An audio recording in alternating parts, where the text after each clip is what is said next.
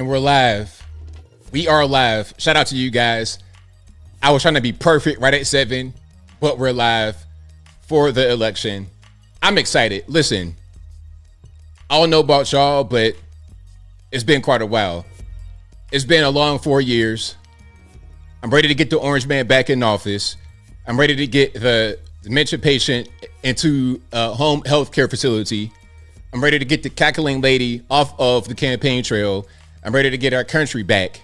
I'm ready to get things back on track for all Americans. It doesn't matter who you are. So polls are just now closing in certain states in the nation. We're already getting some results, but we have a lot to get into tonight. Y'all know how it goes. We're here until we get 270 electoral votes. We're here until then. Remember last time they had all kind of issues. I don't think it's going to be the same thing this time. Let me say something before we get to any kind of results. And so far we have Kentucky and Vermont. Kentucky, red, Vermont, blue. I just want to say that there's been a lot of work behind the scenes to make sure that we have a safe, secure, fair election. People have spent hours and hours. I'm talking about there's been a lot of human effort behind the election. You guys would never know the things people have gone through to make this election be fair and honest. So I want y'all to have confidence tonight that it's not going to be the way it was in 2020. In 2020, what happened was we got caught flat-footed. They used quite a bit of tricks and all kind of things that we had never seen before. Some things that were legal, some things that were not, some things that were in the middle. But we have caught up to all that stuff. We're prepared this time, and the lead is just too much to really try to, it's just too much. Let me tell you something else. I was watching, here's a basketball reference, because I love basketball references. The guy was like, hey, we're playing this playoff game, and if we win, when we go to the next round, it's not going to be a favorable matchup for the NBA. They're going to lose ratings. So we're in game 7. If the other team wins, it's going to be a great matchup, great for ratings, fantastic. So who do you think the NBA wants to win? You got to win by 15 to win by 1. And I think the way things are going right now, Kamala's campaign is getting curb stomped. Proverbially, the campaign's getting curb stomped, getting stomped into wine, getting stomped like the Irish river dance. I'm talking about straight up stomped on, right? All of that. Gregory Hines doing the tap dance. It's bad. She's awful. She's terrible. Campaign's bad. And it was an undemocratic process. It's a mess. So she's so far behind that I don't think even with their tricks they want to try to pull that it's going to match what we're able to do. Because at the end of the day, those who want to get involved with the tricks in the games are people the same as us. We're just dealing with human beings here. We're dealing with humans. They're human. We're human. They have access to rooms. We have access to rooms. Haven't we caught them on candid camera numerous times spilling the beans with Project Veritas? These are morons. They're idiots. They're easily infiltrated. Like Eric Swalwell with Fang Fang. They are people just like us. So don't get discouraged. All right. But shout out to you guys. I appreciate y'all for joining already. Okay. Now, look, we got some results already. So again, the race is to 270 electoral votes. That's the race. 270 electoral votes. Whoever gets to that wins. Now, so far, Trump has won Kentucky with 8 electoral votes, and Kamala's won Vermont with 3. All right, that's what it is so far. But again, we're just now getting into it.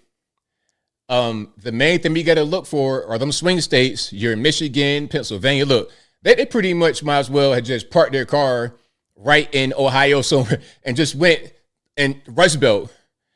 But the thing about it is, one of the key issues in the Rust Belt is the economy. That's probably going to be the most important issue in the Rust Belt is the economy. So if you are a vice president with a bad economy and you don't have any real way to advance it forward beyond where it is right now, I don't see how you're successful in swing states. When, again, the issue is probably the economy. Also, fracking and coal, all of that stuff there as well. So you want to ban fracking. You guys on the left wanted to ban coal. You're closing down West Virginia coal mines. Okay, you guys are against everything that they need in those states, in that particular part of the country. So how are you going to be successful? I don't really see it happening, to be totally honest. But again, so we're here, we're live. We're going to catch some news coverage as well to see how they're doing, to see how they're faring. I want to check in on NBC to see what they got going on, shall we? Let me turn this music down. Okay. So they don't really have anything so far. They're just kind of doing the basic coverage. All right. And shout out to you guys as well. Trump landslide. What do y'all think? You think landslide? Y'all think something else? Like, what do y'all think is going to happen as far as the results? The margin of victory. What's going to be the margin of victory? What do you think? All right. I'm going to go to CBS and see what that got going on. I'm going to go to Fox. I'm going to go to CBS. I'm going to go to everybody and see what that got going on to see how they are analyzing the whole situation. And we already got 2,500 live in the building. Thank y'all for being here. Y'all know I couldn't do the show without you. I don't know where I'd be without y'all. So shout out to y'all. All righty. Yeah, too big to rig. There you go. Exactly. Y'all know what it is. Y'all already know what time it is. All righty. Let me see what they're talking about right here on CBS. Picture. I want to grab some of what you were talking about, that patience. We need patience to answer all those questions you want to know, that we all want to know. Did I ask too many questions? No, never, never, Nora. No, I just want to have all the answers and the right answers, and that will take some work. One of the things we're seeing is familiar things, like Harris voters care about the state of democracy. Trump voters care about the state of the economy. That's expected, but there will be plenty of surprises. How could there not be in this race? Didn't I just say it? Didn't I just say the key issue? What do y'all think as far as Pennsylvania, Michigan, Ohio, Rust Belt? What do you think they are more concerned with? Democracy, quote unquote, or the economy? What do y'all think is the chief issue?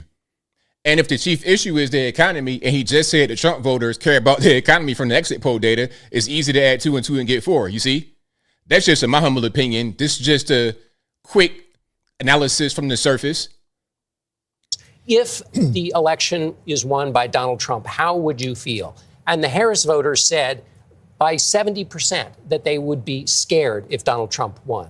And the Trump voters, by the high 50s, said they would be scared if Kamala Harris won. There we see the Trump number. 70% Harris voters, if Trump wins, feel they would be scared if Donald Trump won. Now we're looking at the Trump voters. What would they feel if Kamala Harris won? 50. So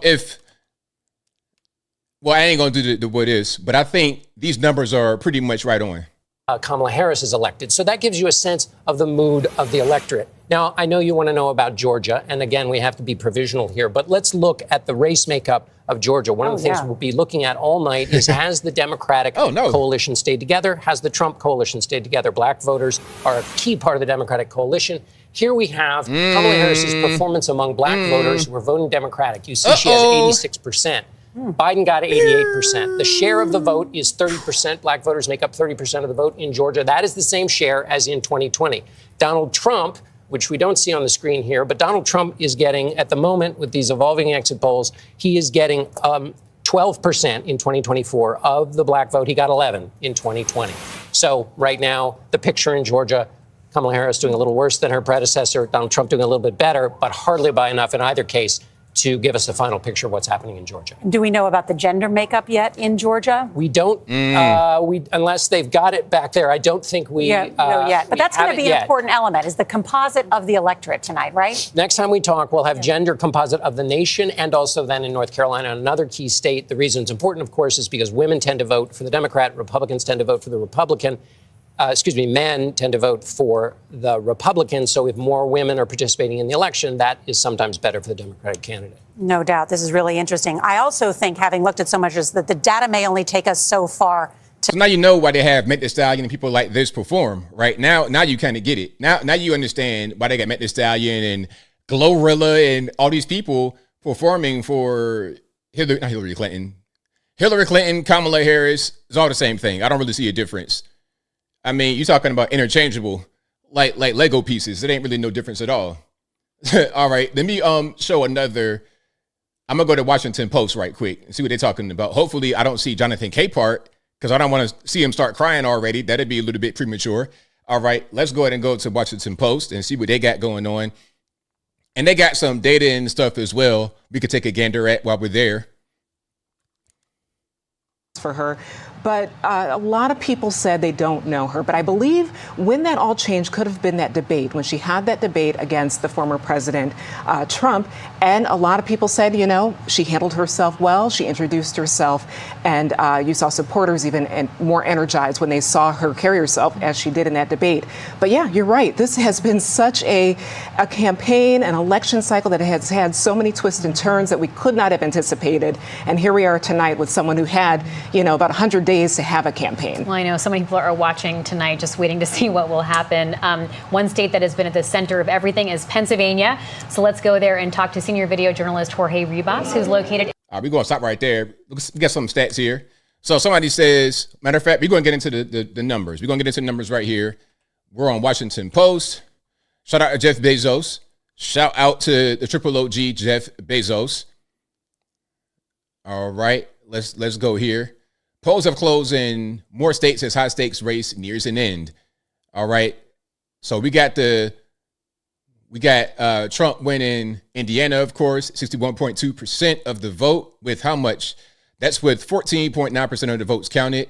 Kentucky, 71.2% for Donald Trump with 8.4% of the votes counted. Vermont, 0% with 0% with no results reported. Okie dokie. Maybe that's a typo. I don't know what's going on, Washington Post, but let's go ahead and get that together. Let's see. So let's look at some states that have. Hold on. Let's go to Virginia. So 53%. Wait, whoa. That's just 1% of the votes that are counted. Why would he even show that? Why would you show 1% of the votes? Okay, Georgia, 3.1% of the votes. That's still kind of low, but 51.1% for Kamala. That's way too low for Georgia. And I was just listening to, what was that? CBS, and they were saying something different. Florida, 52.1 with 42% of the votes counted. Okay, there we go. That's a more accurate picture. Less than 1%. Come on, man. Florida, 42% of the votes counted. 52.1% for Donald Trump. 47.1% for Kamala Harris. I think Florida is most certainly MAGA country.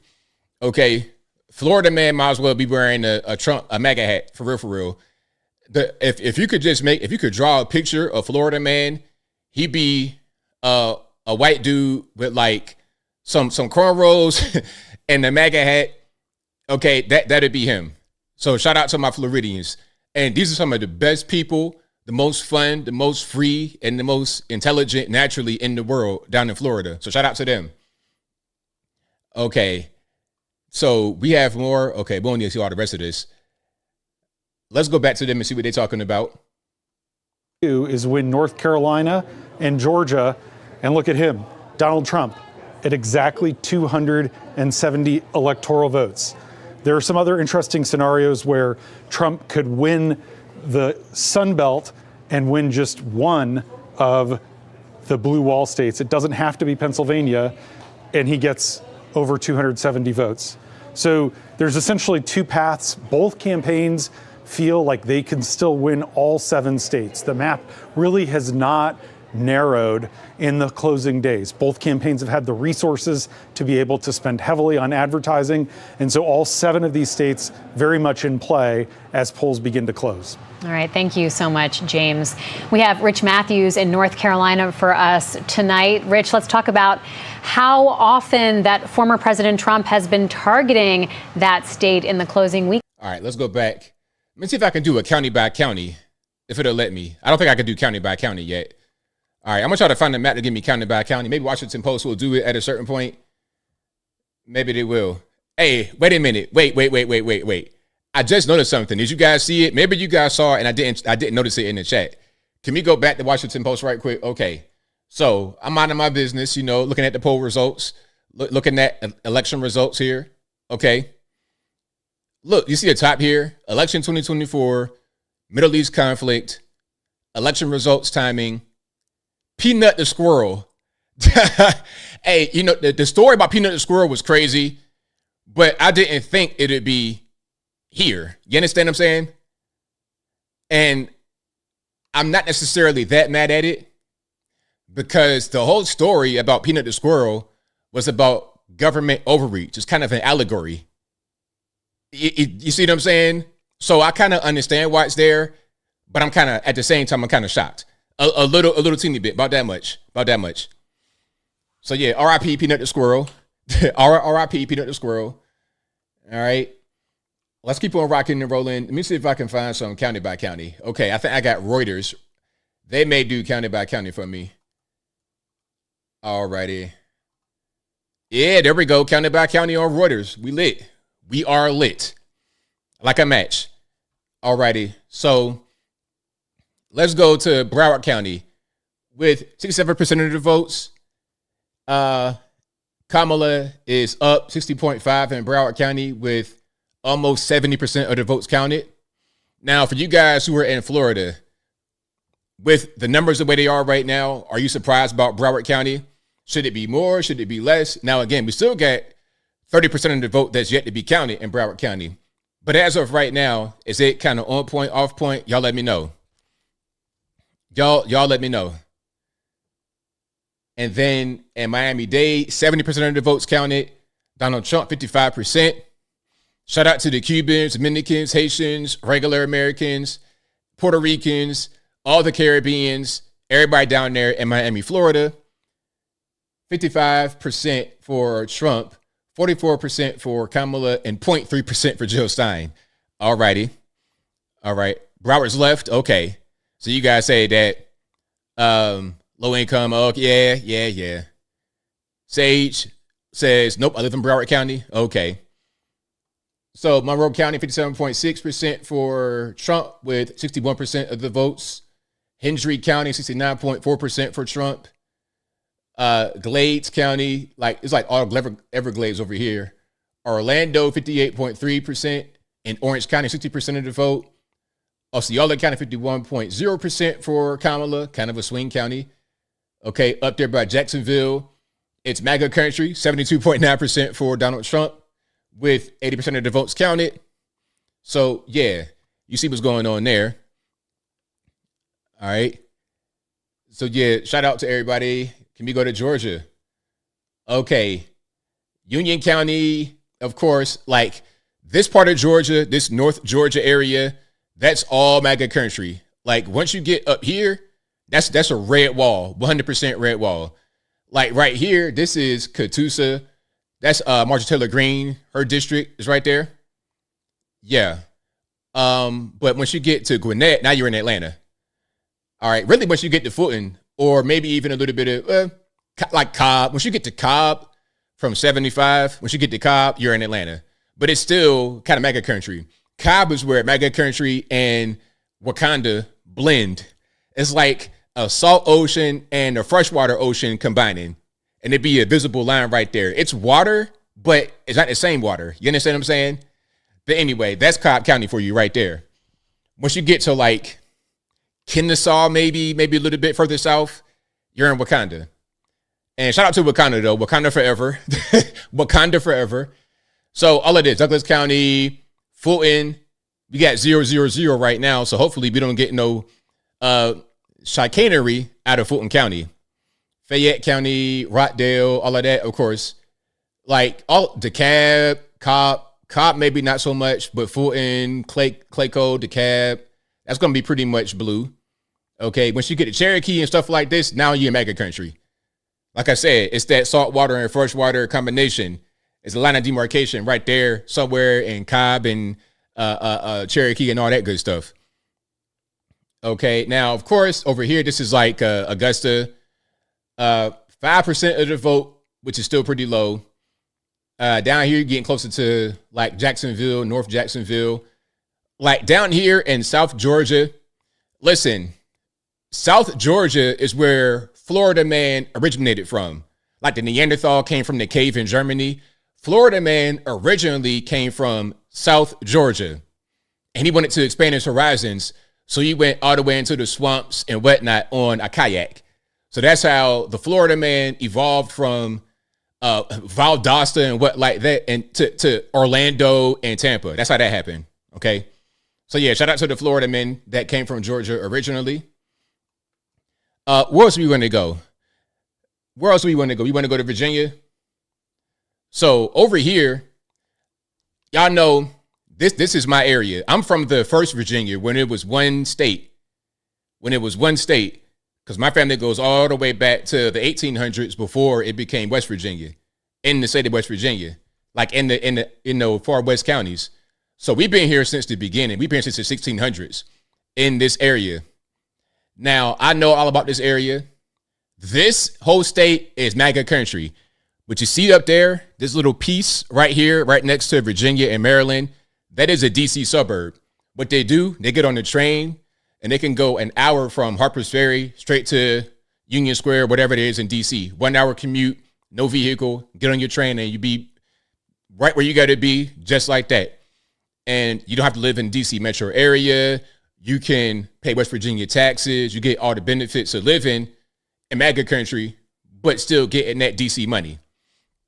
And then up here, you get like the Morgantown area, like further up this way. Yeah, further up this way, you got Morgantown and Pittsburgh. But over here, this is all MAGA country. Once you get to the mountains, but once you get past Charlottesville, it's a big mountain right here. And that's where the Appalachians are. You could kind of see how the counties curve like that. That's along the mountains. All that's MAGA country. But Richmond is blue normally. Where I'm from, Seven City, Chesapeake, Portsmouth, all of that, that's going to be blue for the most part.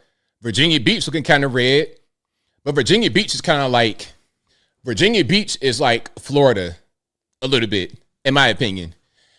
But all up here is the blue wall. So what we got to focus on is once you get past Fredericksburg, like right up in this area, up here past Charlottesville is kind of a far away northern Virginia suburb, believe it or not. All of this is normally blue because DC is right here. DC has gotten so big with the government jobs that it is expanded out here. DC is not just this little square right there. DC is all of that up until you get to Bowie and whatever out there, like Towson, Baltimore, down to like Charlottesville and this area, and even the West Virginia Panhandle. That's all DC Metro. It's crazy how big it is, and it's all mostly just government jobs, government position. Yeah, exactly. Richmond, North of Richmond. It ain't just DC. It's the whole area.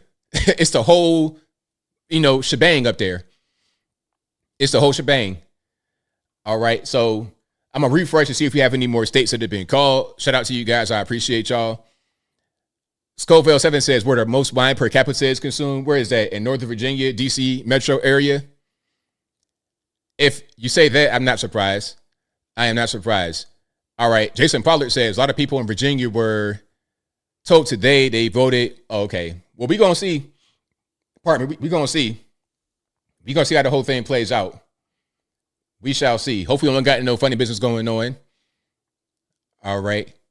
Bethesda, Mike. Shout out to Bethesda. Pennsylvania. Okay, you want to see Pennsylvania? We have nothing for Pennsylvania yet. So let me just show you what I have on the screen. North Carolina. We got South Carolina, 1%. Georgia, 4%. It's 4% with Trump in the lead, but it's only 4%, so it's not really. Now, we got Florida, 59% of the votes. Trump's up 53.3% to Kamala, 45.7%. So it looks pretty good. It's a good sign when your biggest. Do you guys think that Miami-Dade is the biggest city in Florida? Meaning the most revenue, the most industry. Like, would it be Miami? Or would it be Tampa? Would it be Orlando because of Disney? Like, what's the biggest economic driver in the state of Florida? What do you guys think? Let me know. And also, the thing about Miami if Miami's red like that, that's a good sign because you got a lot of people that are immigrants that come there. A lot of the Caribbeans right there. So If you got that place going red, that's a good sign, because if they want to do this whole amnesty thing, all right, well, how long will it be until those people decide to vote a different direction? Okay. And who are you letting in? Are you letting the Cubans in that are very conservative and they're going to vote red regardless of what? Like, what are we doing? So people are saying Orlando, Miami. Matter of fact, I'm going to look it up right quick. Hold on. I'm going to look it up. I'm going to look up cities in Miami by economy. That might be the best way to look at it. Okay. Let me see. It's Miami. Miami. Yeah. I'm a do. Let me see. Let me see if I can do Florida. What they call those metro areas by economy. That might be a good one. Miami and Tampa and then Tallahassee. That's not right. It's got to be well, let's just do this. I'm gonna look at some of the biggest metro areas in the nation. I'm gonna do okay. We can do this right now, so I can just show you guys and just talk about that for a minute. All right, let me just show you. Okay, so we're gonna just do all in the USA, the biggest metro areas by GDP. All right, so first we got New York, NYC, New York City, LA, Chicago, San Francisco, Bay Area, Oakland, Berkeley. Wow, number 4, San Francisco. How embarrassing is it for you to be the number 4 area in this country as far as GDP, and you have the ridiculousness that's happening on the streets of San Francisco? How embarrassing is that? Anyway, Dallas is number 5. Arlington, Fort Worth. DC, of course, number 6. And look, Arlington, Alexandria, DC, Virginia, Maryland, and West Virginia. I showed you the little panhandle. That's part of that. Houston, Sugarland, Boston, ATL, my favorite city. Philadelphia, Camden, Wilmington. Shout out to that's Joe Biden. That's pretty much where he lives. I think Joe Biden has spent more time in Philly than anywhere else in this country. Seattle, Tacoma, and number 12 is Miami. So there it is. So there's been no other place in Florida on the list aside from Miami. So like I said, if the chief economic driver of your state is MAGA country, that's a good sign for the entire state. Because on the reverse, on the flip side, once you go to California, the economic drivers, LA, San Francisco, are all blue, all leftists, and they powerhouse. Look how big they are. Look, you got LA number 2 in the country, and then San Fran number 4 in the country, in one place, and they're super left.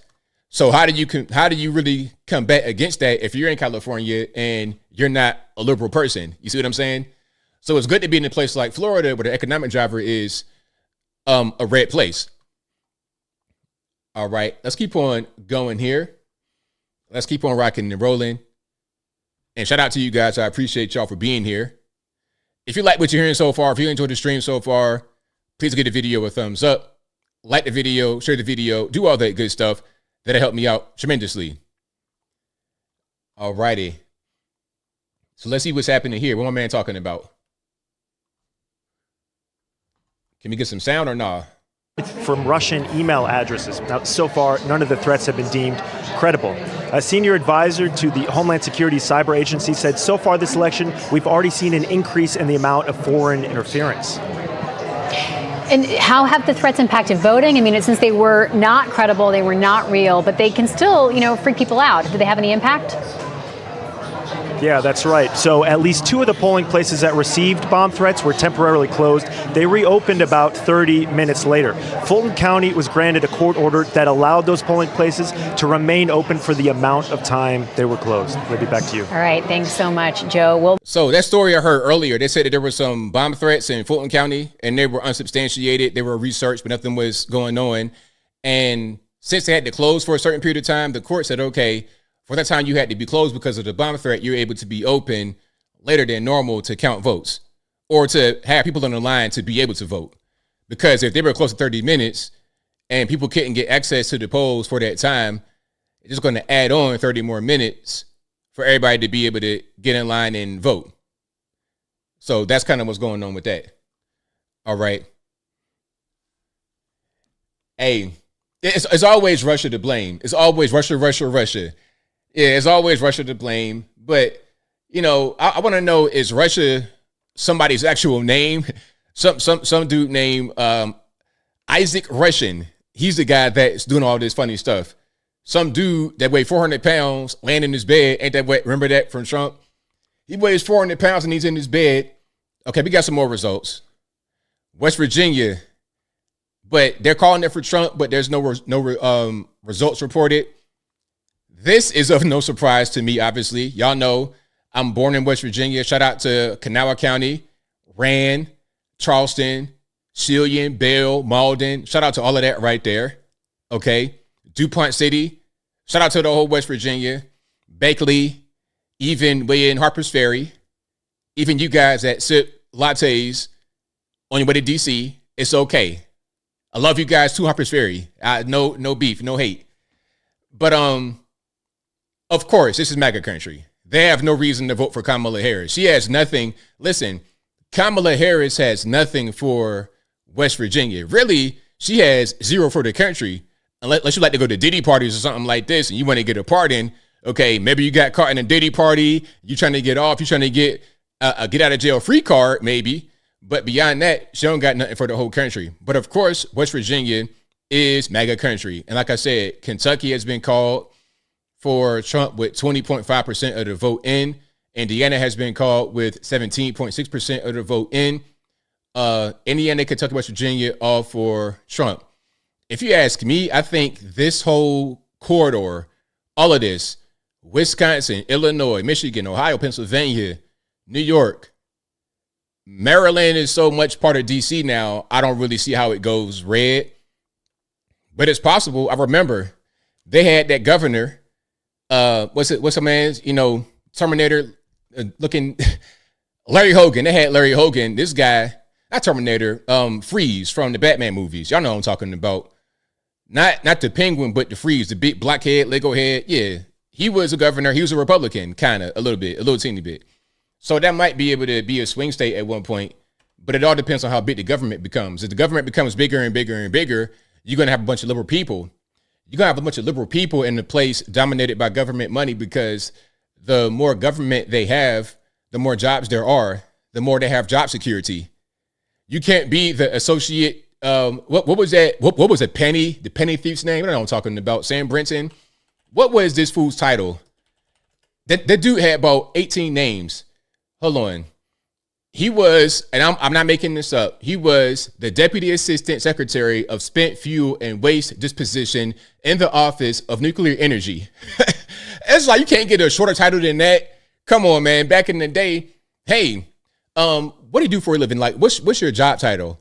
And you list off 15 different words. After the second word, I done already clocked out. Okay, because I'm used to hearing construction worker, medical doctor, okay, shoe shiner. You got 15 words in your description, but anyway, guys like that wouldn't be able to have a job if the government wasn't so big, okay? See, listen, there'd be no need for this dude looking like a combination of Walter White. Listen, if Walter White said, you know what, I want to be a cross-dresser, it'd be Sam Brinton, okay? There'd be no need for this kleptomaniac, because he got locked up for stealing women's clothing out of their suitcase. This dude was a serial klepto, a criminal, not just a weirdo, but a criminal. And you know what? Back in the day, before you had all these diversity initiatives, you could go on the interview with this guy and see him like this, say, you know what? That might not be a good fit for our company. But because everybody's so woke and you want to be inclusive, you say, all right, Sam Brinton, we're going to put you in the federal government. That's what we're going to do. And then this dude get caught stealing panties and got to get locked up. Like, nobody saw that coming. But anyway, I'm triggered. I digress. My point behind that whole rant was, the bigger the government gets, the bigger DC will be, and the more blue a place like Maryland will be, and Virginia, because of Northern Virginia. That's the reality. Yeah, like, why would you even hire that guy? What type of sense does that make? Who does that? this dude looking like Krillin from Dragon Ball Z with some lingerie on in the interview, you say, yeah, hire him. Anyway, let's go to CBS, see what they're talking about, shall we? Democrats say we having a time. We're going to have a great time tonight. Y'all, I'm just getting started. Don't even worry about it. Ghost electorate, because nobody knows how they're going to go. We are talking about voters, particularly who were born in this country for the most part, that perhaps their allegiances to Democratic politics are not what their parents were. And so you may start to see Donald Trump chip into some of that block that traditionally has been for Democrats leaning towards him. We are seeing that in the national numbers. We will certainly be following it in North Carolina. But again, 24% in North Carolina, 38%. So there's a poll right here. Like, they got exit polls. I got to find some exit poll data so we can go through that. There's a poll right here. It says, when did you decide like who you wanted to vote for?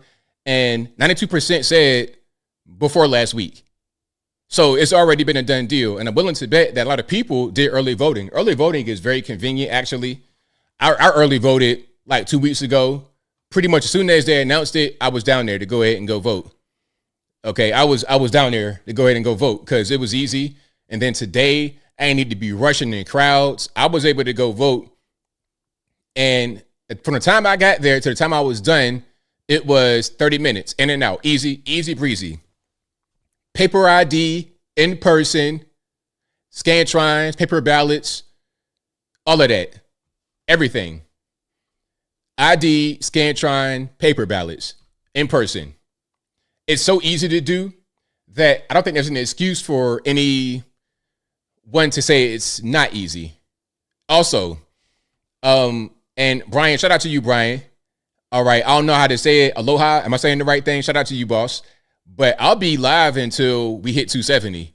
So if it takes all night to hit 270, then so what? Last time, I think I was waiting, and then that's when Trump gave the speech talking about what was going on and how it was crazy.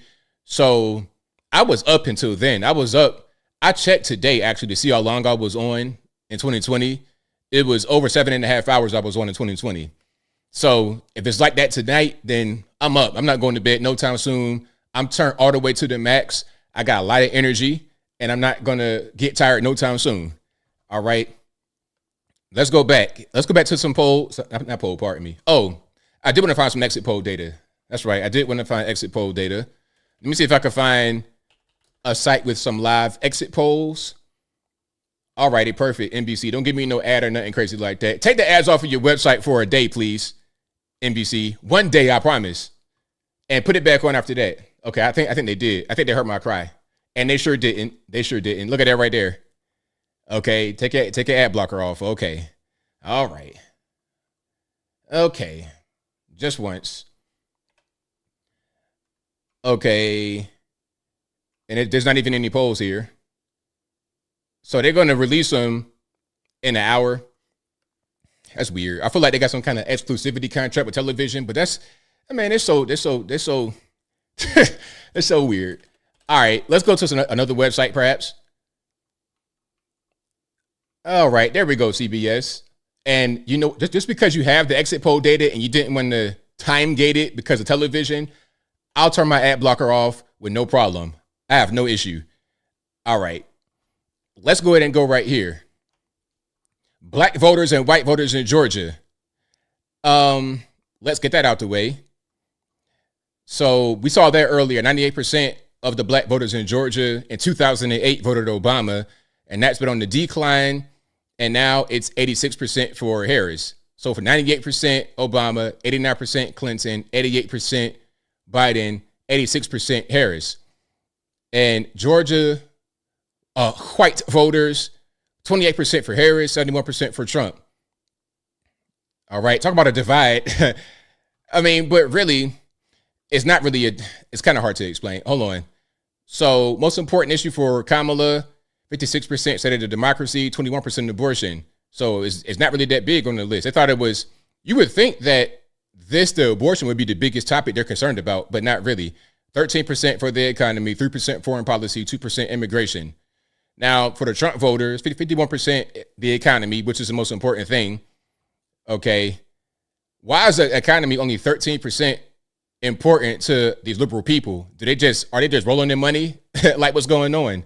I don't understand. The economy is bad for everybody, not just Trump supporters, but 20% immigration. And that's crazy how immigration not even on their list. Oh, 2% immigration. Only 2%. And that's crazy because, listen, the immigration is hurting them directly in their own cities. Where the migrant crisis is happening, they're happening in Chicago, Boston, Denver, New York, all over these liberal places. Also in small town USA, but a lot of your Chicago being overrun. You got TDA taking over apartment complexes in Denver, but only 2% worried about immigration. The state of the democracy, what do they think what's going to happen? I think what's happened is they've successfully been able to scare people into thinking that if Trump wins, the world is over and we're going to get put back in chains like Joe Biden said many years ago in Danville, Virginia, back in my neck of the woods. Okay, maybe that's what they've been scared, pushing that fear-mongering campaign, while at the same time projecting, talking about is conservatives pushing the fear-mongering campaign. Well, listen, fear-mongering, 51% is the economy. That's the most important thing. We're talking about going to the store and buying things. We're talking about going to work, getting the paycheck, and the check doesn't go as far as it did before. We're talking about that. And then the migrant, we're talking about real crime on the streets, the migrants taking these low-paid jobs, causing all kind of societal problems. That's an issue. We're looking at reality. They're looking at a lot of television and stuff like this, right? So, yeah, we got some. That's not really what I want to find right here. I need some better exit polls. I need the exit polls I can actually go through and sift and get some really nuanced information. That's what I want. I don't really want that right there. Okay, so I'm going to try to go back to NBC when they release the gatekeep on the poll data, and we're going to get rocking with it. Yeah, it's the economy, stupid. Exactly, reserve currency. Exactly. 100%. And sometimes I feel like maybe I'm just not making no sense when I say certain things because certain people just don't get it.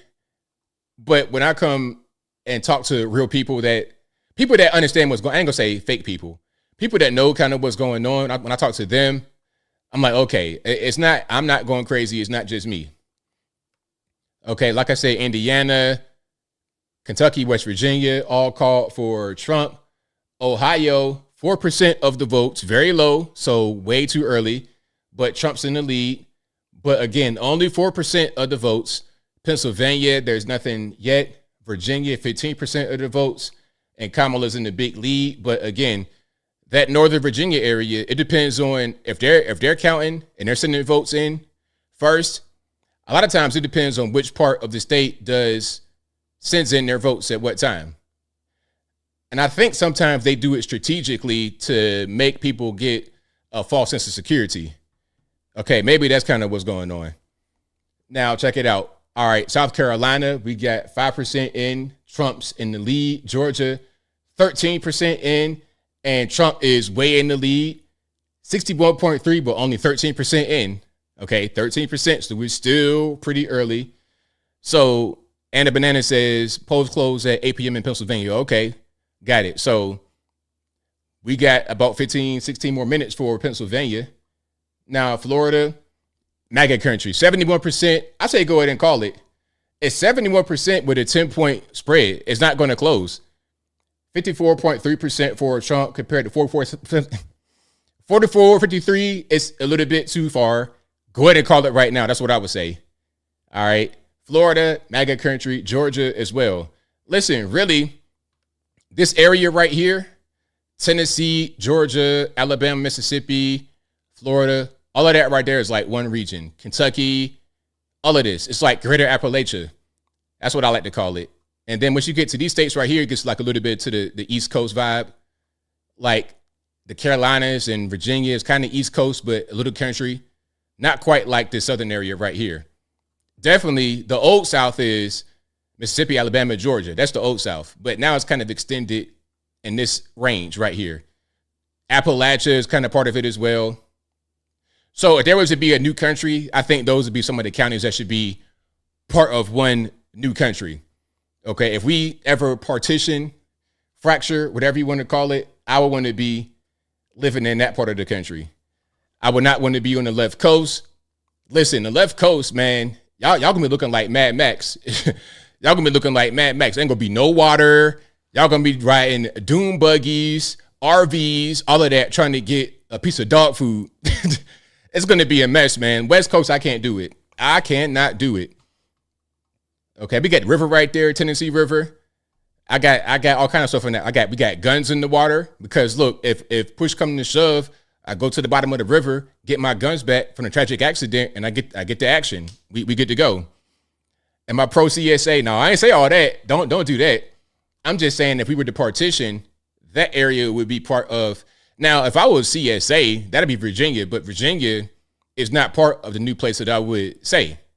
And you know about the CSA, how Virginia was the capital of the Confederacy, and Robert E. Lee, they wanted Robert E. Lee to be the general for the Union, but he's from Virginia, so he had to stay with the Confederacy because that was his state. He couldn't turn on his own state. It was like being from England and fighting for France. It didn't make any sense. Back then, the idea of federalism wasn't as strong as it is right now. It was more about a union working collaboratively rather than the federal government lording over us, and we don't have any more states' rights, which was part of the Civil War. Slavery was part of it, but neither side really cared to necessarily end slavery as their primary concern. It was more about the rights of the country. Slavery was going to end naturally because of the advance of technology, but I don't want to get too deep right now. I don't want to get that deep right now, so I digress. Let's go to some more live coverage to see what they're talking about. All right. And you see very long lines, and they're staying in line to vote, but that enthusiasm is real, and so we're excited about it. This is Cedric Richmond. Now, at one point, he was the chair of the Congressional Black Caucus. Maybe he is, maybe he isn't now. But what have they done ever? Nothing. African Americans came out. Black people came out to vote, and I think that what we saw. Hey, Cedric, did you get those darkies out there to vote like you promised? Oh, yes, we got them out as soon as we could. Wait a minute. Did she ask him that? Hold on. Wait a minute. Georgia, what can you tell us about black voter turnout, specifically in North Carolina, Georgia, those two early battlegrounds that have already closed? African Americans came out. We got him out. I promise we did. We got him out. That's his job. They're like, all right, Cedric, look, we're going to make you the chair of the Congressional Black Caucus. And we got a problem with the black turnout because, you know, when we have high black turnout, we're able to succeed in these elections as Democrats. So what you got to do is go out there and make the voter turnout really happen. But they don't do anything. All they do is have little black tie affairs and stuff like this, having little tea parties and whatnot as grown men and women in Washington, D.C. That's what y'all be doing in D.C. Y'all don't do nothing for real. Congressional Black Caucus, my hind parts. Black people came out y'all don't do to nothing. vote, and I think that what we saw is that they recognize that their future is on the ballot and that they can take charge of their own future and be co-architects of their own destiny. I think that people came out to voice their support for the vice president, but more. I don't understand. I get it. It's like, okay, you're on there. You're going to be asked these questions. Okay, I get it. But at a certain point, it's like the optics are crazy. The optics are totally nuts. Maybe they should have had some black lady come on there and ask him that question because that looked kind of crazy. And then the way he responded, kind of like submissively, I didn't like that. Say it with your chest, Cedric. Importantly, for her agenda and how it affects them.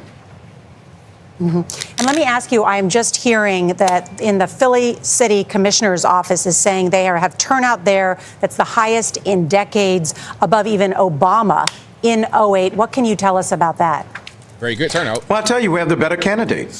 We have the better person, Vice President. Well, is that turnout for Kamala or just turnout in general? Pennsylvania all day yesterday. We ended in Philadelphia, where she talked to the crowd about an opportunity economy, bringing down cost of health care, child care, and the things that are affecting people. And that on day one, she's going to have a to-do list on how to make the American people's lives better. All right, we're going to pause that for now. Some of y'all are seeing the ticker at the bottom is a little distracting. Let me come out of that right quick and show you some poll data, live poll data. Okay. Hey, we got Jim Justice. Yeah. So Jim Justice, the governor of West Virginia, ran for Senate, and now he's expected to go ahead and take that seat for the Senate. So that's going to be a flip. That's going to be a flip from blue to red. Shout out to Jim Justice and that fat old dog he has with him. Shout out to that fat dog. What's the dog name? I forget his dog, but that dog is precious. Shout out to the dog. So you see it right there. Jim Justice is projected to flip state Senate seat for Republicans. Let me show you guys Jim Justice's dog. He has the best dog in the world. Hold on. I got to get a dog one day. I'm gonna get a dog and train it like a military dog. My dog gonna be looking like special forces. Hold on. All right, hold on. Jim Justice dog. I know. Baby dog. Baby dog. That's a dog's name. Alrighty. Yeah, and you know, I know he white and everything, but that's my cousin. We're from West Virginia, so anyone from the state is my cousin. Okay, just don't even ask him more questions. I know that a lot of you want to meet my little buddy. So if Baby Dog could come on out here.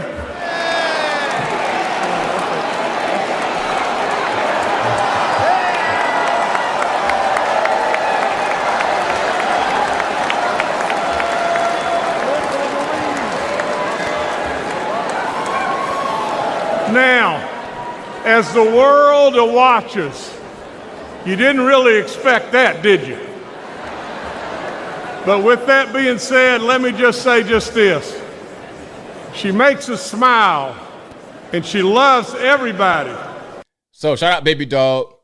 That's Governor Jim Justice's dog. And again, the reason why I'm showing this is because he just flipped the seat in West Virginia. I think that was what our man, was it Manchin? Was he the senator that left? Hold on. I think it's Manchin because I think we had a Republican in there. Was it Mary Jo? Hold on. No, not Mary. What was her name? So let's look. West Virginia senators. Oh, Shelley Moore Capito. Yeah, Shelley Moore Capito and then Joe Manchin. So Joe Manchin was a senator and now it's going to be Jim Justice. So we got 2 Republican senators in West Virginia. That's going to be a flip. And remember, there was a really tight margin in the Senate. We need, it's not just the presidency, right? We want to take House, Senate, and presidency. So we got a red wave, a true red wave, where we're not dealing with these ridiculous people on the left trying to negotiate with them, trying to bomb Iran and all this kind of nonsense, okay? We got to take the country back that way. And that's why I say it's important to vote all the time, not just for the 4-year, but also for your, anytime you can vote. It could be for dog catcher, pardon the pun for I just showed Baby Dog, but you understand what I'm saying? Vote all the time. You got to get the House, the Senate, and the presidency. That should be our goal every year, every time there's an opportunity to vote.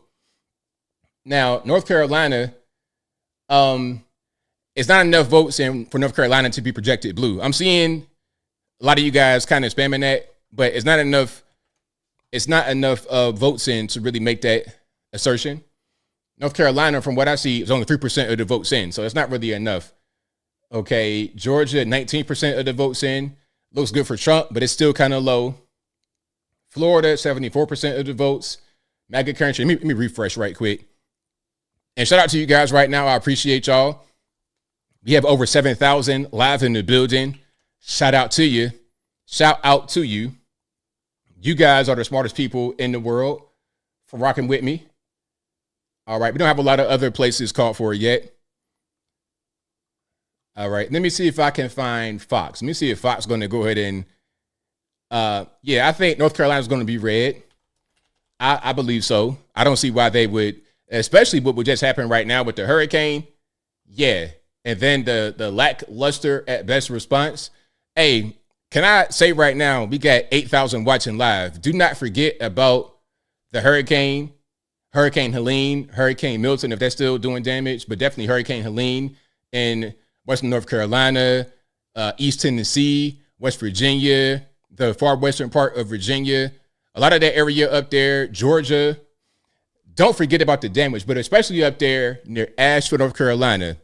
You got to understand, you got a lot of isolated areas where it may not be a big city. You can see that's been completely damaged, but it might be a holler where you got 8 houses all washed out.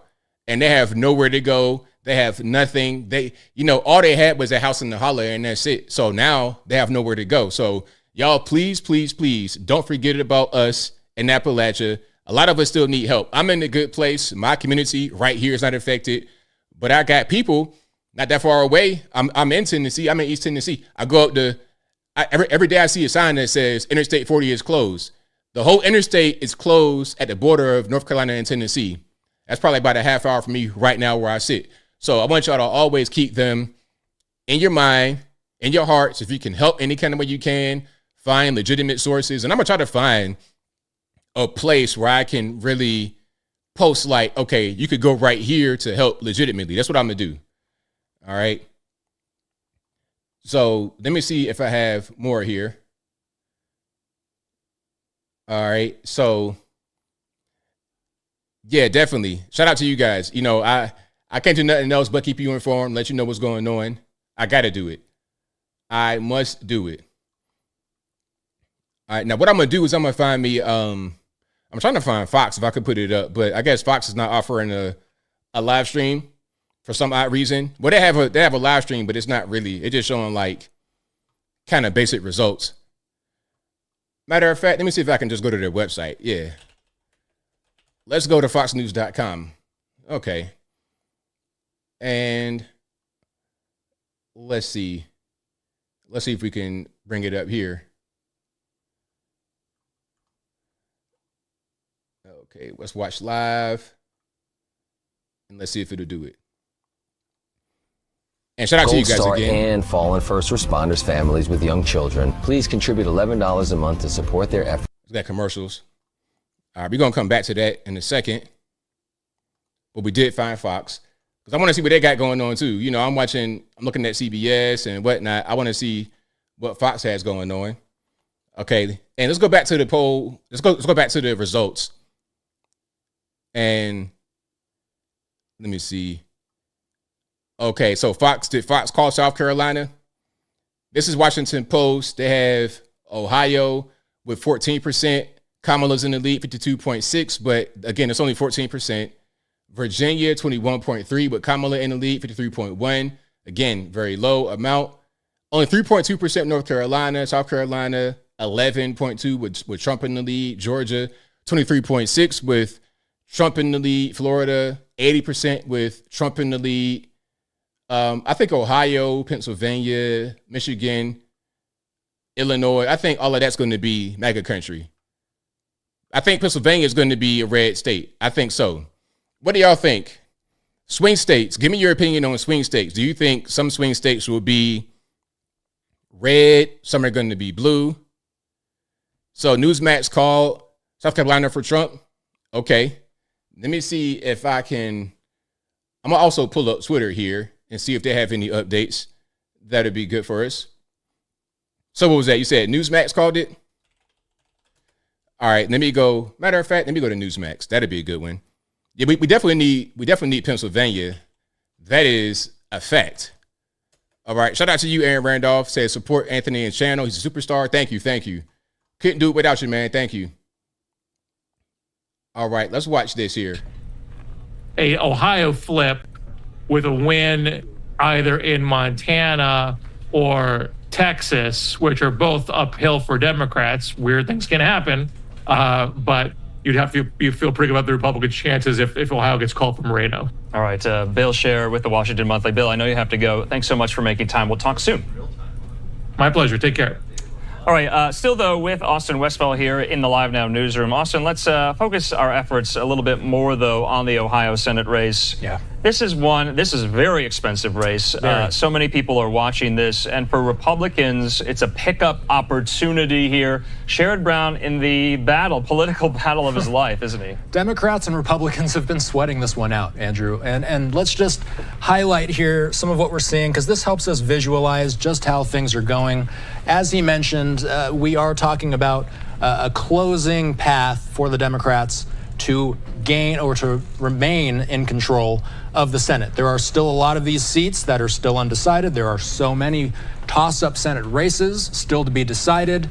The key ones, as he mentioned, though, and I'll focus in, Florida, which is leaning for Rick Scott already. That's one that the Democrats are going to need to pick up if they want a fighting chance. Texas is the other one. Colin Allred will need to pull off an upset against Ted Cruz. There's also this kind of surprising race in Nebraska. An independent candidate has been giving a surprising challenge to the Republican that's in that seat there.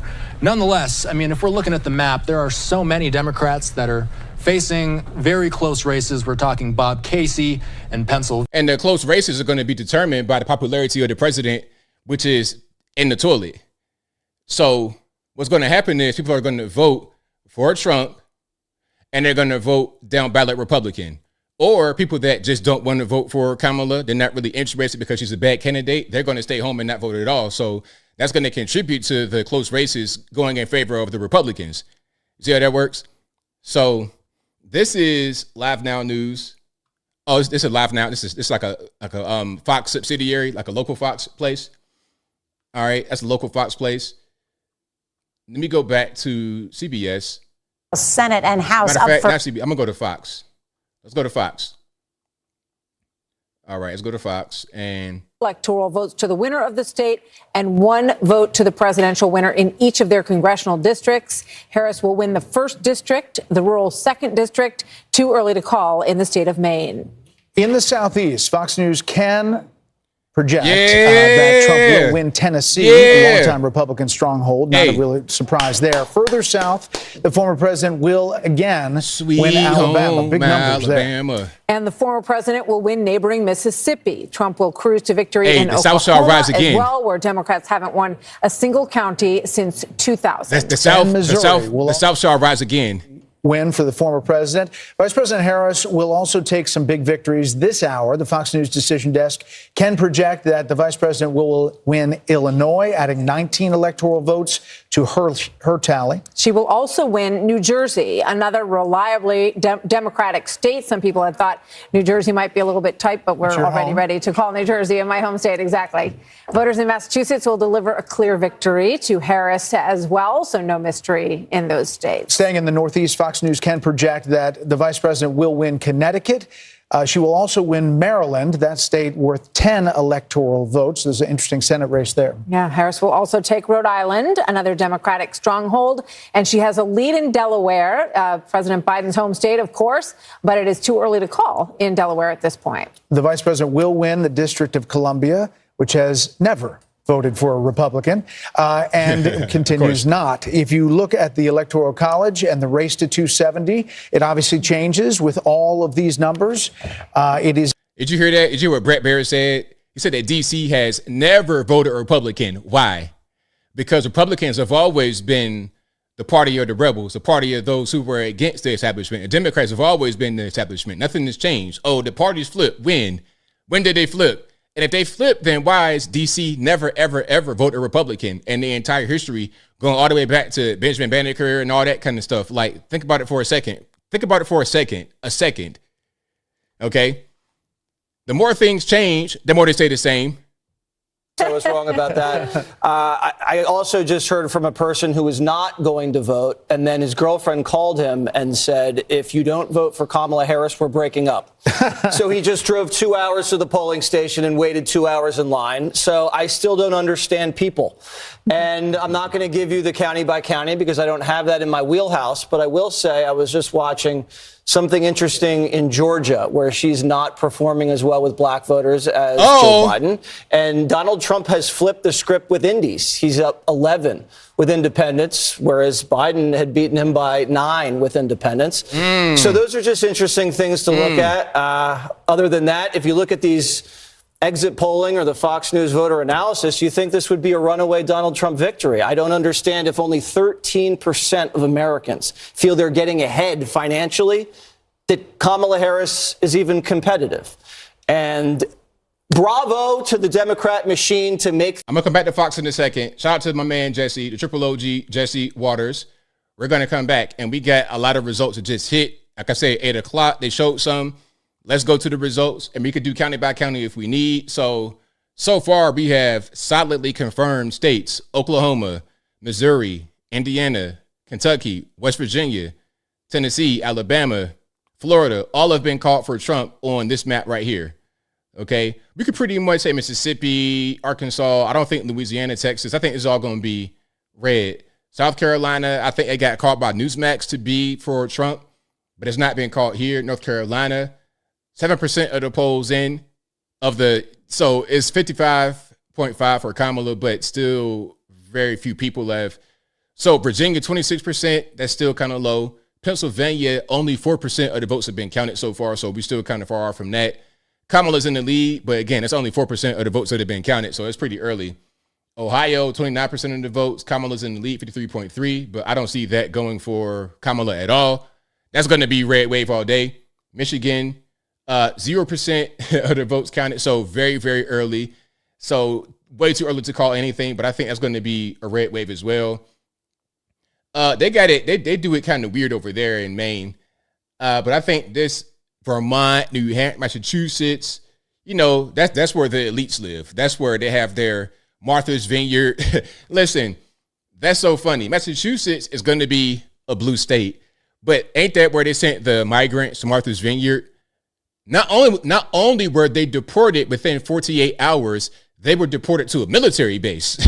Like, get them out of here. Get them out of here right now. But hey, migrants are welcome. But hey, what they say? I go here.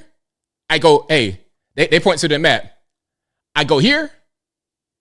I go here. No. You go right there on a lake, and it's December and it's snowing. It's a polar vortex. Okay, you go right there. Matter of fact, you go not right here on these islands. You go down here. Hold on. You don't go over here.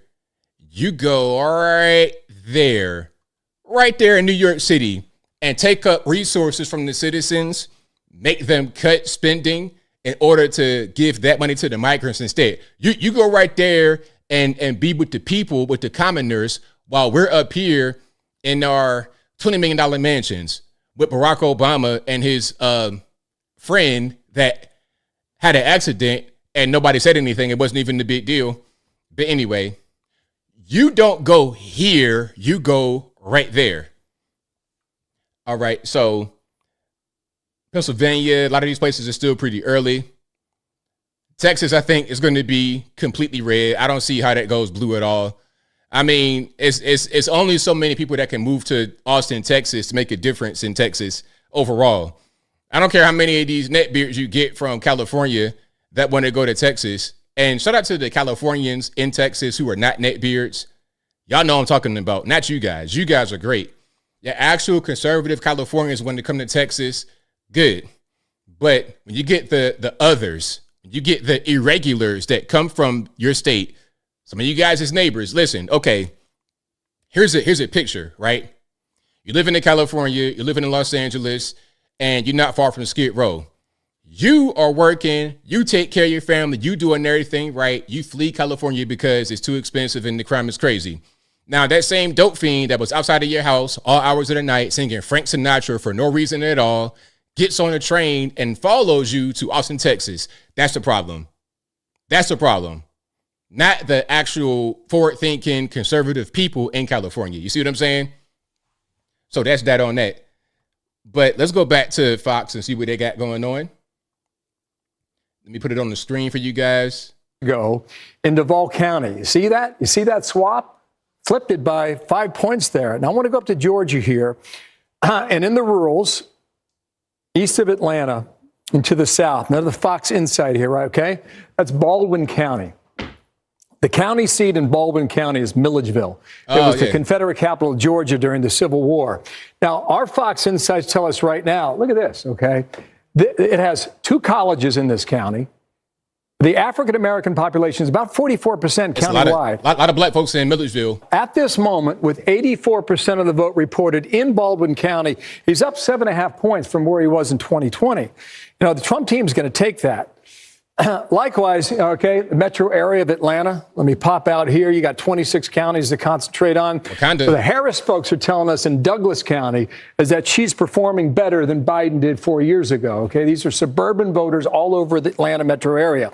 So she's a net gain of 18,267 right now. All right, you got about a quarter of the vote still out there. Biden finished in Douglas County with a net gain of 17,360. That would be good news for the Harris campaign if this number holds there in Douglas County. Let me pop out here a moment and show you another thing here that we were looking at. Wait, can you stay in Georgia for 1 second? I can. Go to Georgia. Just before we leave, the Fox News voter analysis and the network's exit polls, we're being told, show the former president doubling his percentage of black men in Georgia. He was at 11% in 2020 and now at 25%, according to these two surveys today. So that may sync up with what starting to match the raw vote. That may sync up with what we're seeing now in Fulton County. Now, you got almost half the vote still out there, okay? Yep. 52% is the estimated number of votes that are in at the moment, okay? So roughly 48% out there. This is Fulton County. This is Kamala Harris. She's going to win the county, okay? But look at the raw vote total here. It's impressive, 129,000. But look what Joe Biden did in the same county, okay? 242,000. You'd have to go into the precincts to know where the rest of the remaining vote comes from, and maybe we take a look at that in a moment here. But that would be, you're one of 159 in terms of population. So maybe what you're saying, Brett, about the African-American male vote there is true in places like Fulton County, Georgia. Yeah. Just want to caution you, there's still a lot of vote out there, but we're going to keep a very close eye on Fulton County starting right now into tonight here in Georgia. And Bill, do you have any indication that to my black brothers in Georgia, we love y'all. We're not going to let Barack Obama or nobody else finger wag, none of that stuff about getting away with it. You guys vote however you want to vote. Don't let nobody bully you into doing nothing. And I'm proud of y'all for doing the right thing here. I'm proud of y'all for doing the right thing. Let's keep it going. Not just this one time, but continuously. Come on, let's keep it going. We did it before, we could do it again. On the early vote, the African-American population in Georgia is about 33% statewide. What the political analysts will argue is that you need, in order to win statewide as a Democrat, you need 30% of that vote. Talk heavy. And the early vote indicated that Kamala Harris was just a tick above 26%. So that's another indicator, maybe another data point that we need to keep an eye on throughout the night as to what Brett was talking about a moment ago. Brett, what are you looking at? Well, I've been keeping an eye on this issue that was raised in our voter analysis. It said that fully half of all voters said the future of democracy is the most important factor in their vote. That's a big number. That's a lot of people worried about that. Now, Trump gets some of those voters, but 60% of them are more going for Harris. I think that issue, democracy, is about one thing, about Trump and fear of Trump. So it's the same factor we keep coming back to time and again is, the Trump factor in this race is, is he able to overcome the resistance to him, which has been so dominant in three previous cycles? And that's what that vote is about. Because if you were just running on the issues that include the most important, economy, immigration, you wouldn't see. We saw that earlier. There was a poll that had 50% of people that were afraid of Trump, basically, and the whole, he's going to steal democracy away, put you in camps. That's the whole thing from the media, is fear-mongering. So a lot of people are still just afraid, and that's basically, that is a Trump derangement syndrome people. That's who they are. Can I clarify and the something? price he paid politically for January 6th is come on. I mean, all right, man. Like, why we got to do this, man? Like, see, this is what I'm talking about, man. Like, listen, nobody cares about J6. Y'all talk about J6. The media talk about J6. Regular people don't care because people, listen, you think people are unintelligent. Brit Hume, you think we're unintelligent and we don't know what's going on. We can't observe. Listen, if you want to talk about January 6th being this bad thing, right? Hold on, let me come back. If you want to say J6 was a bad thing and it was the worst thing in the world and democracy was at stake and we almost lost the country and it was a civil war and it was worse than 9/11 and everything else, if you want to say something like that, the people know that it's ridiculous because we've seen riot after riot after riot after riot after riot after riot in this country from leftists. We've seen it over and over again. We saw in Atlanta, Georgia, where I covered the case, an 8-year-old little girl got killed by a Black Lives Matter so-called protester, 8 years old, killed. Now tell me somebody from January 6th, one of those people that killed an 8-year-old little girl. You tell me that. I'll wait. Also, Ferguson, Missouri, St. Louis, remember, Jamila Bowden, a little girl that got killed in their house from a drive-by shooting, a random innocent person just get killed, a little girl doing homework on the mom's bed. Remember that? People were too busy protesting for the game banger that got killed right there to worry about a little girl there was a cop outside the house, grown man crying tears because of the little girl that got killed. Who cares about that, right? Little black girl in the hood get killed. Don't nobody care, right? Don't nobody care, right? It's so bogus. So you know what?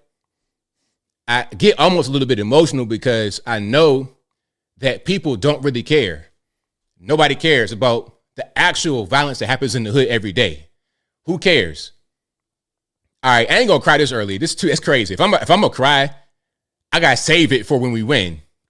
But I want these white liberals to spare me the nonsense, and these black liberals have never been around the hood at all. I want them to spare their outrage toward January 6th.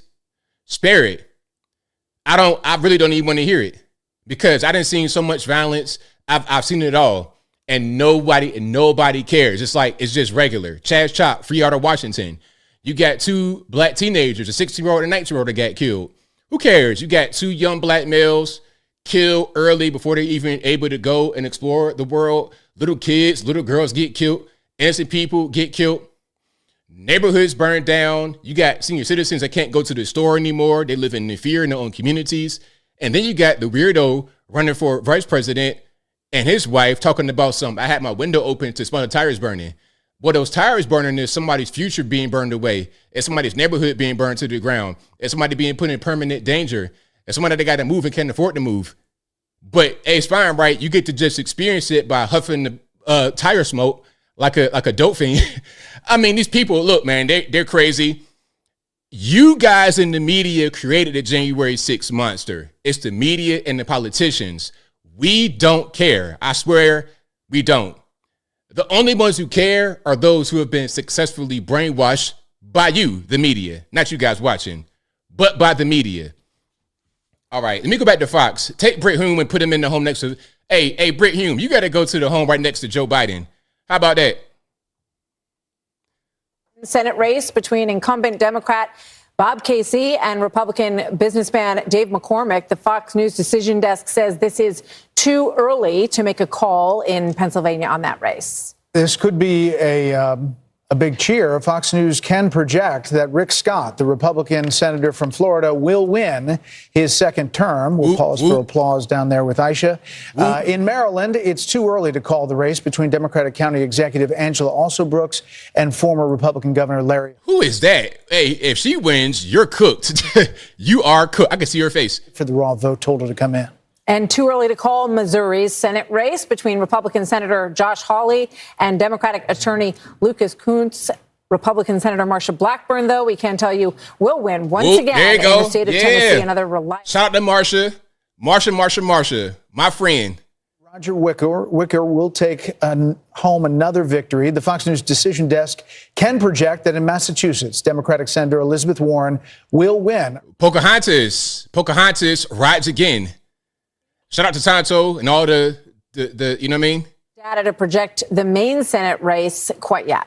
And in New Jersey, current Democratic House Rep Andy Kim will win his Senate race, putting him in the upper chamber for the first time. This is the Bob Menendez seat. In Delaware, Democratic House Representative Lisa Blunt Rochester will win her first Senate race. In Rhode Island, Democratic Senator Sheldon Whitehouse will return for a fourth term. And let's take a look at the balance of power and how it shapes up at this point in the evening. 8:18 on the East Coast. You have 43 Republicans securing their seat. One seat was flipped. That is West Virginia. The former governor will now be Senator Jim Justice in West Virginia. 34 Democrats have secured their seats in the Senate, and a long way to go in the upper chamber as well. We have a lot of raw vote totals starting to dump in from those early states. More Democracy 24 coverage ahead as we await the next round of poll closings. All right, so shout out to them. Yeah, get Britt Hume in the. Somebody said put him in the homeless shelter. Yeah, put Britt Hume somewhere, man. Lock him up. Britt Hume is that uncle you don't let out the room when you have company. That's him. January 6th, Britt Hume. You ought to be ashamed of yourself mentioning January 6th. Don't nobody care about that. Y'all care about that at these little tea parties you have as full-grown adults, but people going to work area, they don't care nothing about that. What's J6 got to do with the rent? Okay, I'm $100 short on my rent. What's J6 going to do for me? Not a thing. Unless all I do is just sit on my hind parts all day and get indoctrinated. But all right, hold on. Let me go forward here. I got some results. Let's do some county by county. Oh, hold on. Matter of fact, let me go to the other map where I could do the county by county. Yeah, let's do that. That will be perfect. Okie dokie. So 48% of the vote in Georgia, and it's looking like MAGA country. It is looking like MAGA country. Let's go here. So Fulton County, 53% of the votes in. Kamala is up, of course, 71%. That's basically the core of the city right there. DeKalb, we got some more that just came in up here. Like all this up here, Dade, Walker, Catoosa, Whitfield, that's going to be all red up here. That's mega country. Now this right here will be red as well. I don't even know why that's like that. But Cherokee, Bartow, all of that. Now once you get to Cobb, that's when it kind of, like I was saying earlier, Cobb County, in my opinion, that's where, if you're coming down 75, it's like a saltwater ocean and a freshwater ocean meeting. You're leaving MAGA country and you're entering Wakanda. Okay? So that little area right there, I like being on the outskirts because you get kind of the best of both worlds. You're not so far into Wakanda. You don't got to put on no suit and do all that, you know what I mean? But you can still drive your F-150. I like it a lot. Anyway, so Cobb, Kamala, but that's kind of close. I think that might go to a different direction. Douglas, Kamala, of course, that's going to be a blue place. Clayco, of course. This is all down here. This is all, a lot of black folks, right? Clayco, Rockdale, Henry, what's Henry? Yeah, Henry's right here. Yeah, all of that. That's Hampton, Georgia. All of that. That's like Rick Rossville, basically. And we start to go down here. You get into Macon and Warner Robins. That's going to be maybe a little bit blue, but not really. And down here, now we're getting into where the Florida man originated from. This is the original Florida man territory. Okay, they were out here by Valdosta, all that good stuff. You see, you know, you got Florida Georgia Line. You ever heard that music? That's the original Florida man's ballads from Florida Georgia Line, the band. So they all started down here as South Georgia men, and they migrated into Florida. That's where the Florida man came from. That's going to be all red down here. Of course, you got your Savannah, Augusta, Athens, where you got UGA, and Atlanta metro area, where they banned Young Thug from. But all up here, all red, 100% red. And some of the best people you're ever going to meet in your life in this particular neck of the woods. All right, but I don't really see any kind of surprise so far. But again, they're talking about black voters, and they said that there was a big difference in the way that black men voted. I think we have some exit poll data that should be available right now. Yeah, Wakanda forever. All right, come on, let's get some exit poll. NBC want to kind of block it. All right. Let me see now. Can we get some exit poll data or not? Pennsylvania, see. Let's go CNN and see what they say. They ain't release it. That's weird. All right. We're gonna get to it in a minute. We will get to it in a second. Now, let's go back to the county by county. So, let me see. In Pennsylvania, let's go to Pennsylvania and the county by county. But it's still pretty early for them. Not any surprise here. Pittsburgh, Allegheny County. Now, out here, is it Westmoreland or Fayette?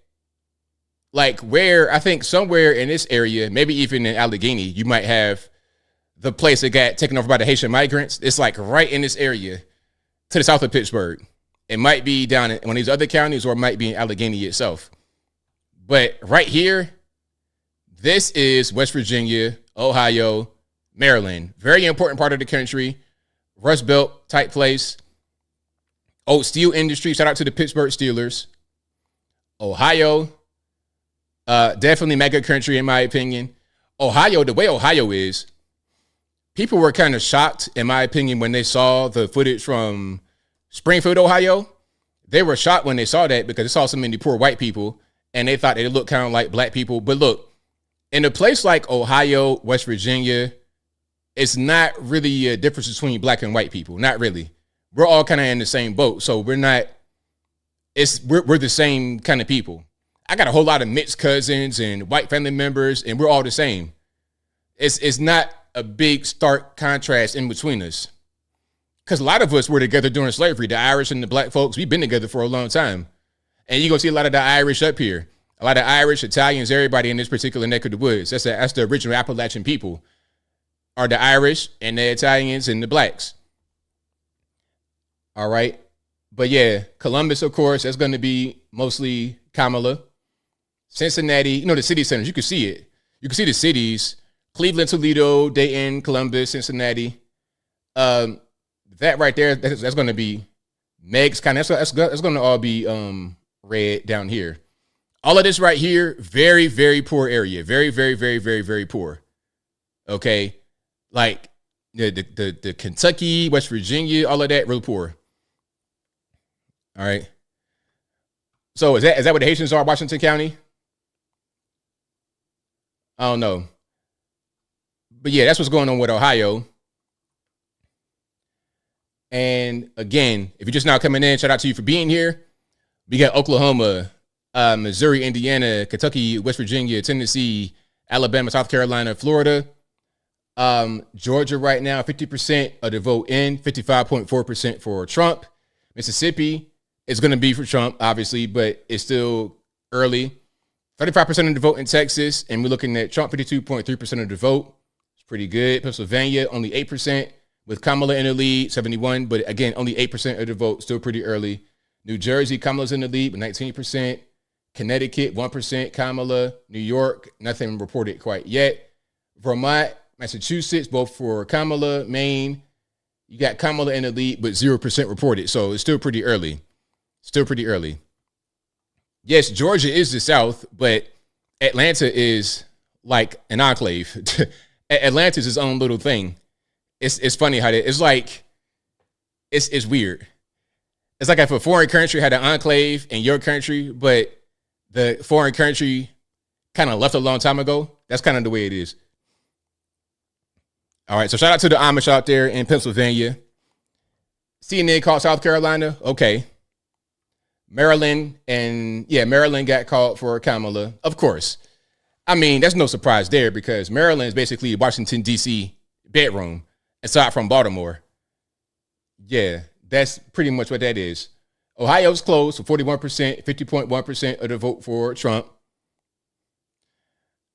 All right, yeah, so we're going to see.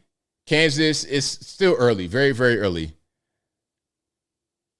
All right, let me go back to CBS to see what they got going on. CBS News, America Decides.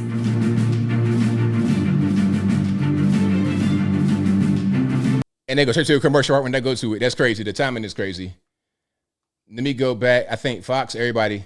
Okay, we about to get the exit poll data. That's what I wanted, is the exit poll data. I was trying to find it on other websites, but I think they kind of came together and said, okay, we're gonna lock all the exit poll data until 8:30.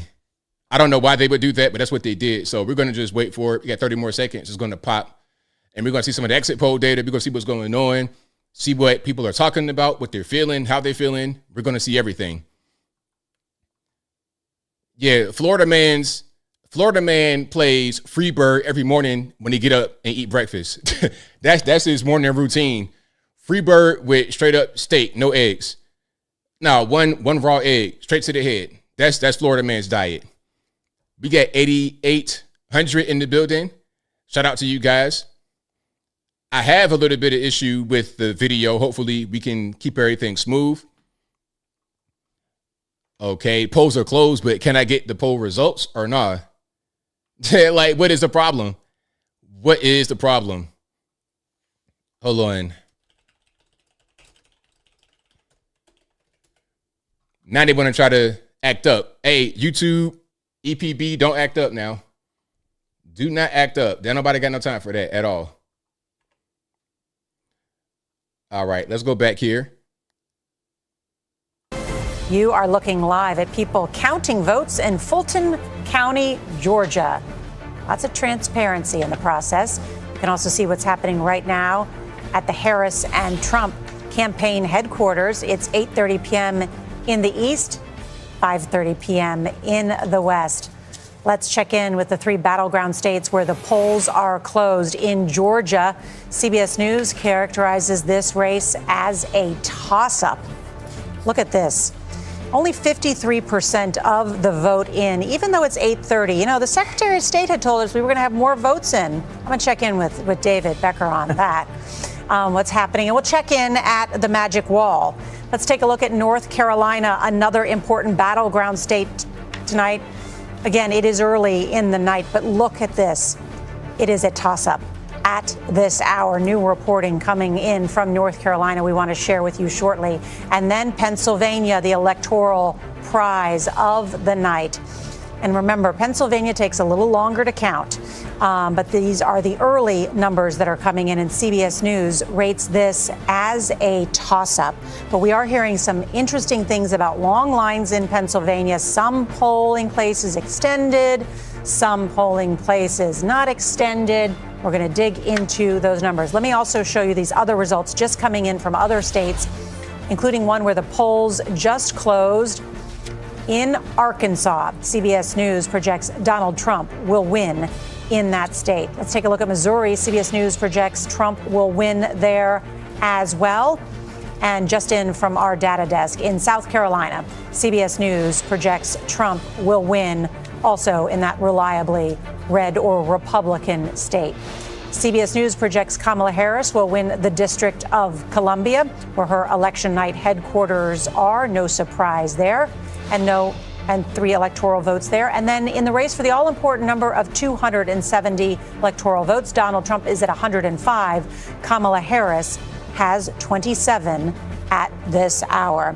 As I promised, the Magic Wall, more information. Major Garrett, Anthony Salvanto at our CBS News data desk. I'm getting texts from friends who say, dig into the wall. We want more information. So, gentlemen, take it away. We will oblige. We want to start in Florida because, okay, it wasn't a battleground coming into this, but I'm going to tell you why we were able to call it. And that is that you see all these red counties here, in one after another, you've seen shifts even from Donald Trump's previous victory. So that consistency told you that he was going to win. But there's another part of this, maybe the most important part of this. Major, take it away from Miami. Sometimes, Nora, there's a story in a state that's just a story in that state. And I want to bring everyone's attention to Miami-Dade County. Look at where things currently stand in Miami-Dade County with 80%. Look at that. Let's compare that to where things finished in 2020.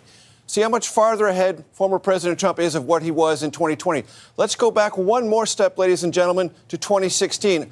Look at the transformation of this once solidly Democratic county, a place of highly concentrated Democratic support. One of the anchors to Democrats in Florida when it was a competitive state.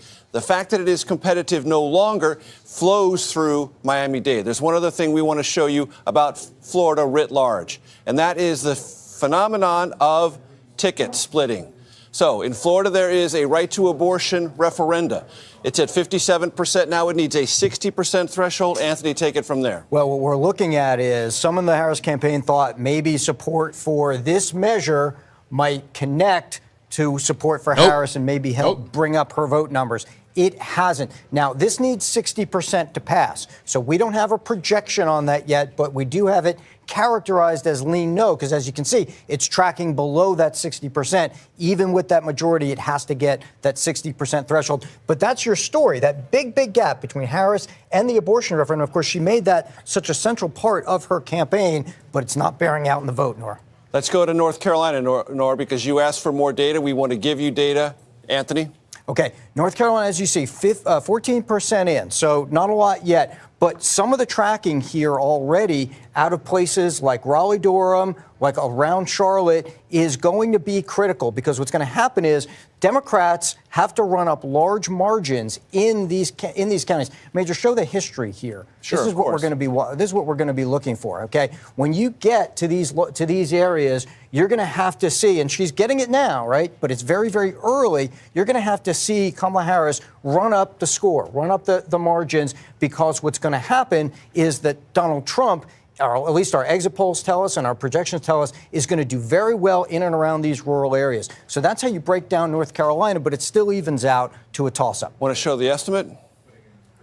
Show the estimate's that's just Mecklenburg. That's just Mecklenburg. But I do want to show you this too. What in the Take world a was look that? At the ticket splitting. Y'all believe that estimate? That was crazy. A toss-up and go 70%. Have a story in differences, because here's Harris's current number, right? But you also saw Josh Stein win at 58%. And so at that point, he versus the 49% that we're getting for Harris right now, those differences telling you that some Republicans have gone over. There's a Trump-Stein vote in North Carolina. There's a bit of a Trump-Stein vote right there. Yeah, of course, that was a controversial race. And that was everybody was paying attention to. That was my man. That was Mark Robinson with you got caught with that stuff. That's what happened with that, unfortunately.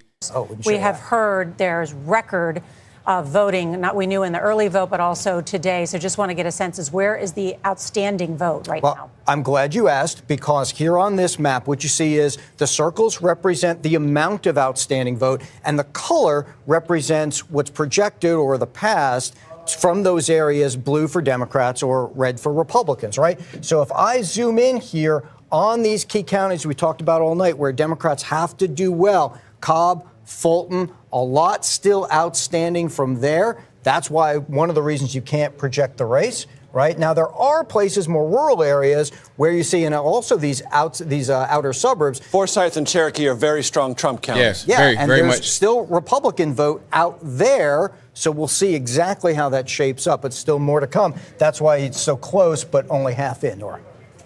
All right, let's keep looking into those numbers in Georgia and North Carolina. So close at this hour. Thank you very much. I want to turn now to Face the Nation moderator Margaret Brennan. Margaret, we started this evening talking about, will there be a historic gender gap? Will there be the first female president of the United States? The first election. Who cares about that? Let's go ahead and go to some more numbers here. Now, I'm going to see if I can get some polling data. That'd be good. Now, I think I figured out what's going on my frames. It was something going on. Chrome is using resources in the way that it shouldn't be using them. My open window that I had all my streaming stuff on had it was using 6.3 gigs of RAM. I'm like, man, come on. That's you drinking gasoline. This is worse than a gas guzzler. What's going on? What is really going on? All right. Let's see if I can kind of get that squared away right quick. And then we're going to keep on rocking and rolling. If you like what you're hearing so far, if you're enjoying the coverage, please give the video a thumbs up. Like the video, share the video, do all that good stuff. That'll help me out tremendously. We get exit poll data. Let's get into some of the exit poll data. All right, look at this here. So, okay. So overall, you get men 47% voting Democrat, women 53% voting Democrat, which is pretty much normal.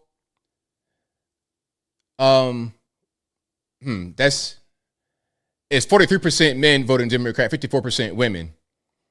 They got some weird states. Okay, let's go to Georgia, shall we? Let's go to Georgia. Okay, so in Georgia, the exit poll data, 55% of the men voted Republican, 46% of the women voted Republican. Whites, you got 28% of whites voted Democrat. Blacks, 86% of blacks voted Democrat. And again, the black population is 30% of Georgia. 30%. That's a lot. Our national average is about 13%, maybe 12.5, 11. I don't know, with abortion and homicide. Anyway, Hispanic Latino, 56% for Democrat. Now, that's not as high as the black, obviously. Now, with the amnesty, all that kind of stuff, they think they're going to get even more than that. But eventually, it's going to kind of even out, in my humble opinion, depending upon where they come from. If you get in mestizo, you're going to get kind of 50%. Let's go. Not enough data for Asians. Let me see. White men. All right. So here's something. So you have 24% of white men in Georgia voting Democrat, 31% of white women, 81% of black men, and 90% of black women. Now, that number, 81%, it's high, but it's low because there's a couple of things. First is the turnout. Do we have more turnout or less turnout? Also, that percentage, once it goes below that 80, they're in big trouble. Big trouble. Even if it's just the black men, they're in big trouble. They go below 80%. Okay, that is a big problem. And again, this is exit poll data from Georgia. All right, you can see the ages 18 to 44, 43%, 45 plus, 57% of the total population that voted here, if I'm not mistaken. All right, so let me see if I can. Okay, look, education by gender among white voters. White women, college graduates, 49% voted Democrat. White women, non-college graduates, 19% voted Democrat. White men, college graduates, 34% Democrat. White men, non-college graduates, 17% Democrat. Non-whites, 76% Democrat. Now that's here's what I want to say about that. Some are going to say the correlation is if you're uneducated, you are going to vote Trump because you don't know anything. Well, there's also a thing. It's also a thing to be indoctrinated and overeducated. That's a thing as well. That could cause you to be brainwashed into voting for the left. Okay, because we see what's happening right now, K through 12, college, it's a whole big mess. All right. Now, it says, no matter how you voted today, do you usually think of yourself as a Democrat? 35%. I guess some of those. Now, so the majority of those, okay, I guess 97% identify as Democrat all the time, but then there's 2% who may have voted Democrat, but normally don't. And then same way, Republican, only 5% of Republican voters identify as Democrat.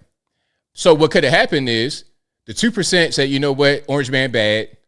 I'm going to vote Democrat, although I'm a Republican on paper. But 5% say, you know what, Kamala's bad. I don't think this is right. She didn't get in democratically, which is more than double those who flipped the other way. So that's a pretty big thing. You got a lot of people that are flipping for this election. Independent or something else.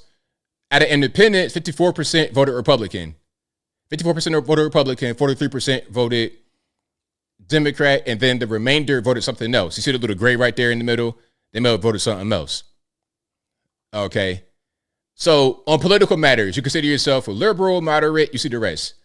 What I wanted to do is go back to Fox right quick and see what they got going on. We can get back to more exit poll data in a second. Actually, not Fox, let's go to CBS to see what they got going on. Campaign.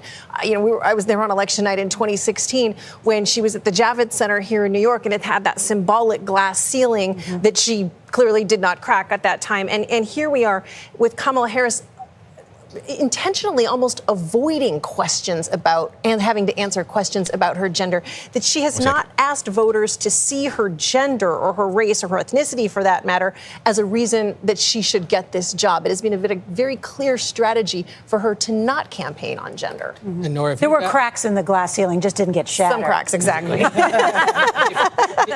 I remember that speech. Yes. You were there, yes. It came late, exactly. If you dive deeper into these gender numbers, there's some real concern for Democrats. Let's start with Latino men, for example. Trump is winning them 54-45 right now. And she's only winning 61% of Latinas. Those are low numbers. Those are not comfortable numbers. The other one, if you look at white women, the hope was that she could win them nationally, given the abortion issue, given the fact that she would make history. Trump is winning what traditionally happens, 52% of them, based on this exit poll. So no measurable difference there either among women. Both of those would be real warning signs for the Harris team. There was a belief that women, Republican women in particular, would go into the booth and vote their values, vote their conscience. My bad. And they may still. And they kept. Hey, I realized I saw right there. I had no video on. My bad. What we're seeing early on, that does not appear to be the case. This is national. So we'll see whether in Pennsylvania, North Carolina, Georgia, Michigan, these numbers are more specific and different. But nationally, at least, it doesn't look like there's been much movement and losses with Latinos. Robert Costa, I understand you have some new reporting. Yes, some new reporting. Former President Donald Trump, of course, has not addressed the country yet as he watches these results, but he has spoken in recent minutes, according to my sources inside the room at Mar-a-Lago, to members of his private club. And he has expressed confidence, especially as he looks at states like Georgia and the exit poll data. Though I've been talking to my sources in Georgia via text message in recent minutes, and they say they feel really good about turnout because the Republican Party this time around is unified, unlike it was in early 2021 when the Democrats were able to pick up 2 Senate seats. I just got a text message from Governor Brian Kemp. He said still too early to say where Georgia is going, but they are feeling good. Meanwhile, in Philadelphia, Representative Brendan Boyle, a key Democrat. Look at Georgia. Georgia's looking really healthy right now. It's looking really healthy. Turnout among Puerto Ricans in the North Philadelphia precincts. Historically low turnout in those precincts. That congressman, who's one of the main organizers for the Harris campaign on the ground, says very high turnout. But all of this is coming as the Trump campaign is preparing to potentially contest this election. Former White House chief strategist Steve Bannon tells me in recent minutes they are preparing a legal and political effort to help Trump fight this in Congress should he appear to be defeated. But right now, a lot of optimism in the Trump campaign, but it is very early. It is very early. We're also just hearing that in Lehigh County, where we had talked about those long lines of young people at the university wanting to vote, they are going to extend there. All right, that's Lehigh. That's Pennsylvania. That's out there in that area. Let's go back to some county by county. All right, I'm trying to go to Fox, but I think Fox is showing me a trillion ads I don't want to see. Maybe they don't. Maybe they want me to sign up, but we ain't doing that. If you don't vote often, or if you're a first-time voter, whichever party you vote for the first time, you're likely to vote for that party the second time, and then you might have that voter for life. So the political realignment that is happening and the coalitions that Harris and Trump are putting together could have longer legs. Well, it goes to what Kellyanne was saying earlier about the working element of the Republican Party shifting. And I think that when you look at Ohio, you are seeing a concentration likely coming from the suburbs, which is leaning more to Harris. There's something else I see very quickly, and I see it in Virginia. Remember, this is the first presidential election since Glenn Youngkin was elected over Terry McAuliffe on the issues of wokeness and education and just really post-COVID policies. These school board elections. I think we're having a parents' rights renaissance in this country that continues. And I think 2 pillars that we don't cover enough in all the issues, the themes here, are wokeness and weakness. In our Fox News voter analysis, Trump is seen as the strong leader by more than 10 points over Kamala Harris, strength over weakness. But it's also fairness over wokeness. People feel like life is increasingly unfair. They don't want men and women's sports. They don't want to think their kids are stuck in schools based on their zip code. They don't want the pipe fitters and plumbers to pay for student loans of doctors and lawyers. And they don't want 10 million people to come here, including in all these states we're seeing, and get cash and cell phones and clothing and hotel rooms. They just say it's unfair. But wokeness is on the ballot, whether we feel it or not. I'll never understand how Kamala Harris chose someone in Tim Walz who was to the left of her on the woke agenda. Harold, quickly. So you look at, we talk about early surprises. Jesse and I love sports. So do you, Brett. When you can get a quick touchdown in a game against somebody you're not supposed to beat. If he wins Virginia, this is a big thing. This is one of those early things that could go your way. Similarly, her numbers in Ohio are interesting to me. I did not think, you talked about the Seltzer poll, and Jessica and I talked about this before we got on. That number suggests, that's what she was suggesting, it could close there. We'll see as the night goes on. But Georgia, North Carolina still the states that she's got to perform well in, maybe win one. And if he can win Virginia, we thought we were going to have a long night. We might have a longer night. As we think about these numbers here over the next few hours. It might be a shorter night. Yeah. It's going to be a short night, exactly. So we really have to look at the gender breakdown in these states and where we are at half the vote in some place like Ohio and Texas, where that vote's coming from. We're going to get that. Coming up. Minutes away, Brett. That is what we're dealing with. We're going to get some major poll closings that are coming up. Arizona, Michigan, and Wisconsin all about to close. And Sean Hannity will enter our chat. That's going to be big. A lot of poll closings coming at 9 o'clock. So we're going to be ready for that in about 11 minutes or so. Let's go back to some county by county. Let's go to Virginia. Talking about Virginia might go Trump. Like, that's possible? I mean... Oh, wait a minute now. Wait just one doggone minute. All righty, hold on. Hold on. Let's go to Virginia. All right, VA. Hey, man, if Virginia win, that's what, hey, I'm going to cry for the first time on camera if Virginia win. All right. Look, and when it happens, you're going to see one tear go like right there. And it won't advance beyond my glasses frames. So go ahead and screenshot it whenever you can, because it ain't going to be no more than that. Because I'm a thug. Okay, hold on. I'm playing. Now, look, Virginia, 46% of the vote, 49.1% for Trump, 49.0% for Kamala. Again, 49.1 for Trump, 49.0 for Kamala, with 46% of the vote in. Okay. Now, you see, this right here is Western Virginia. These are all the far counties. This is like the Appalachian Mountains, basically, right here. The Blue Ridge Mountains, all of this. Then you have a lot of these areas. This like Western North Carolina up here, Danville, South Boston, all of that down there. What else is down there? Where the Hodge twins from out this way. Hodge twins, I think they from Floyd County or somewhere. I don't know. Where Hodge twins from? They're from somewhere with an M. I forget what it's called. It ain't Mechanicsville, Virginia. Let me look at a map of Virginia right quick. Let me look at a map of Virginia, because I know exactly where they're from. They're from like right there on the line. Martinsville. Yeah, Martinsville, right on 58. Shout out to Martinsville. So that right there, really, really country. It's like West Virginia. Okay, Charlottesville. A lot of your doctors and whatnot, because you got UVA right there. So it's a lot of, it's a college town. Roanoke, of course. You got Roanoke County, different than Roanoke City. You got Salem and all of that. Botetourt. Up here, this is where my friend is from. I can't think of her name. Y'all know what I'm talking about. I can't think of her name. Carol Swain. Carol Swain's from Botetourt, like right up here, I think. Yeah. That's all MAGA country right there. All MAGA country. Now, when you come over here, now we get into my neck of the woods. Okay. This Newport News. I used to live right here. When we came from West Virginia, my dad had a trailer, and we parked in a trailer park right down here, right on Jefferson and Mercury by the JRB. If you know about Newport News, you know.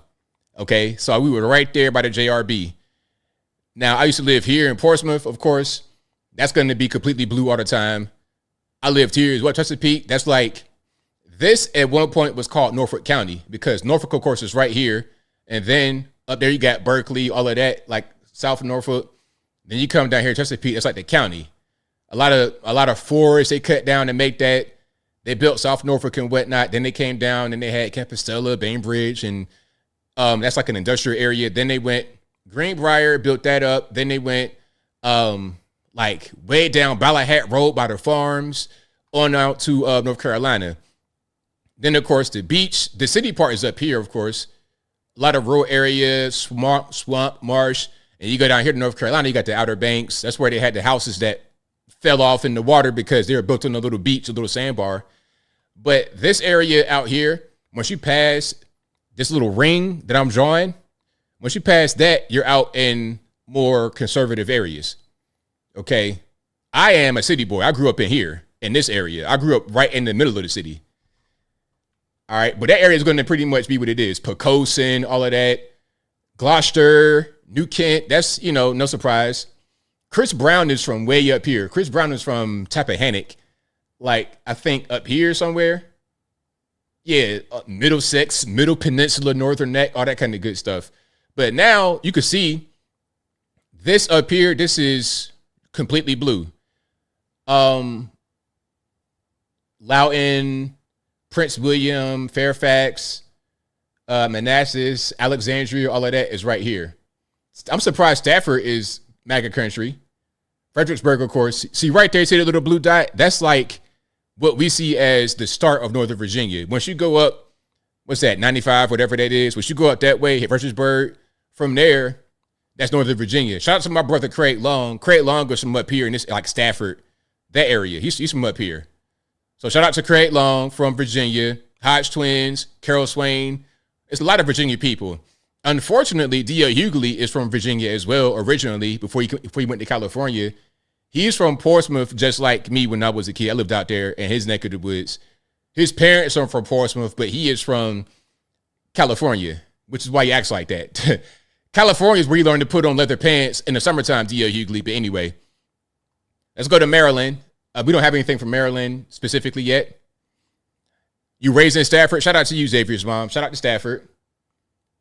All right. But yeah, I've been over. I used to stay in the summertime here, Roanoke. I used to be in D.C. over here. I got family in Richmond as well, Henrico, Short Pump, all that good stuff. Yes, it's a place called Short Pump out here. But Henrico, Chesterfield County, all of that, Hanover, Goochland, Powhatan, that's all right here. That's all pretty much a conservative place. Richmond, of course, blue city. And this area is kind of blue because you're starting to get more into Virginia, more into the old Virginia. Yeah, but Maryland's always Democrat. That ain't no surprise at all. But look, let's come back here. So Virginia, let me refresh right quick. And let's check out what Virginia's doing. So, okay, we got an updated total. 47% of the votes in Virginia, 49.3% for Trump. Let's go, Virginia. Let's go, Virginia. VA, listen, Virginia, I want y'all to come through for me. Come through for a native-born son. I'm from the original Virginia before it became partitioned into 2 states. We got family ties that go all the way back to the first people in the 1600s, all the way back. So I'm an American. I'm more American than most Americans. We've been here since the beginning. We came here at the start. They came right here first, right to the shores, Jamestown, Williamsburg. We would go there for field trips as kids. So we right where it started.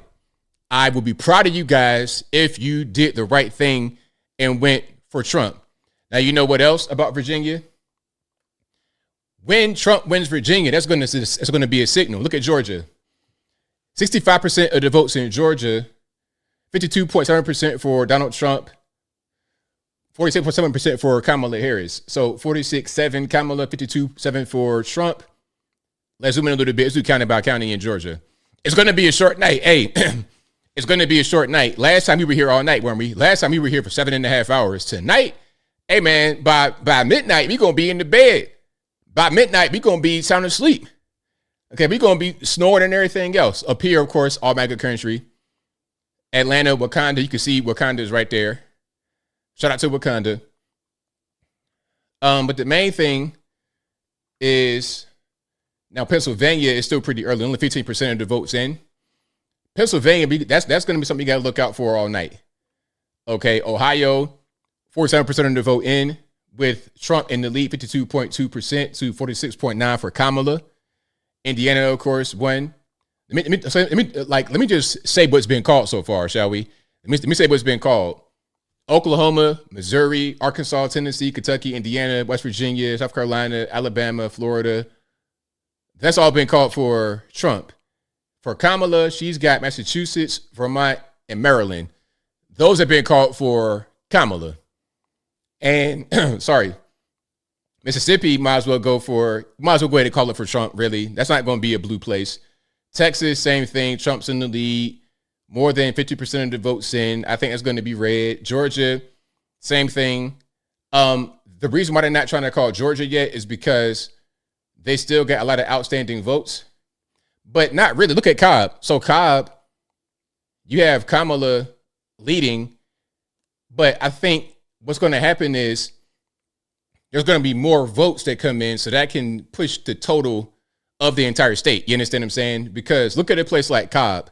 So far, there's 185,000 votes for Kamala. But then look at Paulding, 49,000 votes for Trump, and that's the lead. So you can see how many votes there are. Fulton County, 290,000 votes for Kamala. There's almost 300,000 votes for one person in one county.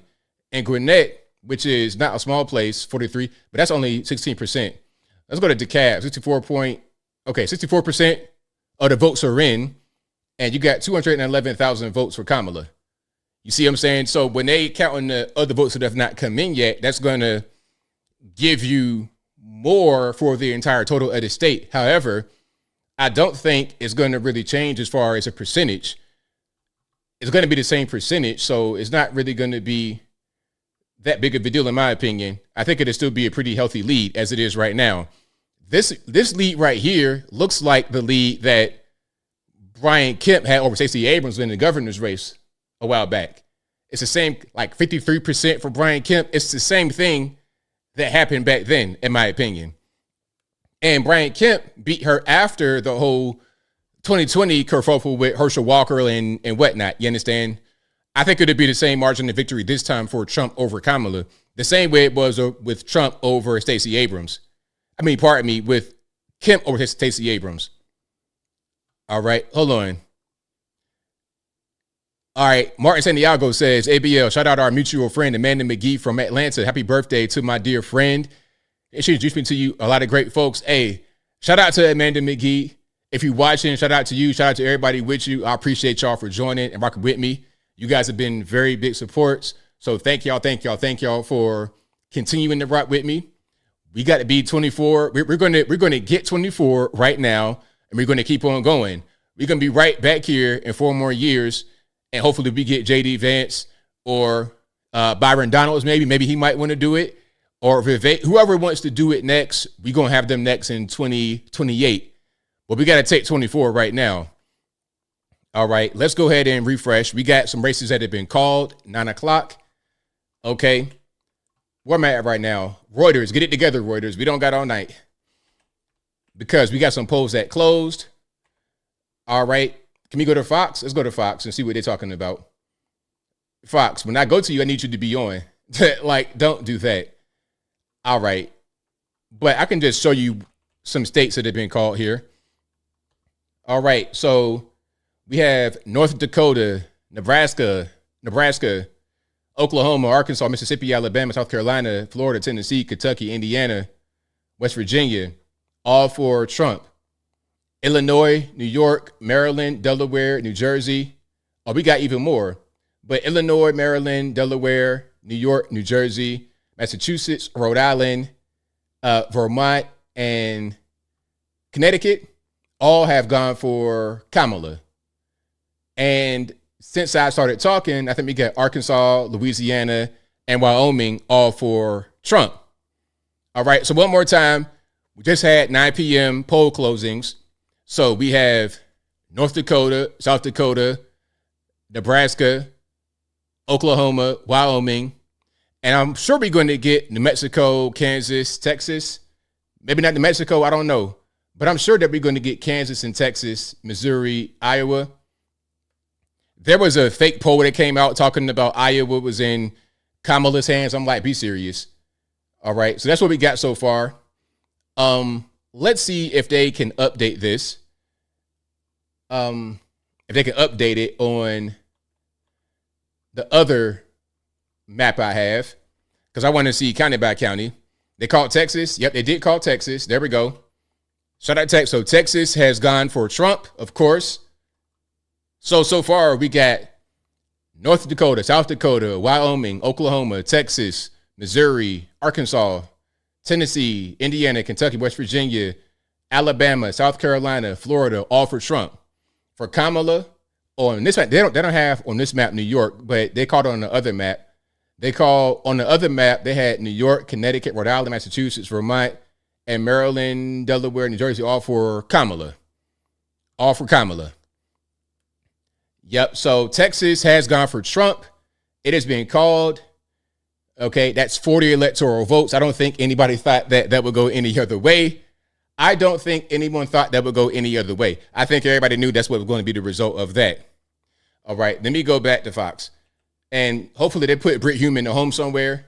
Matter of fact, let's do CBS. Let's do CBS. Vice President Harris would need to make Georgia super competitive, and we are estimating she's going to hit that mark. So what I'm telling you is, based on our data, based on our estimates of that data, matching over with the exit polls, very long night in Georgia, could go down to the wire. And let's take a look, too, at North Carolina, Sure. Because that's that other battleground that's been closed for a while. Yes, we've got 39% in. Where's the outstanding vote? Raleigh, Asheville, there's probably a good deal still coming in from Charlotte because we don't have a lot of data yet from Mecklenburg County. We have a needs estimate for Kamala Harris and a CBS News estimate right at that margin of 53. So look, okay, in North Carolina, they're saying they're estimating 52% of the outstanding vote that has not been tabulated belongs to Kamala. That's their estimate. And they're saying she needs 53% to succeed in North Carolina. In my opinion, that means she's going to lose. In my opinion, North Carolina. 3 to 52. So, again, that's what's outstanding votes she would need. That's our estimate of what she's able to get based on what is out there and our. Now, remember, we're trying to race to 270 votes, electoral votes. So you don't need to win every place, every state, everywhere. The estimate is, the goal we got to reach is 270 votes. We have 16% of the vote in. We don't have a lot of the map colored yet because of that 16%. So we're still waiting for more data from the various counties to have a stronger coloration and presentation for you. And we can't, because of that, we can't give you an outstanding vote or a needs analysis quite yet with only 16% in. So that is Pennsylvania, obviously. So they're not really trying to do that. That's on CBS. All right. I think Fox is back on, but they keep want me to watch ads. I'm not going to do it. All right. Let's watch this. Now they're in Georgia. It's going to be pretty important. We're talking about because I want to come up to North Carolina. I'll show you a county. Okay, this is rural, and it's also African American. 47% African American. It's a small county here. It's called Anson. All right, Trump's winning. Yeah. Okay? What's that mean? Okay, this is Biden 4 years ago by 4 points. Okay, so Trump right now flipping that county. Is there a minority vote out there that is helping to buoy his campaign? Yes. Shout out to my brothers out there all over the country mobilizing. We're quiet, but we're loud, though. We're quiet, but we're loud.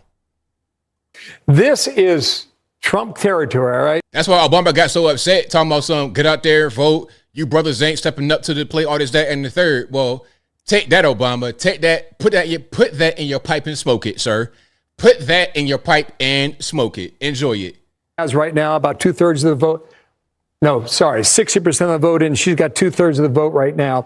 But these counties here, you just wonder if there's an effect here, all right? Because 53, this is Transylvania. I was checking this out a short time ago. This is Rutherford, 72, but a lot of that vote's still out there. Why am I showing you this? Because your comparison for percentage is that you expect Trump to do well out here. 72, Henderson, 58. Haywood 62. So we're going to see through the night whether or not that storm damage had an effect on the vote turnout in North Carolina. Just keep that in mind as we move through the night. Of course it did, because people can't go to, how are they going to be able to go to vote? I'm going to go based on a percentage spread. It seems like Trump is upping his number.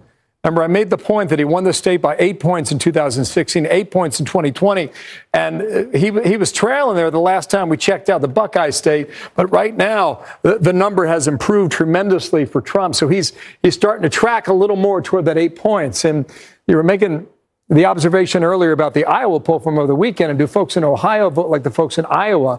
If Ann Seltzer's poll, the Des Moines Register, had Kamala Harris win in Iowa by 3 points. A lot of people dismissed that. And if you're going to draw that comparison with Ohio, I think right now you can say that maybe Iowa's not going to go that way, but we'll see throughout the course of the night there. I think we should get a cut from the Des Moines Register. We've mentioned her like 5 times. Yeah, for real. This evening. I don't think they maybe get something. Get that free promo. It's crazy. Yeah, just because I popped it up, guys. I looked at it the first time here. Yeah, you're right about that, right? A little something on the side, a little backsheesh, right, Brett? Okay, so this is Michigan. It's the first time I've looked at it, all right? You got 10% in, all right? Look at this. Okay. Robert Kennedy going to make a difference in Michigan? He is on the ballot. They tried to get him off the ballot. The court said, no, you got to be on the ballot. He's drawing 2,455 raw votes. Okay, now, if Michigan is that close, it's just something that we're going to have to watch throughout the night to see whether or not this is some sort of... Now, answer me this question. Do you guys think that the RFK votes are going to come from Kamala people or Trump people? Meaning, if RFK was not there, would they vote for Trump or Kamala, or would they just stay home? Y'all let me know. Is the RFK vote going to take from either one, or is going to be kind of a wash? It's not really a big deal either way. Y'all let me know what you think about that in the comments. Is it Trey Gowdy? That hair, my goodness. Michigan, Wisconsin, obviously. It's like I don't know how you do that, man. I'm jealous of these guys with these hairstyles. I wish I could. My hair stopped growing at like a quarter inch. It don't grow no more than that. That's what I'm trying to figure out. Who are these 0.4% that are voting for someone who has begged you not to vote for him? If you want to see him in Washington, don't vote for him. But it reminds me of Jill Stein. I mean, I think Jill Stein cost Hillary Clinton a state. Okay, I have an update. I got an update about a Georgia local election. Fonnie Willis defeats Courtney Kramer to become the Fulton County DA again. Now, look. Hear me very well. Hear me well. Y'all voting for Fonnie Willis again? Wait a minute. I gotta put it on the screen. If y'all voted for Fonnie Willis again, whatever you get, you deserve. And for real, I think she needs to get locked up. I hope. You know what it'd be the best thing, the poetic justice of all this is if Fonnie got locked up while she's in office. Okay, Fonnie Willis, the Georgia prosecutor who charged Trump, is elected to second term. Okay, Donald Trump interference case hangs in the balance, awaiting appeals court decision. That case been dead. Your YSL case is dead. The Trump case is dead. You are a ridiculous person. You shouldn't be in office at all. You are a money-hungry, corrupt liar.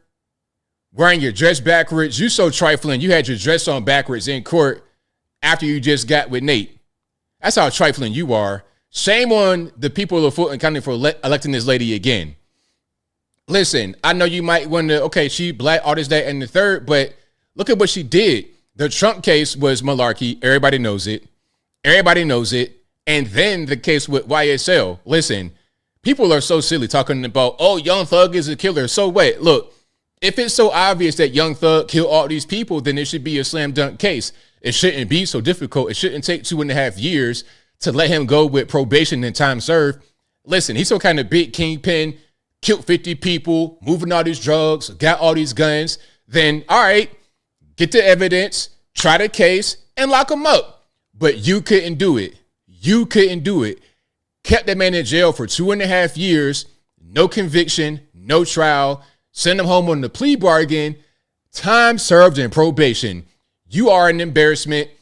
Hey, I hope that a voter who voted for Fonnie Willis in Fulton County gets locked up under something that she's doing and they shouldn't be. Then maybe, okay, you know what? I regret my decision to put this lady in there. Because she's showing you how corrupt, like the corruption has been covered nonstop. It's like the whole thing with Tiffany Hinyard. And I swear for a Lord, listen, if that lady wins again, that whole community is they're toast. They're toast. If that lady in Dalton County, in Dalton, Illinois, if she wins again, you're toast. You're cooked. You are cooked. Absolutely cooked. Yeah, Fonnie Willis need to get locked up. Maybe that'll just make this whole thing stop. You understand? Maybe it'll make it stop. All right, I'm triggered. I'm super triggered. I am beyond triggered. Okay, let's go back to some maps here. Let's go to some maps and let's see what we got going on, shall we? Let's see.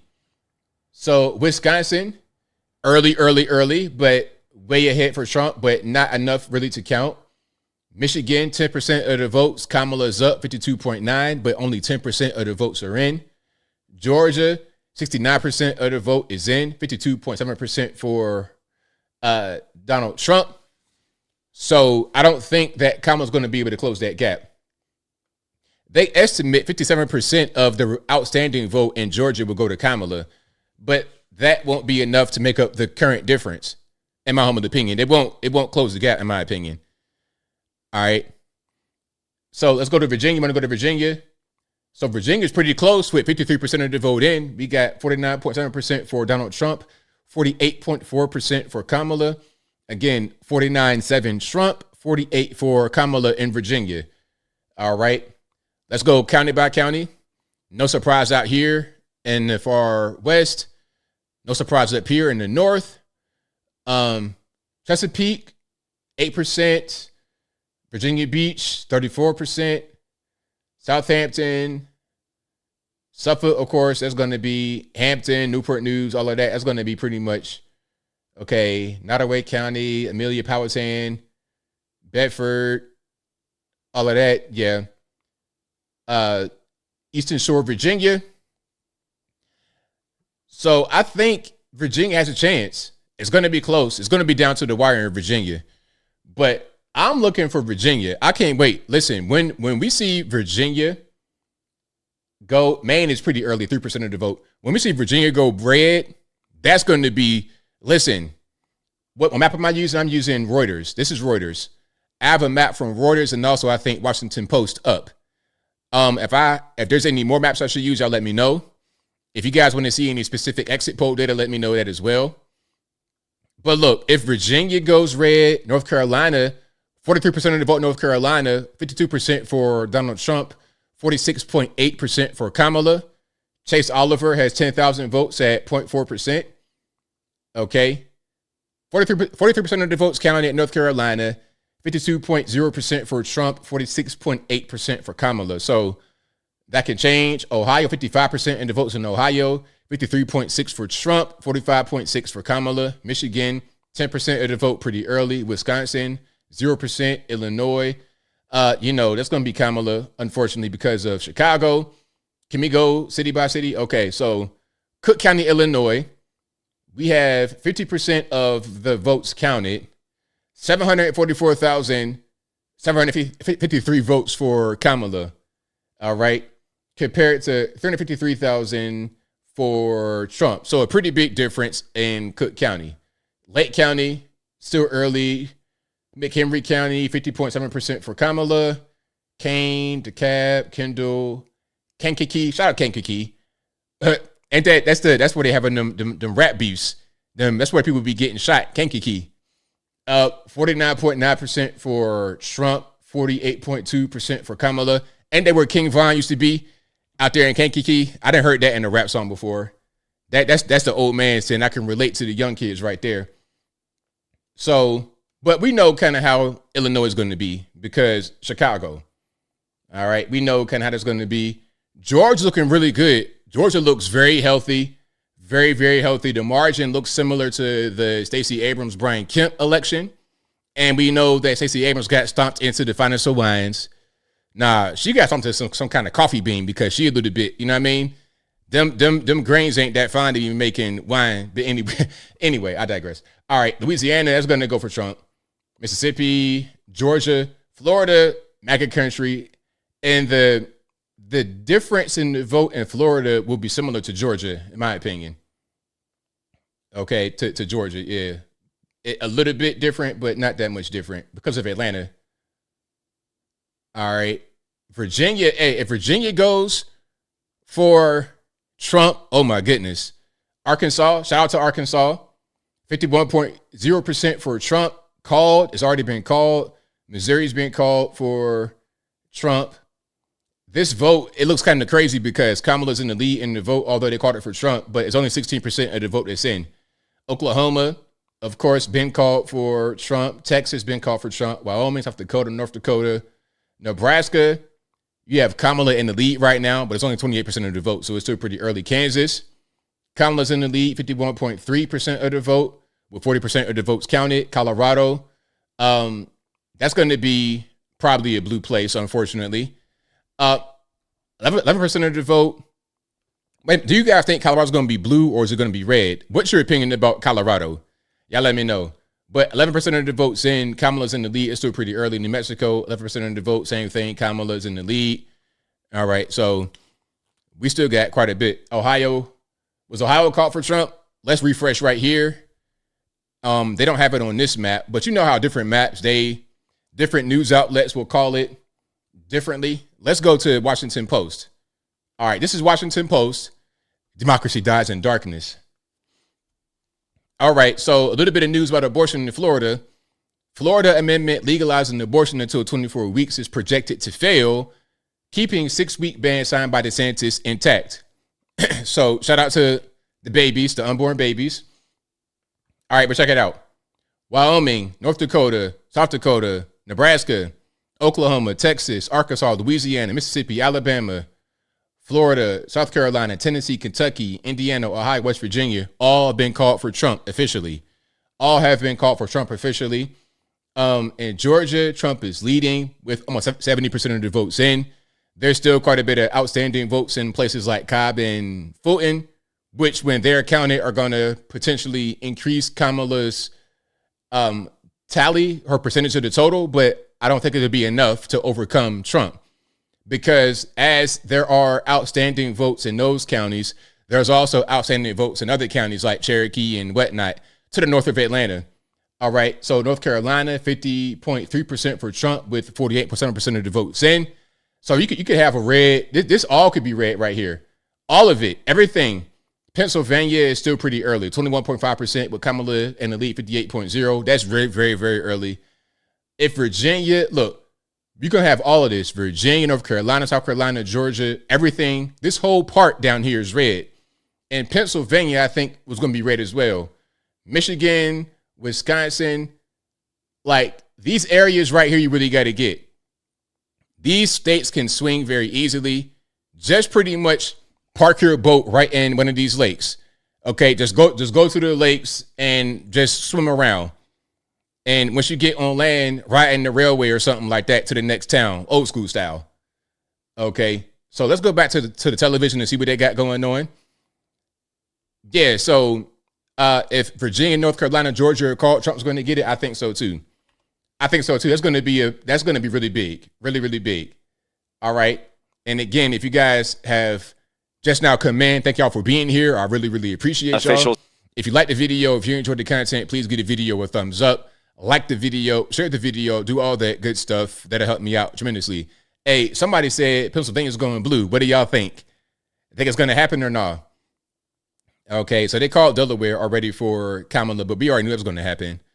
Okay, so far, Trump has 195 electoral votes called to Kamala's 113. Remember, you need 270 electoral votes to win. Once that happens, it's over. Okay, New Hampshire Governor Ayotte has won. Shout out to the New Hampshireites. Is that the correct phrase, the correct demonym? Let's get some audio. Continues. It'll be on the screen all night long. Indiana Governor Braun beats McCormick. Delaware Meyer beats Ramon. And we got some more. Let me see if I can find some of the smaller races and see what they got going on, because I'm looking at some of the bigger ones, the bigger races, but not the smaller races. All right, let me see if I can do it this way. All right, so this is a map from NBC. Can I just get what's up with this map? Ew. Like, what is going on with this map? All right, hold on. Let me see if I can get. Oh, okay, there we go. Let's do this. So all these, you see all the red. You see all the red on the screen. All right, Georgia so far, they say it's too close to call. 71.0 in. Chase Oliver also has 12,000 votes in Georgia, almost 13,000 votes in Georgia, but 71% of the votes in. Trump 52.9% compared to Kamala 46.4 in Georgia. North Carolina, we have 51% in. Trump 50.7% to Kamala 48.2. Virginia, look at that, 56% with Trump still kicking, still in the lead, a razor sharp margin of victory. Now, Jill Stein, can you please get off the ballot? Like, what is going on? But you know what? Let me pause. Let me check myself. I'm asking you a question. Do you guys think that Jill Stein is taking votes for Trump or taking votes? Let me start over. Do you guys think that Jill Stein is taking votes from Trump or from Kamala, or those who are voting for her were not going to vote for either one? What do y'all think? Is she hurting anyone, helping anyone? What's your opinion about that? We still pretty early Pennsylvania, 24% of the votes in, still pretty early New York. Some places have already called New York for Kamala, and that might be right, unfortunately, because you got all these nut jobs in New York City. Not you smart, brilliant, beautiful people in New York City. Not you guys are the watching. You guys are the best. You guys are the absolute best. The apple of my eye you are. But you know, some of your crack smoking neighbors, that's the people that I got a problem with. You understand? All right. And do we have more polls that are going to close? When? Like what, 9:30? Probably 10. You think Pennsylvania is red? I believe you're right. This map is kind of reminding me of when I was a little kid watching it. I've been watching elections, believe it or not, since I've been like 8 years old. I don't even know when I've been watching them for a long time. I just was always interested in it. I was always an old little boy. I go to school and listen to the Weather Channel before I leave. Like, that was my thing. I was always old at the same time young. But anyway, I remember watching the election as a kid when Virginia was a red state in the early 90s. Like, this might have been like 90. This might have been Bill Clinton time. So like 92, I was watching the election. And I remember being focused on Virginia and how it was a red state at first. And then it kind of became purple. And then it became blue. They called North Carolina, did they? So who called it? Who called it and for who? I don't see that anywhere on my maps. I don't see that on my maps.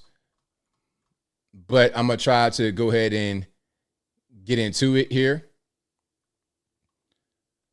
All right. Let me just refresh everything. I got a bunch of maps up. I have a bunch of maps up. I don't see any from North Carolina quite yet. But I'm going to keep on looking and see what we got going on. So you think Stein taken from both? When you guys said that? I know Stein is leader of another party, but if Jill Stein was not on the ballot, okay, The Hill says President Trump won North Carolina, keeping the state red despite Democrats' efforts to flip it, according to a projection from Decision Desk HQ. Okay, so you have The Hill calling North Carolina for Trump. Let me see if I can find anything else. All right, the Fox map. Let me see if I can do that. Okay, not the. Why would I? Come on, man. They try to give me the house map. All right. And it's the same thing. They've not really called it either. Now, they have, you can see this is a pretty good map right here. Shout out to all the maps. I love maps. But you got, look, 195 for Trump, Vance. And again, once you get to 270 electoral votes, it's a wrap. So we just need 75 more electoral votes. Okay?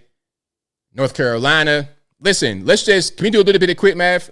I think we're going to get Pennsylvania. We're going to get Pennsylvania, Virginia, North Carolina, and Georgia.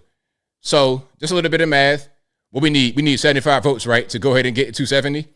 So let's just see what we get from those states. It probably won't be 75. But let's just see 16, 13, and 19. That's 64 electoral votes right there. So what are we at right now? We're at 195. So once we get those states, listen, once we get Pennsylvania, Virginia, North Carolina, and Georgia, we're at 259. So then what else could we get? Oh, they called Ohio for Trump. I didn't even notice that. They called Ohio for Trump. So Trump has Ohio. All right. Now, if he gets Michigan, that's kind of looking kind of crazy, but that's early. If he's able to get Michigan, that's it. So listen. Okay. If Trump, so right now, hear me out. Right now, Trump is at 195 electoral votes. You need 270 to win.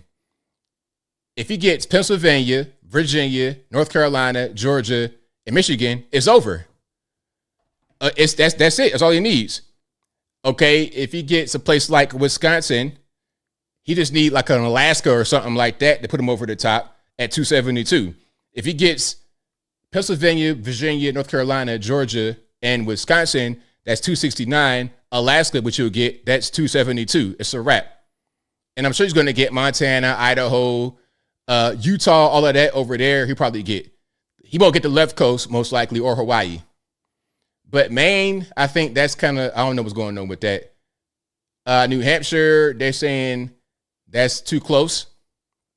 We'll see. We'll see. All right. I think Pennsylvania's going to go red. It looks good for us.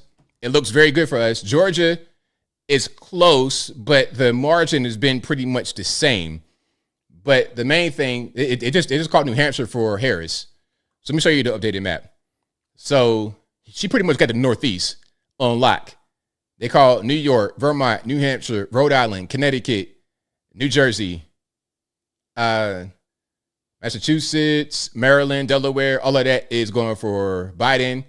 I mean, not Biden. I might as well say Biden, Kamala. Did something else just flip? What did I just miss? Colorado is being called for Kamala. Illinois being called for Kamala. But all up and down Mississippi River, you're probably going to have a big flip. Up here with Texas area, you got Texas, Oklahoma, Kansas, Nebraska, South Dakota, North Dakota, Wyoming. All of that is MAGA country. All right. And again, he just needs 195.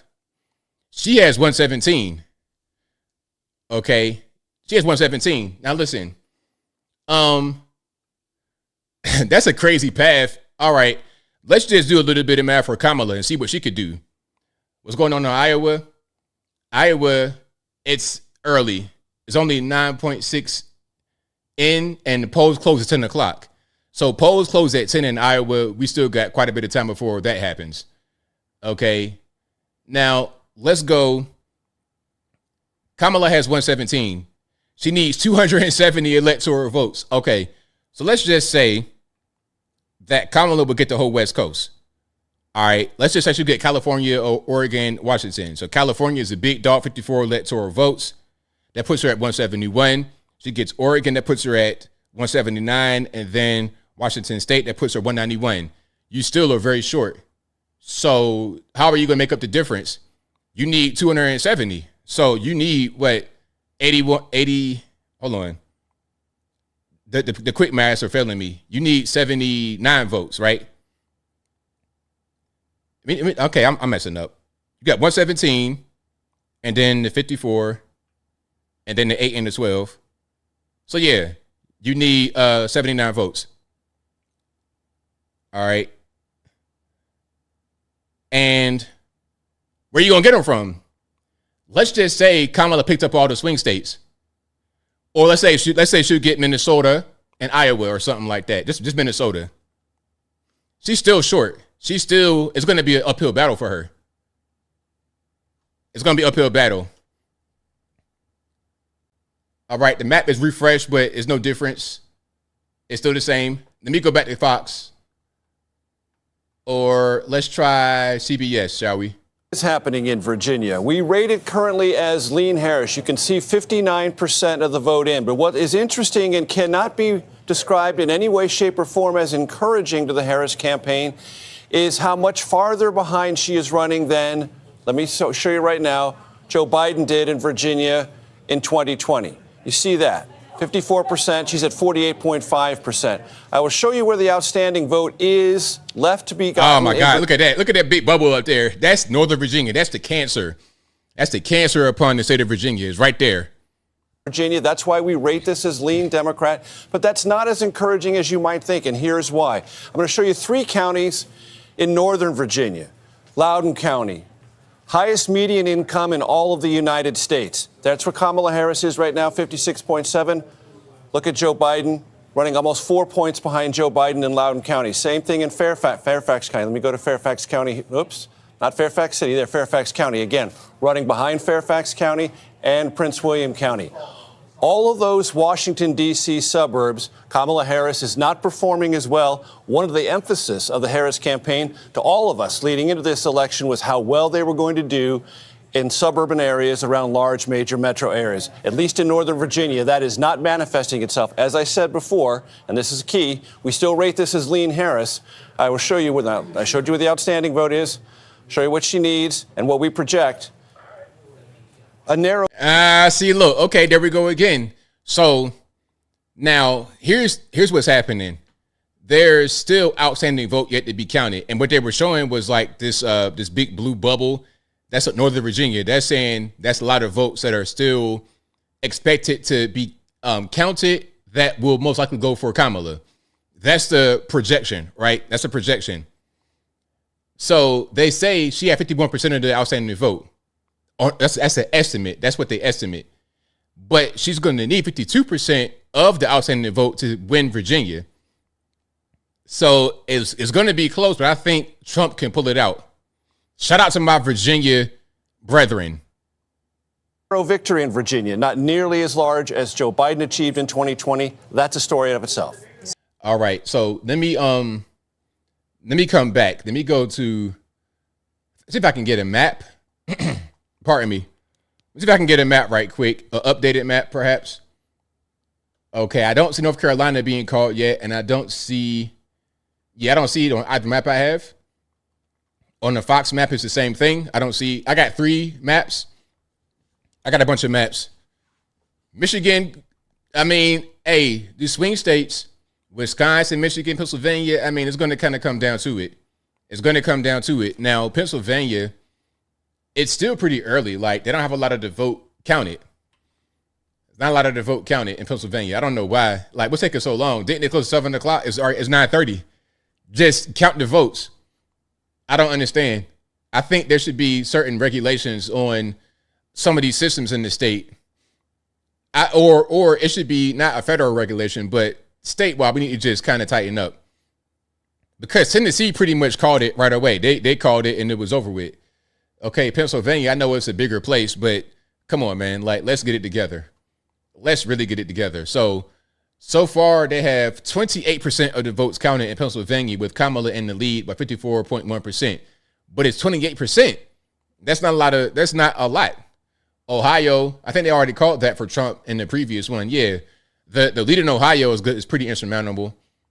Let's go to Georgia. Georgia, 75% of the votes in, 52.3% for Donald Trump.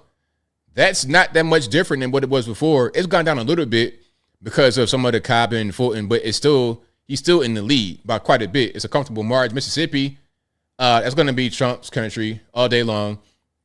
There's no way in the world that Kamala will win Mississippi at all. You know, the funny part about Mississippi, Alabama, and whatnot, the media who had never been there, they would say, oh, these places are just racist. They hate black people. The truth is there is a higher percentage of black people in those states than there is in a place like Illinois or New York. 30% of Georgia is black, but it's racist. Okay, cool. Anyway, so we got a few more states. Can we go to Fox and see what they got going on? Or I might try to find somebody else. Let me see if I can find Minnesota going red. You think so? Axios. Okay, let's do Axios. Shout out to Axios. Thank you for the recommendations for the maps. I appreciate it. Y'all know I can't do it without you. I'll be up here just floundering around like lost all the way in the sauce, but no drinking. Okay, so Axios has Trump 178 to Harris 99. Interesting. Okay, so it's kind of a confusing map because it looks like some of the states have been called, but they haven't. It's like he's just leading. And it's not much of a difference between the other maps. They called Ohio. They say, oh my God, pop-up is crazy in 2024. But look, so Virginia, Mexico, he's also leading, 13.3% of the vote expected.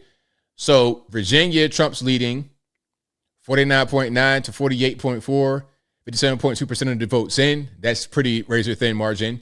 North Carolina, he's in the lead, 59.0% of the votes tallied, 51.1% lead for Trump. Georgia, again, 52.4, 75.9% of the vote counted. Pennsylvania, they have in the lead for Kamala, 52.8% of the vote for Kamala, although only 30% of the vote is being counted. So that's still pretty early. I predict that's going to go red. I predict a red Pennsylvania. What do y'all think? Arizona, nothing yet. I think they're going to close at what, 10 o'clock maybe? Maybe 11? I'm not quite sure. Anybody in Arizona or this particular part of the country, what time do their polls close? We're probably going to get more. We're probably going to get more at 10, perhaps. All right. So Arizona's still voting? Yeah, that's what I figured. It's probably still daylight over there. It's way far away. All right, let's go to Fox. Because she is underperforming where Biden was in states that are very close. I'm also watching the Senate because what does it profit a person to win the presidency if you don't have the Senate to get your cabinet Nebraska is interesting to me. Who is he going to caucus with if the independent wins? I don't think he will, but who will he caucus with? Because if Donald Trump wins the presidency, you got to get around Lisa Murkowski and Susan Collins to get your desired cabinet. And if you're Kamala Harris and you win the presidency, you ain't getting your desired cabinet if you have a Republican Senate. Yep. We got 10,000 people live in the chat right now. Shout out to y'all for watching. I really, really appreciate you. If you like what you're hearing, if you enjoyed the coverage of the election, give me a thumbs up, like the video, share the video, do all that good stuff. That'll help me out tremendously. Okay, again, we're on the race to 270 electoral votes. From what I see, I think Trump has the easiest path to get 270. Kamala, on the other hand, has an uphill battle at best. That's my opinion. I think she has an uphill battle at best. Immigration was a big issue out there. That now means that would bring us to a point in this race. If I am right, if I'm wrong, everybody call me out. Hannity was wrong. We'll have T-shirts. I'll sell them on DonaldTrump.com. Okay. But if that's true, that means she would have to sweep the blue wall. Yep. And based on the information that we have and the early voting success of the Republicans in both Wisconsin and Pennsylvania, I don't think she can do it. So with that prediction, we're going to take a quick break. The race to 270 continues. We're about to get our first look at the state of play in the battleground state of Nevada. Our special coverage continues after this. So Fox has Trump 195, electoral votes to Kamala 117. All right. Can we go here and see what we got going on? And so that is making them feel optimistic. And a reminder, North Carolina is the only of the 7 battlegrounds that Trump won 4 years ago. David Becker, tell us where we stand now in terms of these battleground states and the vote count.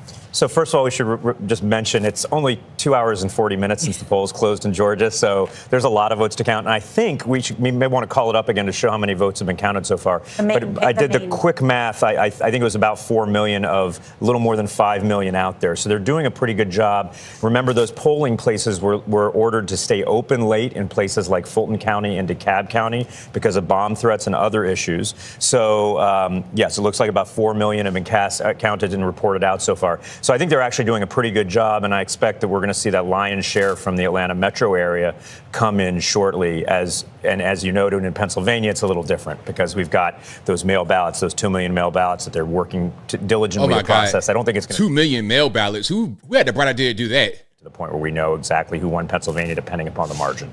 Good information, and of course, Nevada closes at the top. Wait a minute, hold on. Let's go back. To process. I don't think it's going to take till Saturday, but I think it will take a couple of days to get to the point where we know exactly who won Pennsylvania, depending upon. Oh my Lord!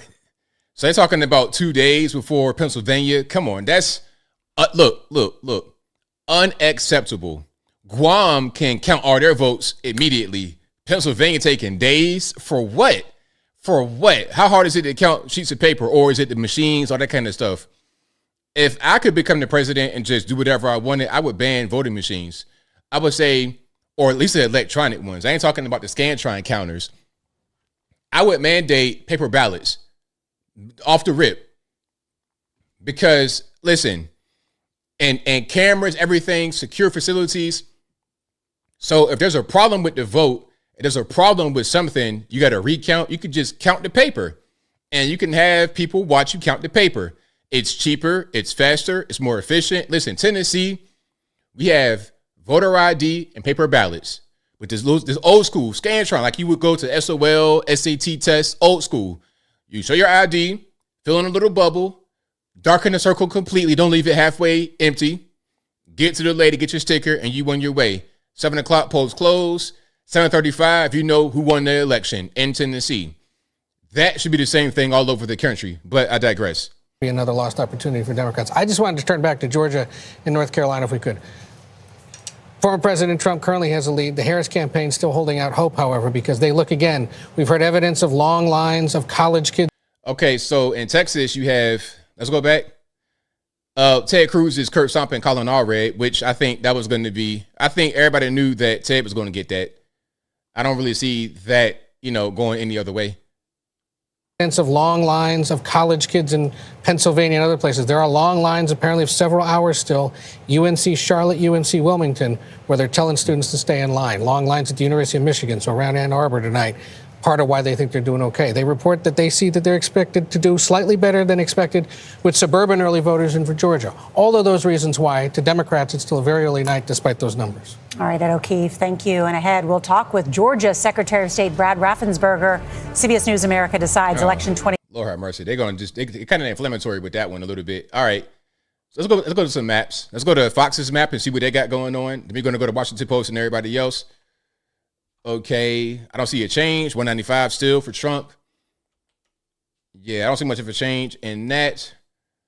And let me see. So everything's pretty much the same. I don't see any changes. Ohio has been called on the Washington Post. I'm not quite sure if they had Ohio called before, but that might have been kind of a foregone conclusion. Indiana, Ohio. Let's look at Michigan. Only 13.5% of the votes. Wisconsin, 23.9% of the votes have been counted, with Kamala barely in the lead, 49.7%, close race. Minnesota, early only 1%. Iowa, 18.6%, with Kamala up 54.3 to 44.5. Trump. Missouri, 22.1% of votes counted, versus thin margin, 49.7% for Kamala, 49, and it just changed like that. 49.5 for Kamala, 49.4 for Trump in Missouri. Colorado, of course, I think it's going to be called for Kamala, of course, unfortunately. New Mexico, still early, 19% of the votes counted. Trump's in the lead, 49.9 to 48.4. Still early, though. Kansas, 50.0% for Trump, 48.5, 46.1% of the votes counted. So what do y'all think about Kansas? Is it going to be Trump? Is it going to be Kamala? Virginia, 58.6% of the vote counted, and Trump is in the lead even more. It was close, wasn't it? It was like 49.9 to 49.8, something like that. Now it's 50% for Trump to 48.3 for Kamala, but it's still early, 58.6% of the votes counted. It's still early. It's still some coming in. They estimated that Kamala has 51% of the outstanding vote. Do you think that'd be enough to fix this margin right here? I don't know. That's almost a 2-point margin. That's big. North Carolina, you could call it, in my opinion, 62.6% of the vote, with Trump 51.8% of the vote. Georgia, I think you're going to get Pennsylvania as well, although Kamala's in the lead with 32.6% of the vote counted. She had 51.6% of the vote compared to Trump, 47.6%. So now, it just changed just like that. So Kamala had 51.6, I think, and now 51.5, 32.8% of the vote counted. So that number could continue to change, and you may see Trump get in the lead there. And then Michigan, still early. Okay, we're gonna keep on going here. We got a lot to. Hey, I'm telling you, this might be a quick night. We might be in bed by 12. Hey, so we're gonna see. We shall see. All right, let's go here. Secretary of State Brad Raffensperger. He was first elected in 2018 and then overwhelmingly reelected in 2022. You may recall former President Trump's infamous 2021 call to Raffensperger. Oh, my Lord. Okay. They're going to just try to do some more propaganda as per usual. Like, we always got to, we can depend on the media to do one thing, and one thing very well is to put out propaganda for whoever they don't like. Okay, let's go to Fox. Some of these bigger. Shout out to my main man. Let's get back to it. Cities. Is Detroit, right now Detroit, Wayne County is red. We don't expect it to stay that way, but that's one of the things you look at as well. And this is Washtenaw County. That's Ann Arbor, University of Michigan. You expect to get a good number here. That's another county to watch as well. And then let's flip over here and just complete the blue wall, because this is where we are right now in Pennsylvania. Remember, we showed you how the mail vote, heavily Democratic, is put out first. And we still think we're probably seeing a lot of that right now in this composition. But let's go ahead and look now. Let's look at the vote difference in Pennsylvania. And what we've done here is we've gone back to the year 2000, okay? So you have 6 presidential races to look at. For so long, this was not even a battleground. It was heavily Democratic. When you think about what Barack Obama did in 2008, look at that. I mean, that's 10 points. It's off the map. Romney was able to cut it in half, and so the state came back a little bit toward the Republican Party. It really wasn't until 2016 when Donald Trump won the state by just less than a point. Let's look at the vote difference now for Michigan. Very similar, maybe not as extended, okay? Some would argue more Democratic in Michigan. All right, but that was the difference in 2016 for Trump. Look at that. Wow. 0.2 percentage points, and you see where Obama was. That was not contested. Look at the vote difference down in Wisconsin. Look at that. Very similar. Wow. Blue, but not nearly as extreme. In fact, if you take out the Obama years in 08, 2012, you find Wisconsin is, I find, guys, this to be the swingiest state you find out there, all right? Back in 2000, when we were looking at Florida, look what happened in Wisconsin. 4 years later, John Kerry, look what happened. You see Donald Trump in 2016, it's just by a nose he was able to win. And then when it went back to Biden in 2020, again, it was super tight, okay? All those races, 4 out of 6 over the past 20 years have been decided by less than a point. And it might well be the case again tonight in the land of cheeseheads. Let's go ahead and clear this right now, okay? Bill, can we go to Wisconsin? Yeah, we sure can. Because let's go to Wisconsin. If you want to see how this is shaping up, I mentioned Dane a moment ago, and I also mentioned Milwaukee. Sean Duffy, one of our colleagues, former congressman for the state of Wisconsin, when he ran for Congress, all this area here was blue, okay? And when he went to Washington, it all flipped, it all became red, and it stayed that way. It's been a source of political strength and power for Donald Trump, and we'll see whether or not that remains the case right now. All right? So you know, we're just about the 30% mark in Wisconsin, and Kamala Harris has a slight lead there by about 3 points. This is where it ended, as I showed you out there on the map, right? 20,682 raw votes 4 years ago. So if I were to come to 2024, what am I looking at? I'm looking at Dane. How about Sauk and Kenosha? Yeah, Sauk is right here. Sauk is pretty interesting here because, you start to see a little more population growth, and Trump has a lead here. And again, this is Kennedy. He popped up in Michigan. He's going to pop up in Wisconsin all night long. Trump has a lead here. Let's just go ahead and see. You got half of the vote in here in Wisconsin. This is where it finished. I find that interesting. Mm-hmm. What about Kenosha? Let's find Kenosha down. So remember, this is the swingiest state. I mean, I spent some time there on 2 recall elections with Governor Scott Walker. I mean, it's extraordinary. And we don't think about it that way. But it's true. Anyway, this is Kenosha, Brett. You asked for it. You got it. You got about half the vote in. Trump's just shy of 58%. Okay. So he's overperforming now in Kenosha as well. I can keep going if you want. So call it out, guys, if you like. Milwaukee County? Sorry? Milwaukee, is that what it's called? Just north of? So the WOW counties here, they have been solid Republican forever, but not during the Trump years. They got softer and softer, and they are Waukesha here, just west of Milwaukee, is one of them. Sorry, Waukesha, excuse me. And then you get into Washington, and then you get into over in the lake is Ozaukee here. So let's see what we're doing right now. Trump at 53.5. All right, comparison point 2020. Okay, so a little bit under right now in that it's Suburban County north of Milwaukee. Let's pop on over here to Washington and see what we're doing. 70% is an impressive percentage, all right? From 4 years ago, what'd he do? So a little bit better right there in Washington County. Then we'll move over here. This is the most populated of the 3, Waukesha, just west of Milwaukee, just shy of 60% raw votes, shy of 40,000 from 4 years ago. Okay, all right, so he ended up with 55,000 net.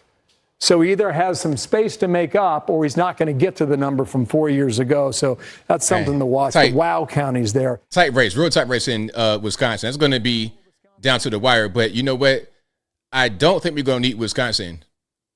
I don't think we're going to need Wisconsin. I think we're going to be able to make it without Wisconsin. Because again, let's not forget. Let's keep our eyes on the prize. 270. He's a 195 right now. So you need just 75 more. You get Pennsylvania, Virginia, North Carolina, Georgia, and some of the you got 270 right there. Wide. Watch all the map go into play here, okay? This is a flipper county in Wisconsin, all right? The shade of blue is just very slight, okay? So it shows you how close it was. So we'll keep an eye on it because sometimes those are the bellwethers statewide, and we'll see whether that develops there in Wisconsin. All right. Thank you, Bill. Now, let's not forget about Pennsylvania. Didn't they try to assassinate Trump? Like, didn't they shoot Trump in Pennsylvania? So that might kind of sway the vote, and I think that might work in his favor. That might just work in his favor. That's what I'm thinking.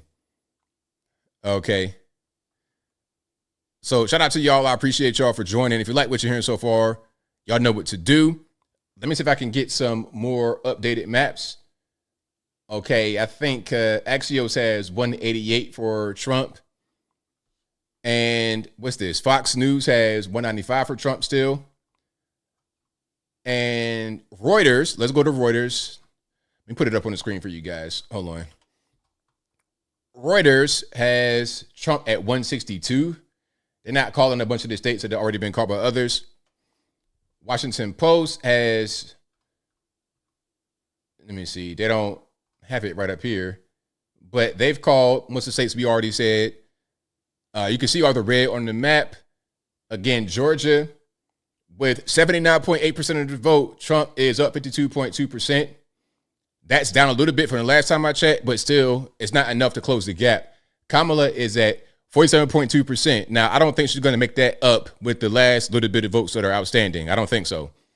Okay, I don't see her making that up. North Carolina, 65% of the votes in, 52.0% for Trump. Virginia, 60.3% of the vote in, and Trump is gaining. We were looking at it. It said 49 point something. Then it was 50 on the dot. Now 50.1 in Virginia. Okay, we need to go look at county by county in Virginia if we can. Let's try to refresh that and let's do it county by county. All right, because this is really important. Virginia, listen, Virginia has been blue for years, and I watched it go blue when I was a child. Up here, this is all Northern Virginia. You can see the amount of votes. Fairfax County, 278,000 votes for Kamala with 70% of the vote in. Arlington, 33,000. Alexandria City, Fairfax City. Prince William, 124,000 for Kamala with 95% of the votes, and that's pretty much done. Loudoun, pretty much done, 56.6% for Kamala. But the main thing is the total vote for the state. That's the main thing. So you can see Northern Virginia up there, that blue spot, and then you see some of the cities that's not in the mountains. Charlottesville is like right where the mountains end, or right where they begin, whatever you want to say. And this area, I don't know, it might go blue, it might go red, or it could be blue. We'll see. But everything else out west, all 100% MAGA country, all 100%. North Carolina, let's go county by county. Matter of fact, I zoom out a little bit, North Carolina. Let's zoom out a little bit. So 66% of the votes in, and you have 52.0% for Trump, 46.8% for Kamala. Let's zoom in. Asheville is, well, the county, Buncombe County, 61.7% for Kamala with 93% of the votes in. Now, the thing about Asheville, but we got to understand, is that you have a mixture in Asheville of people that's from Appalachia and people that's not. It's like Nashville. You got people that's from Nashville, people that's from Tennessee and Nashville, and you also got Californians that come out there. They do the same thing. They do the same thing in Asheville. Okay, that's kind of a Austin, Texas type place right there, actually, believe it or not. Charlotte, of course, that's going to be a blue place. Charlotte is baby Atlanta. Baby Atlanta. You can see how small it is compared to the Atlanta metro area. It's that one little blue dot right there compared to Atlanta, where you got Wakanda Forever. You got Fulton, DeKalb, Clayco, Henry, Newton County, Gwinnett, a little bit of Cobb. Let's go to Cobb. So Cobb, 82% of the votes in, 57.1% for Kamala, 41.9% for Trump. That's actually pretty good. It's not bad. But then once you go to Fulton, once you're like in the perimeter, all of that, Okay, 27.1% for Trump is still not bad in a place like Fulton County. All right, let's go to Douglas, 65.4. And that's like where Six Flags and whatnot is. Gwinnett, you're kind of further up to the north. Okay, you're getting north. Gwinnett, 60.3% for Kamala with 16% of the votes in. And of course, down here is going to be pretty much all blue. All right. Now let's go back. Let's go to Michigan, 15% of the vote. Wisconsin, 35% of the vote. And it's close in Wisconsin. It's close in Wisconsin. They're talking about, hold on, it won't let me just. Wisconsin, 35% of the vote, so it's still pretty early. But Kamala, 49.8 to Trump, 48.4. Still pretty close, but still pretty early. Minnesota, early, only 2%. Iowa, 33% with Kamala in the lead, 50.0%. Close. Nebraska, Kamala's in the lead, 40%, 50.2%. Kansas, Trump's in the lead, 56% of the vote, 51.9% of the vote for Trump. Colorado, I think they're going to call Colorado, but some of these maps have not done it yet. Pennsylvania, still early, 49.9% for Kamala, 49.2% for Trump, with 43% of the total vote tabulated. That's going to be close. I think Michigan's going to be close. Pennsylvania's going to be close. Wisconsin's close right now. These are all going to be close. The swing states all close. But I think all down here, below the Mason-Dixon line, is going to be all red wave. VA, North Carolina, Georgia, Mississippi. It should have been called Mississippi. That's not Kamala country. Pennsylvania, close. 44% of the vote tabulated. 49.6 for Kamala. 49.5 for Trump. Look at this. Now look. So Kamala has 1,534,416 votes. Trump has 1,530,605 votes. Chase Oliver has 14,144 votes. That right there is enough to put Trump over if it all went to Trump. Well, almost. Well, yeah, he would have it with 14,159, but I can't say that will all go to Trump. And it just changed just like that. But it's still just a 1 point margin between Trump and Kamala with 44% of the vote in. Okay. Now, you want me to refresh? Let me see if I see. But these maps are all different because they're not showing everything. Okay, you got, so, oh, wait, we're 10 o'clock. We're 10 o'clock. Okay, let's go to Fox because they're going to have updated results. Because I'm sure that some polls are just closed right now at 10 o'clock. Utah got called for, okay, hold on. Let's look at the Senate. Evening, Republicans now have 48 seats, including the West Virginia seat, which is a flip. Majority obviously would be 51. 38 seats on the Democratic side as we wait for a number of very consequential Senate races to come in here this evening. Well, welcome to the panel, Laura Ingraham. Sean Hannity is still here. Jesse Waters. Jesse, what are you thinking? Well, if this was a cannonball contest, Trump would be winning by a lot because of the huge splash in Florida. I mean, he beat Biden by 3, and now he's at almost 14 over Harris. That's a big statement right out of the gate. She has not had a big statement so far tonight. The other big splash, Virginia. Now, we don't know how Virginia is going to shake out, but Biden won Virginia by 10, and now it's tied.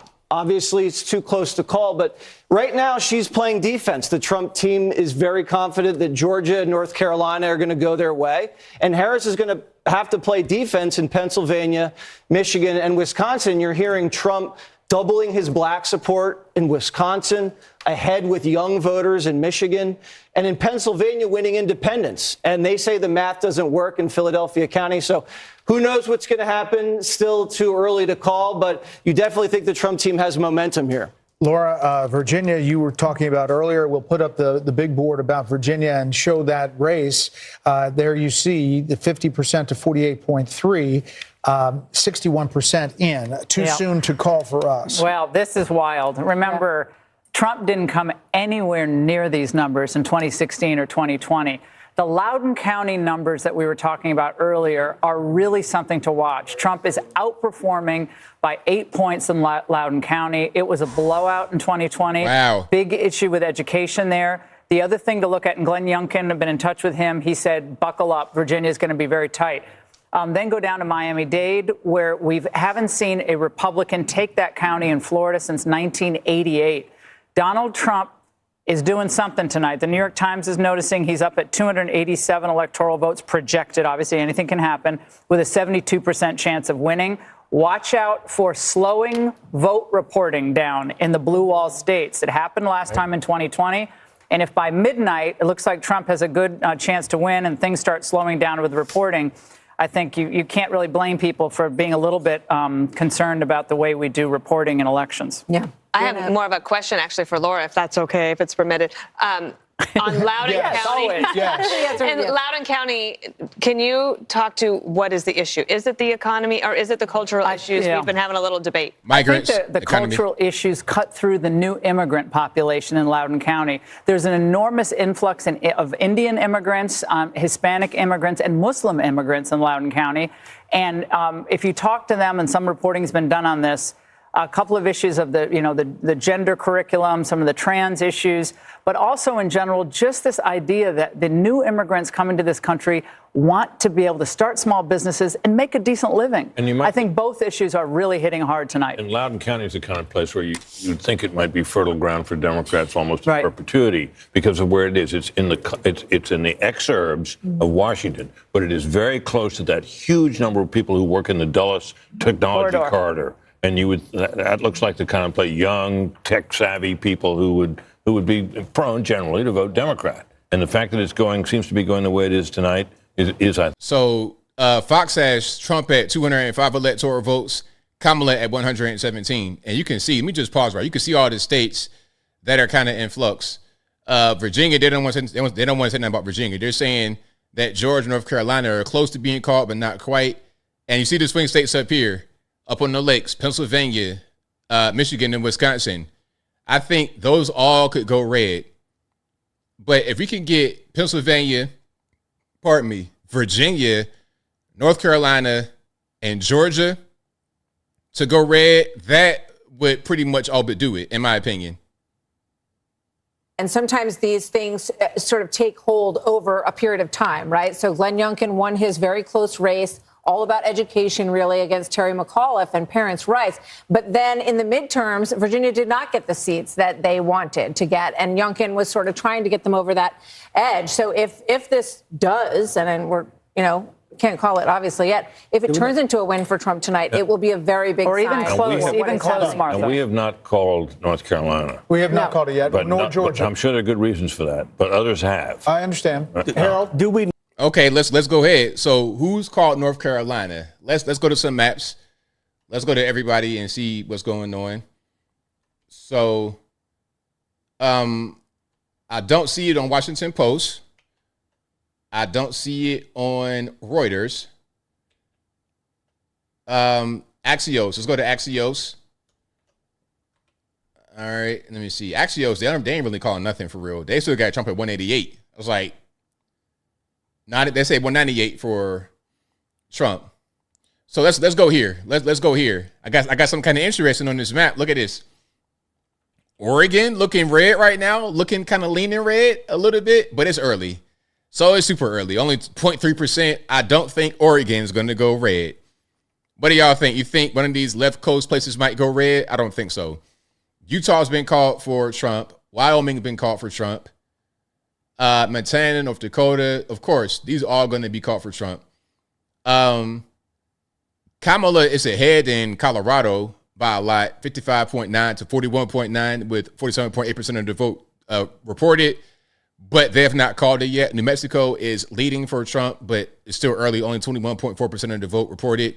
Arizona, 34.3% of the vote reported, 49.6% for Trump and 49.6% for Harris. I'm not making this up.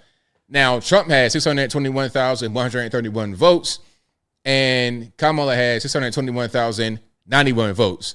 So a little bit of quick math. What's that? 40 votes? 40 votes of a difference. Now, Oliver and Stein have 5,000.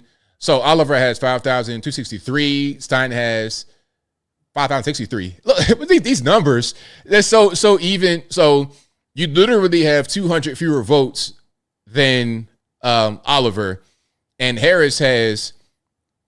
Well, okay, I thought it was Trump.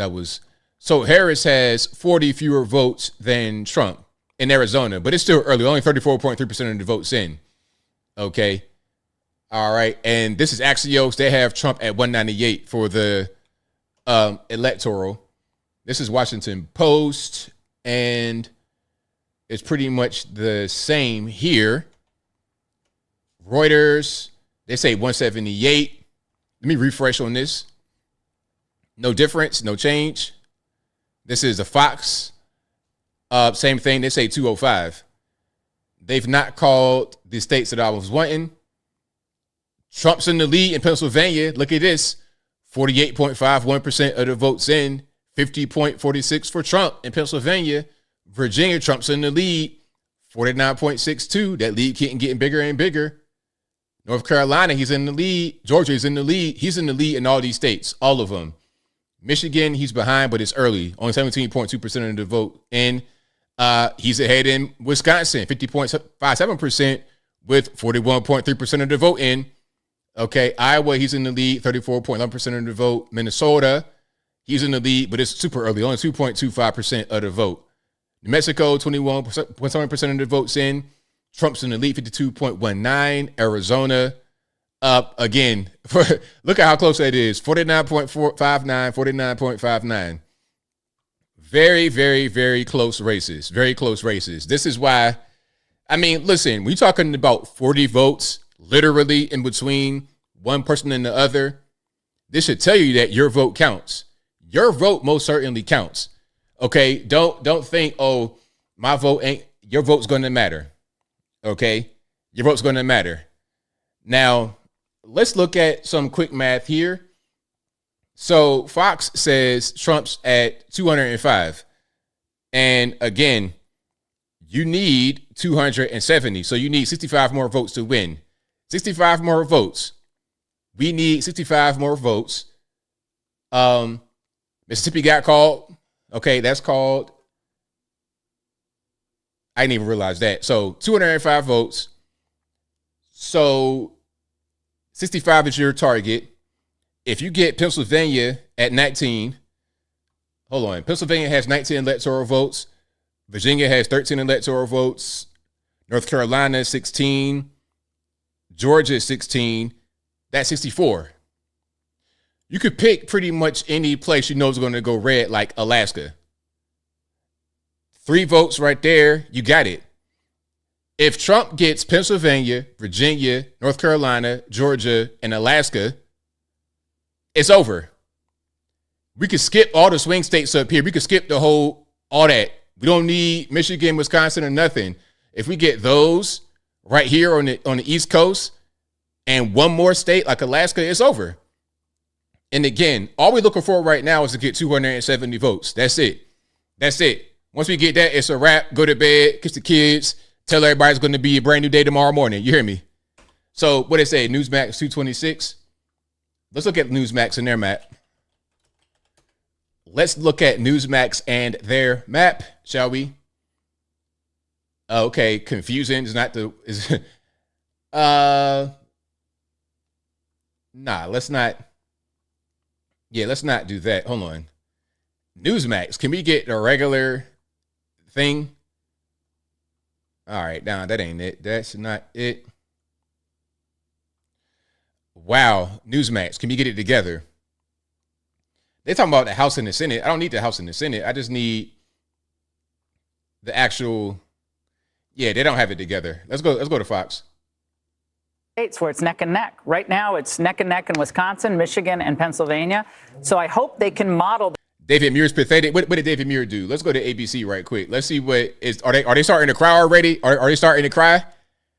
Nah, don't do all that crying now. You won't cry when you were trying to lock everybody up for walking in the Capitol building with a flag talking about I love America.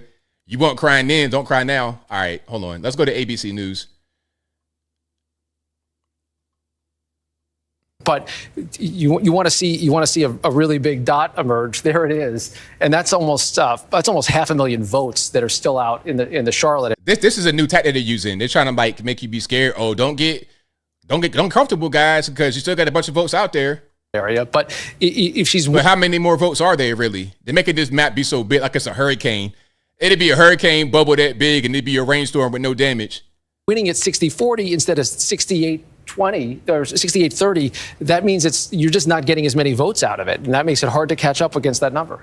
No question about that. We're going to check in with Trump headquarters in Florida. We're going to check in with Harris headquarters, see what the mood is on the ground at this point in the night. And we're going to keep digging into these Rust Belt states, Pennsylvania, Michigan, Wisconsin, because that appears to be the path as we continue in the night, at least for the Democrats to keep this alive. As Rick Klein just points out, and smartly so, the reason North Carolina can't be called is because of the outstanding vote in Charlotte, which is a Democratic area. But given the margin between the two, it might be really difficult to make that up. So we're going to keep our eyes on the math. We'll get right back to it right after the break. David Muir about to fall apart. He about to start crying. Hey, he about to start crying on camera. Hey, listen. When we win here, the meme material is going to be golden. Oh my. The new gold rush for these memes. Man. But listen, though, to all the people that want to act up, act the fool, act crazy because you lose, listen, I don't want to hear nothing. Don't be out there trying to act up. No. Because we thought we said that's frowned upon in this country. No more political violence. No more January 6th, right? I don't want to see these lefties out here making their own version of what they think January 6th is. I don't want to see it. I promise I don't. Okay. I'm refreshing the maps. You always say, refresh ABL. I promise I'm on it. I am. Yes, 11,000 viewers. Thank y'all for being here. Really, really appreciate y'all. You guys are the best. Y'all don't know what this means to me. I've been looking forward to this day for 4 years. For 4 years, I've been looking forward to this day. To this day, like your man, the boxer. To this day, every day, for years. And we're here. And we are here. All right. So let's go county by county because I don't really see a big difference in the race so far. Let's go county by county. Okay, so Colorado got called by Reuters. Pennsylvania is still close. But let's look, though, because let's look at these states I'm talking about right here on the east side of things, on the East Coast. Okay, now let's go Pennsylvania. I think Ohio already got called by another place. Michigan, 19% is still early. Wisconsin, 43% of the vote. Kamala, 49.9. Trump, 48.5. Iowa, Trump's up 53.1 with 47% of the vote in. Minnesota, 2% of the vote still early.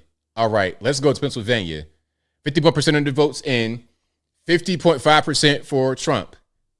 Virginia, 68% of the vote in. 49.1 for Kamala, 49.1 for Trump. Kamala's in the lead by about 200 votes. Literally 200 votes. Nah, pardon, I'm reading that wrong. It's like about 1,000, maybe about 800 votes. 800 votes. And North Carolina, Trump's in the lead, 52.4 to 46.3. They were talking about there's a bunch of votes from Charlotte that had not been counted yet, but it ain't gonna be that many because look how small Charlotte is, though. This little dot right here, I mean, it's not that big of an area. Okay, and there's going to be a lot of Democrat votes that come from there, but a lot of Republican votes too. It won't be enough, in my opinion, to make up for the difference in the margin. They might as well go ahead and call North Carolina. They might as well go ahead and call it. They called South Carolina. Shout out to South Carolina. Georgia. Now listen, Georgia has 81% of the vote in. Trump is leading 51.9 to Kamala 47.2. With 81% of the vote in. Now his lead has diminished a little bit from like 52.3, 52 point something to 51.9, but she's not gotten above where she's at, really, 47.2. She's not really gained any ground. I don't see Georgia going for Kamala. I see Georgia going for Trump and North Carolina and Virginia and Pennsylvania. Once we get that, it's over. New York City? Okay, let's go to New York City. So Kings County, 84%. Kamala, 71.7%. Queens County, I think I said King. So Kings County has 84% of the vote tabulated, 71.7% of the vote going for Kamala. Queens County, 79% of the votes been tabulated, 62.2% for Kamala. Now, was it Staten Island right here, Richmond County? Richmond County, it's red, and Trump has a majority of the votes, but they're counting it for Kamala. Okay. Like they've already called it for Kamala. So Kamala, Richmond County, Kings County, Queens, Nassau, and of course out here, Long Island, the extended part of Long Island, Suffolk County, it's looking red, but it's been called for Kamala. Westchester, 65.9% for Kamala has been called for Kamala. Rockland, it's all Kamala. Up here. All right, and New York City. Which, I mean, we had to expect that was going to be the case. Once you up here in the state, it's a little bit different. But down New York City, you can't really expect anything else other than that. All right, the Daily Wire Election Hub is where you want me to go. Now, let's see what they're going to do. Let's see what they got going on. It better not be no janky website or I'm going to be upset. Okay, hold on. Let's see. Okay, it looks nice. Now, Daily Wire has Trump at 226. But is Daily Wire calling it? I'm not quite sure I trust it. Hold on. Let me just show you what Daily Wire has. But this is why I have multiple maps. I got Daily Wire, Fox News, Reuters, Washington Post. I got everything. Y'all know how I do. I'm not a biased person. I'll show you the conservative websites, the liberal websites, and I tell you to do your own research. So I'm going to show you everything. Now, Daily Wire has Trump up 226 to Kamala 108. Daily Wire had called North Carolina for Trump. They've not called Georgia, although 82% of the votes are in, 51.8% are for Trump, 47.5% for Kamala. You got Chase Oliver, Jill Stein, and Cornel West all on the ballot as well. They have collectively less than 1% of the vote, but that less than 1% of the vote is about, 30,000 votes? Yeah, about 30,000, close to it. 16, 12, 28, about 30,000 votes. So that could be a difference maker. They called Ohio. Now Daily Wire says Pennsylvania is leaning red, but they called Virginia for Kamala. I don't like that. Daily Wire, I don't like that. But maybe they're right. So Virginia has been called by Daily Wire. 95% of the votes are in. Kamala, 49.6 to Trump, 48.7. That's what they say on Daily Wire. Okay. Now, Pennsylvania, 51% of the votes in is leaning Trump right now, but it's still early. Michigan, 52.5 for Kamala, 22% of the votes in, still early. Now, Wisconsin, wait a minute. 95% of the votes in and Trump, 54.7. I'm not quite sure that's right. Can y'all confirm Wisconsin? Okay, let's look at the other maps. AP called Virginia for who? AP called Virginia for, I'm seeing different things.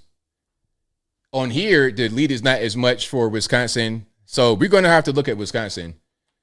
All right, this is, what's this, Reuters? They've not called Virginia. Wisconsin is neck and neck, 49. And let's go to Fox. There's no difference, no change. Virginia, they have Kamala leading. North Carolina, Trump's stomping a complete mud hole and Trump stomping a complete mud hole in Kamala Harris's campaign. Georgia, he's up still, and I don't see that really closing. What they're counting on in Georgia, meaning the Democrats, they're counting on the votes that have yet to be tabulated from Fulton and Cobb to work in favor of Kamala. They may give her more votes, but it won't be enough to close the margin. Okay, it's pretty much done. 87% of the votes in is pretty much done in Georgia. So I think we're going to get Virginia, North Carolina. Well, VA, I'm not sure. Pennsylvania, North Carolina, Georgia. We might get all of them. Wisconsin looking good for us. Iowa looking good for us right now. So we're going to see. We'll see how it works. Yeah, it's a decent margin. Yeah, so it said Virginia's dark blue. Yeah, but you can see all of where it comes from up here. That's the thing. That's the thing. CNN called Ohio for Trump. Shout out to CNN, and they got it here on Fox that Ohio's been called for Trump. All right, let's go to some more. This is, what's this? Axios. They kind of whack a little bit. Let me see if I can just refresh. They ain't really. I'm gonna go ahead and just close that out. Okay, I'm gonna go ahead and close that out. Let's go to Fox. I mean, they're obviously seeing something out there in Iowa, but this is Trump pulling away. Let me as you bounce around. Yeah, all good. This is Ohio, guys. Okay, 8 points in 2016, 8 points in 2020. 80% of the estimated vote is in. He's up more than 12 points. Oh my goodness!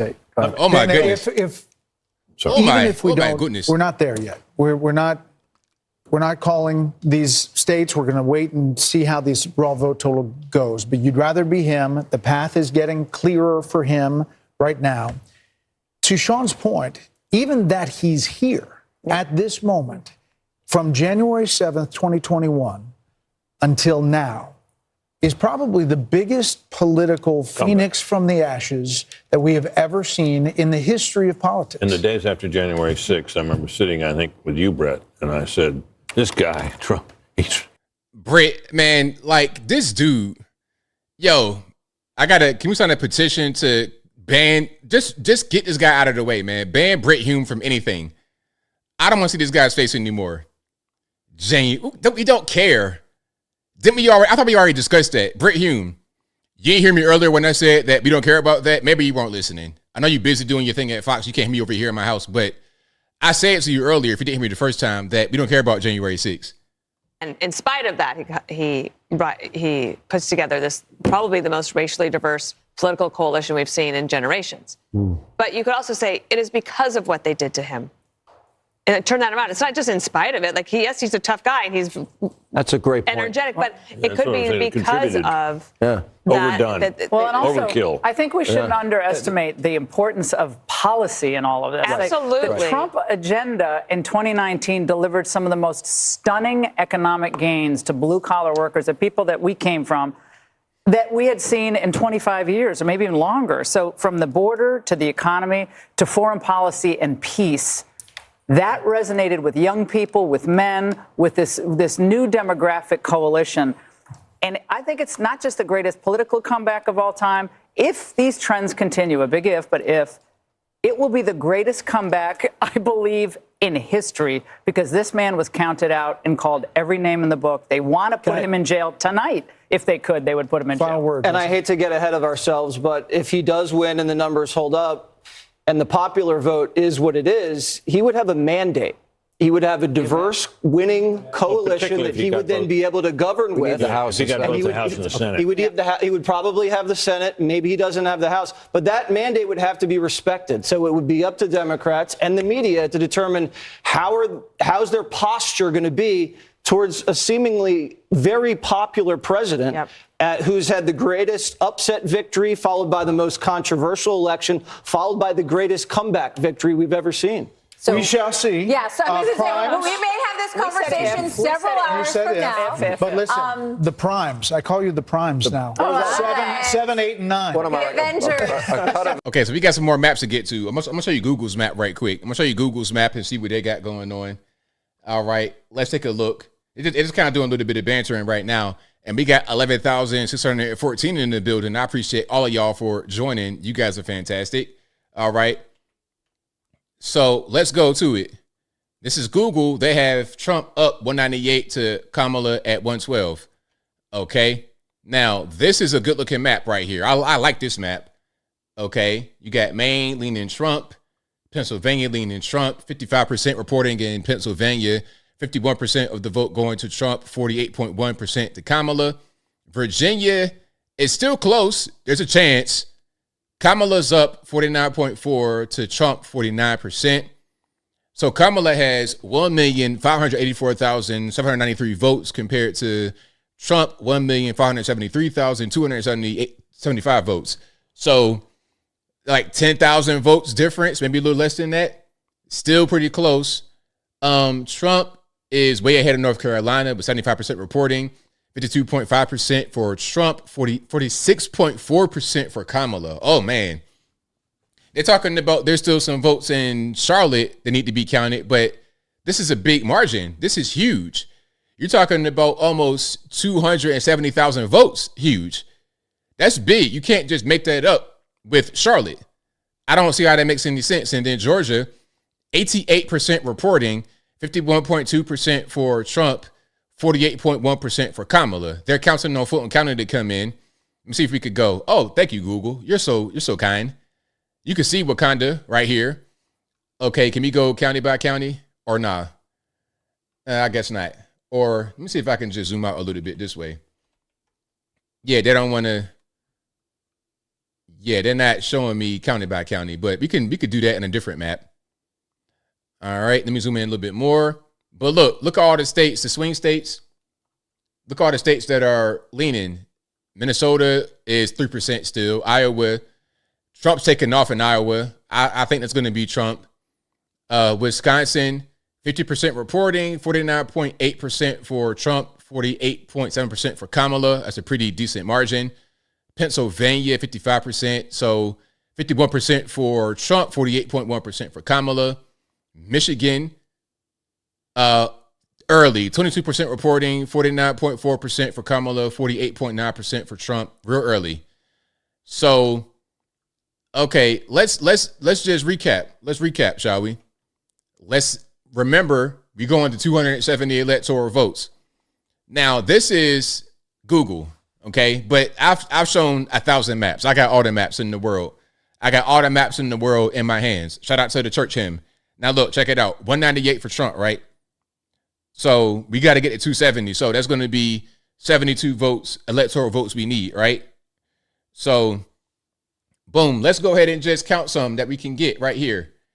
And let's just count the ones that are leaning for Trump, shall we? So 72, that's the goal. Georgia has 16 electoral votes. North Carolina, same thing, 16 electoral votes. So already we at 32. Then we're going to go to Pennsylvania, 19 electoral votes. That's a pretty big dog, 51. And let's go to Wisconsin, 10 electoral votes, also pretty big, 61. Right there, let's go to Minnesota. I don't know about that. Let's go to Iowa, 6 electoral votes. There we go. We pretty much on it. Alaska or something like that would be 3. That's 70. We need one more. What, Kansas? Did I already count Kansas? I'm not even really sure. But we pretty much got it in the bag. We pretty much got it. Especially if Virginia could go the other direction. If Virginia could kind of just tighten up and go the way that I would like for it to go, then we'd be good money. We'd be so good. But Pennsylvania, North Carolina, Georgia, and like Wisconsin, if we can get one of these two, if we can get Michigan as well, that'd be great. And Michigan is still close, but it's still early with Michigan. Yeah, so I think we got it. Georgia was called for Trump by who? Who called Georgia for Trump? I've not seen that in any of my maps. Let's go to let's see what Daily Wire wanted to put up. So Daily Wire is calling it. Daily Wire is kind of being a little bit aggressive, in my opinion. I think they might get some of this stuff wrong. But I hope they don't, actually, because Daily Wire, look at Daily Wire. Daily Wire has everything. They called North Carolina, Georgia, all of that for Trump. They called Virginia for Kamala, unfortunately.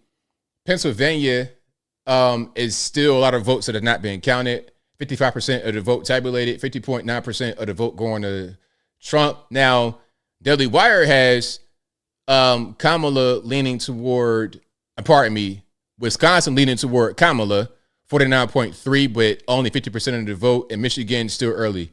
Wisconsin, Michigan still early. Minnesota super early. Iowa, they call Iowa for Trump. New Mexico is looking like it may go to Trump, but how does New Mexico normally vote? Or is that a red state normally? Arizona looking kind of like right down the middle, actually.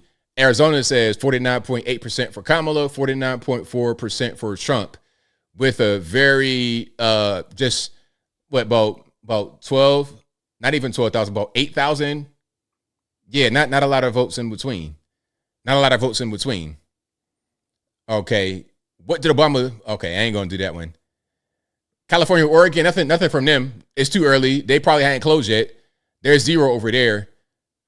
But this is the Deadly Wire map. Let me go to another map and see if we got anything. Let's go Washington Post and see what they got. Nothing from the West Coast, Washington Post. All right. So Angela also, I think you called her earlier, Angela also Brooks, the governor. So in Maryland, in the Maryland Senate race, Angela also Brooks won, defeating Larry Hogan, the former governor, for a Senate race in Maryland. Okay. What's this? Reuters has Trump at 201 electoral votes. Let's go back to Fox. They still stay at 205. Georgia is still looking good. North Carolina looking good. Fox has refused to call Virginia for either Kamala or Trump. Fox says with about 70% of the vote tabulated, Kamala's at 49.46, Trump's at 48.94. They say Kamala has 1,638,368 votes compared to Trump, 1,621,019 votes. So pretty, about what, 15, 20,000 votes difference. That's kind of not a lot. Let's go to CBS and see what they're talking about. And let's go to the all-important Erie County, which we all focus on. Again, 32% of the vote in. Kamala Harris doing slightly better than considerably better than Joe Biden did, at least at this stage of the evening in Pennsylvania. We have a projection, but then I want to go inside the numbers in the other blue wall states of Michigan and Wisconsin. But first, CBS News projects that Iowa is for Trump, that the former president has won the state of Iowa. You see, hey, who was the moron that talking about Kamala's leading? Was it Iowa that said that she was leading? Really? 55.1% of the vote going to Trump versus 43.3%. This is a curb stomping. Electoral votes now in the Republican column. John Dickerson, want to check in with you. What are the exit polls showing us? Various different splits with the electorate. We've also talked about how there are shifts going on. Donald Trump is getting more of the African-American vote than you might have expected, or you would have expected a Republican to get in the past. We've talked about Latino voters. Another key way to think about the electorate is between college and non-college voters. Particularly, let's look at white college voters. That's to say voters with a college degree. So let's look at white voters with a college degree. Kamala Harris, 54 to 44. So that's a 10-point margin. The reason this is important is this is a key part of the new emerging Democratic base doing well with college-educated voters. That's 7 points better than Joe Biden did in 2020. He won that group, white college voters with a degree, by only 3 points. Now let's look at the other group, which is the one that Donald Trump does well in, and that's white voters without a college degree. Now you see he is creaming Kamala Harris, 65 to 33. Excuse me, sir? Sir. Do you know you on television? I can hear you. Sir. What in the world was that? Am I tripping, or did I hear something that I shouldn't have been hearing on television? Sir, you about to get a crazy FCC fine. What in the world was that? Kamala Harris overperforming with white college voters. Donald Trump doing essentially as he did in 2024. Man, I get it. I know what he meant, but come on, man. You're on television. Use your brain a little bit. In the battleground states, white non-college voters are a big part of Wisconsin and Michigan. In those states, the picture is a little bit more mixed. Now, I'm not going to have exit poll slides for you or graphics, but just to give you a sense of the picture. In Pennsylvania, the picture we just described, where Kamala Harris is doing well with white college voters, she's doing 19 points better than Donald Trump in Pennsylvania. Biden beat him only by 9.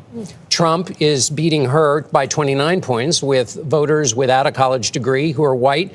beating her by 29 points, but he beat Biden by 32. So the Pennsylvania story matches that national story. But in Wisconsin, and I'll just wind it down here, Wisconsin and Michigan, it's much tighter. White college vote for Harris is about what it was for Biden. White non-college, Trump is doing a little bit better in Wisconsin than he did in 2020. In Michigan, Harris is doing a little bit better among white college voters, but in white non-college, Trump is up by 3. So in those two key states, the picture's a little bit more mixed than at the national level. Nora, back to you wherever you may be. I know, John. I decided to stay over here with Major Garrett. Sure. Well, who can blame you? Who can blame you? No offense to any of you, but of course, I'm geeking out over here at the board, and I wanted to know about Michigan and Wisconsin because we haven't yet. Look at this. They have Kamala at 200 and no, hold on, wait, not 200. They got Kamala at 91 electoral votes. Yikes, 91. That ain't gonna do it, Kamala. You need to get to 270. How you gonna do that? How you gonna do that, man? This is CBS. Trump at 207 electoral votes. Kamala at 91. Yikes. So, Major, take it away. So, again, Michigan, 23% of the vote in. Percent of the vote in. Where is that vote that we still need to see come in? Where is it concentrated? Milwaukee and Madison. Those are good, strong areas for the vice president. What is the general orientation? Vice President Harris, according to our estimates, needs 50% of the outstanding vote. We saw just a moment ago where it's concentrated, Madison and Milwaukee and the surrounding suburbs. According to our estimates, she's going to get 40. So look, you see what's going on here. She needs to win Wisconsin 50% of the remaining vote that is yet to be tabulated. But CBS estimates she's only going to get 43%. That ain't going to do it, Kamala. You need a prayer and a miracle, and it ain't going to happen because God's not on your side tonight. God's not on your side tonight, Kamala. I promise the God's not on your side tonight. 3% of that outstanding vote. That could be problematic in Wisconsin for some of the reasons that John mentioned on some of the exit poll data in that state, showing a difference of the coalitions and the assemblage therein. So she may be in trouble in Wisconsin. She may be in trouble in Wisconsin, exactly, based on our current estimates, yes. And what about Door County? Door County, let's bring that out. Mm-hmm. Door. Interesting. 76% in. So sometimes Door County has, I think Door County has always predicted the potential. Door County has a near perfect record, and she is running slightly behind Joe Biden. Trump is currently in the lead there. We have it a light shade of red, leaning Trump. Really interesting. All right. Okay, I see. I was like, he's not in the lead. But so you can see right here on the right-hand side, that was the 2020 election. So in 2020 in Door County in Wisconsin, Joe Biden won that in 2020, 49.9 to 48.5. Now Trump's in the lead with 76% of the vote in, 50.1% to 48.5. Light shade of red, leaning Trump. Really interesting. All right. Thank you, Major, for indulging me. Now to Maurice Dubois at our Path to Victory table. And Maurice, I know we're all looking about the importance of Pennsylvania. We sure are, Nora. Thank you so much. Let's first take you through where we stand right now. We are at 201 for Donald Trump, 91 for Kamala Harris. But if we look at the beginning of the night, this is where we expected and will expect the votes to go throughout the evening. Red states for Trump, blue states for Kamala Harris. She started with 226. He started with 219. And what we believe to be likely based on past experience and past voting. OK, so let's see what Pennsylvania, how it shakes out when it comes to being pivotal for Donald Trump.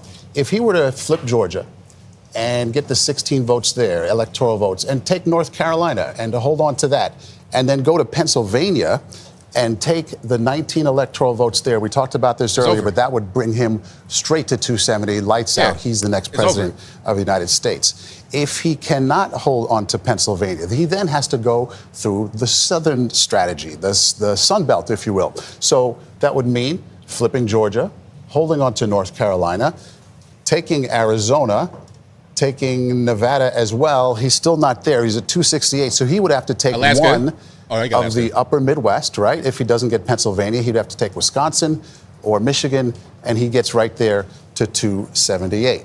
Now, for Harris, Pennsylvania is huge. It's big. So if she were to take Pennsylvania and hold on to it, Joe Biden won it by 82,000 votes last time.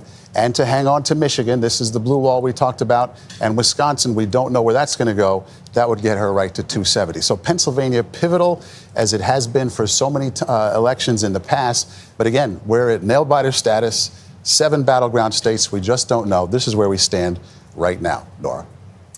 Maurice Dubois, thank you so much. And when we come back, we'll have new results to report. CBS News, America Decides, election 2020. All right, so let's go back to the Google map. Shout out to the Google map. Shout out to all the maps. Let's go back. Let's refresh and do all that good stuff. All right, hold on. Let me get myself together. And if you like what you're hearing so far, I know what to do. We got 12,000 in the building. Shout out to y'all. I'm loving it. We got 12,000 in the building. Thank y'all for being here. There's nowhere in this world I'd rather be than right here, right now, than with y'all. All right. Now, look, Google has Trump up 210 to Kamala 112. Okay, so we got quite a bit. We still got Georgia in play. 88% of the vote reported. Kamala is 48%. Trump 51.3%. North Carolina 84%. Trump 50.7%. Virginia 72%, with Kamala up 49.7% to Trump 48.7%. Pennsylvania 60% reporting, with Trump at 50.9%. Michigan, 24%, still early. Wisconsin, 56%. Trump's in the lead, 49.9 to 48.7. 48.6. Minnesota, still early, 5%. Let's go to Arizona, because all you guys asking about Arizona. Arizona, still early, but not that early, 50%. 50% reporting, with Trump in the lead, 49.6 to 49.6. Okay, so that's 902,800 to 901,754. So that's a pretty tight margin. You're talking about 1,000 votes in between them. Really tight margin, but Trump's in the lead, 50% reporting. So look, I mean, you see all the places that are leading. Just take a look at the map and gaze in the beauty of it, right? Look, you can see all the places that are leading Trump, and he's already at 210. So let's not keep our eyes off the prize. We need 270. So we need 60 more votes. You get Georgia, North Carolina, Pennsylvania, like it's pretty much a done. Arizona. So wait a minute. So we need 60, right? We need 60 from where we are right now. We're at 210. We need 60 to get to 70. So Arizona has 11 electoral votes. Georgia, 16.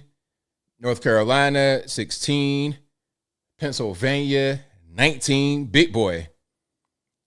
And we just need one of these right here. After that, it don't matter. Let's go to Wisconsin.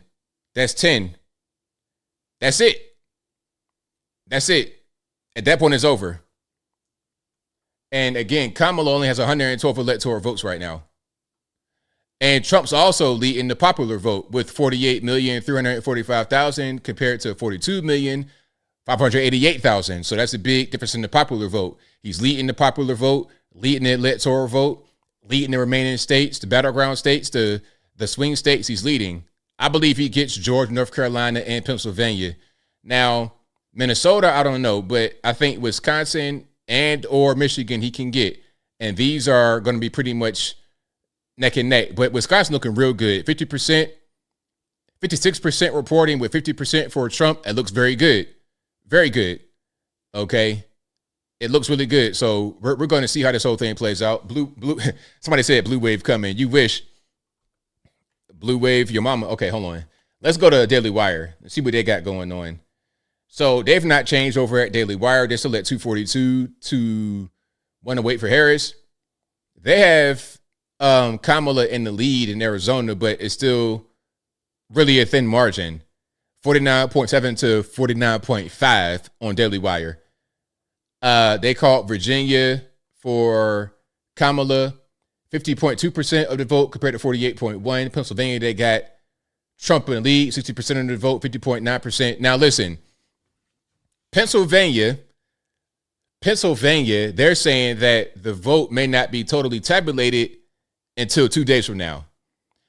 But if the outstanding vote is not enough to make up the difference, make up the margin, then you can go ahead and just call it, because it doesn't even matter if you're counting the votes. It's not going to be enough to make a difference.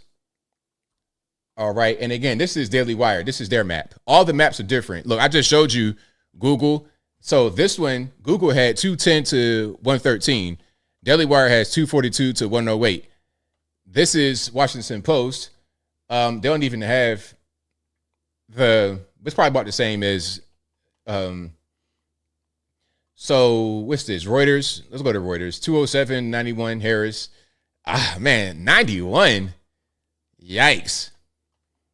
Fox, let's go to Fox. They're saying 211. So I guess some type of, what's that? Like Nebraska, some weird stuff. I don't know. One of these places that got like one vote you get is weird. Anyway, that's what's going on right now. Georgia with 89.95% of the vote. Trump's up 51%, 51.1%. North Carolina, 84.52% of the votes in, 50.77% of the vote going to Trump. Virginia, they've not called it yet on Fox. 73.14% of the vote in, 48.4% for Trump, 49.4% for Harris. Doesn't look good for Trump in Virginia, but Pennsylvania looks good. 62.69% with Trump in the lead, 50.98%. Michigan looks good early. Wisconsin, 56.4% of the vote tabulated, 49.7% for Trump, 48.54% for Harris. Minnesota still early. Arizona looks good. I'm confident. I don't really see how this goes any other way other than the right way. What do y'all think? Be confident? We're going to go ahead and just bring it on home? Is she getting stomped into wine? What do y'all think? All right. Let's go ahead and go here. But just note, Donald Trump led this group by 3 points in 2020. So he is, in fact, slightly underperforming with that group. But here is a huge story that we are seeing develop. Voters under age 30, 52% of the vote going to Harris, 44% to Trump. That's an 8-point margin that she's leading by. Biden led with this group by 25 points. Kellyanne was just talking about this a moment ago. He led by 25 points with this age group back in 2020. She is significantly underperforming with the younger voters right now. Want to jump back in and also talk about the Hispanic vote. Hey, when Trump wins, I might just go crazy. I might just cover my face in Cheeto dust just on GP, just because. And like, what you doing? I'm making America great again. That's what I'm doing with the Cheeto dust on my face. Yeah, straight Cheeto, orange man. I'm a convert. You know what? When Trump wins, I'm not gonna be black no more. I'm gonna convert my race. Like how you could be a transformer and identify as a pet poodle or something like this. When Trump wins, I'm gonna become orange. All right, ain't no more black, ain't no more white. I'm a whole new race. Top that. What you gonna do about that? What's your race, ABL? I'm orange. That's my new race. Story. Harris is up by 6 points with Hispanic men. Biden led with 19 points. Wow. So there's really some interesting stories developing with the younger voters and the Hispanic vote out there. Brett and Martha, as you know, we have heard it on the ground. A lot of those American Hispanic voters, they don't like what they're seeing with illegal immigration in this country. They've been speaking about that. We are seeing that show up in our analysis. So when Trump talks about the illegal aliens, the migrants, they're eating the dogs, they're eating the cats. When he speaks about that, the Hispanic voters are not really offended. Very interesting. Very interesting. Well, maybe some of them are, but not enough to make a difference. I mean, you seeing more support from the Hispanic population because maybe, just maybe, not all Hispanics are over here illegally and committing crime and things of this nature. Just maybe. Just like don't all black folks, what is it for black men? Okay, smoke crack, shoot people, poor, poverty, all that kind of stuff. I mean, all right, let's go back to Britt Hume. Come on, with your Men's Warehouse. All right, hold on. Very long indeed. Yeah. I mean, well, it's a significant, to say the least, point that Kellyanne was making, which is that it all stops, right? And I think that I don't even know if in 2028 we'll still be talking about the Hispanic vote, right? Because with every immigrant group that comes through, eventually you're just an American. And you care about all the issues that everyone else in America cares about, and it's not so segmented. So I see a lot of those barriers breaking down. Again, I think that the Harris-Biden team has no one to blame but themselves for these numbers. It's the policies that drove these people to vote for President Trump, and he also, the Biden-Harris people pushed them into Trump's open arms. And now they'll have a chance to have a different type of president if he were to win. I know we got the blue wall to see, but the betting markets, everything is sort of going this way. And you sort of have this feeling that the Hispanic vote is no longer going to be so segmented. It's just the vote, the American vote. Now, the betting market, you mentioned the betting market. I'm going to show Kalshi. Shout out to Kalshi. These guys are one of my sponsors. Shout out to them. I'm not even really being paid for this. I just want to show it. Look at you see right here. This is the betting market. You can bet on this. Trump's at 90%. Kamala's at 10%. This is active right now. Right now. And you can see when the election hit right there. You see? Before it was kind of close. It got kind of close like that. It was a little back and forth. But then once this actually hit, boom, boom. Big difference. Yes, I did bet my own money on it. I sure did bet my own money. Listen, I gave these guys an ad spot. I put my own money up. I sure did. But y'all ain't get that much. Y'all ain't pay that. I ain't gonna. I'm just saying. I want you to see the actual market, how big it is. I mean, it's bad. It's bad for Kamala. It's good for us. It's great for us. It's fantastic. Hey man, election bet. I don't even bet. But I know, look, man, I already knew this was going to go a certain way. I don't even go to casinos. I'm the type of dude that I won't even bet on nothing. But this right here, I had confidence. So I'm like, you know what? Forget it. I'm gonna do it. All right, check this out. Okay, a commercial. That's crazy. Check it out, a commercial. All right, can we go to some more maps? Let's do that. And if you like what you're hearing so far, please give the video a thumbs up. To build these marks. Let's go to David Muir. And I want to see somebody start crying when they lose. When Kamala. I want to see them start crying when Kamala loses. Charges against Kamala Harris. That's voters have had the opportunity to vote for him or vote against him several times now. So again, it's not the big urban areas. That's going to go pretty Democratic. And it's still possible that Harris pulls out enough of the vote in Madison and Milwaukee where we're still waiting on vote.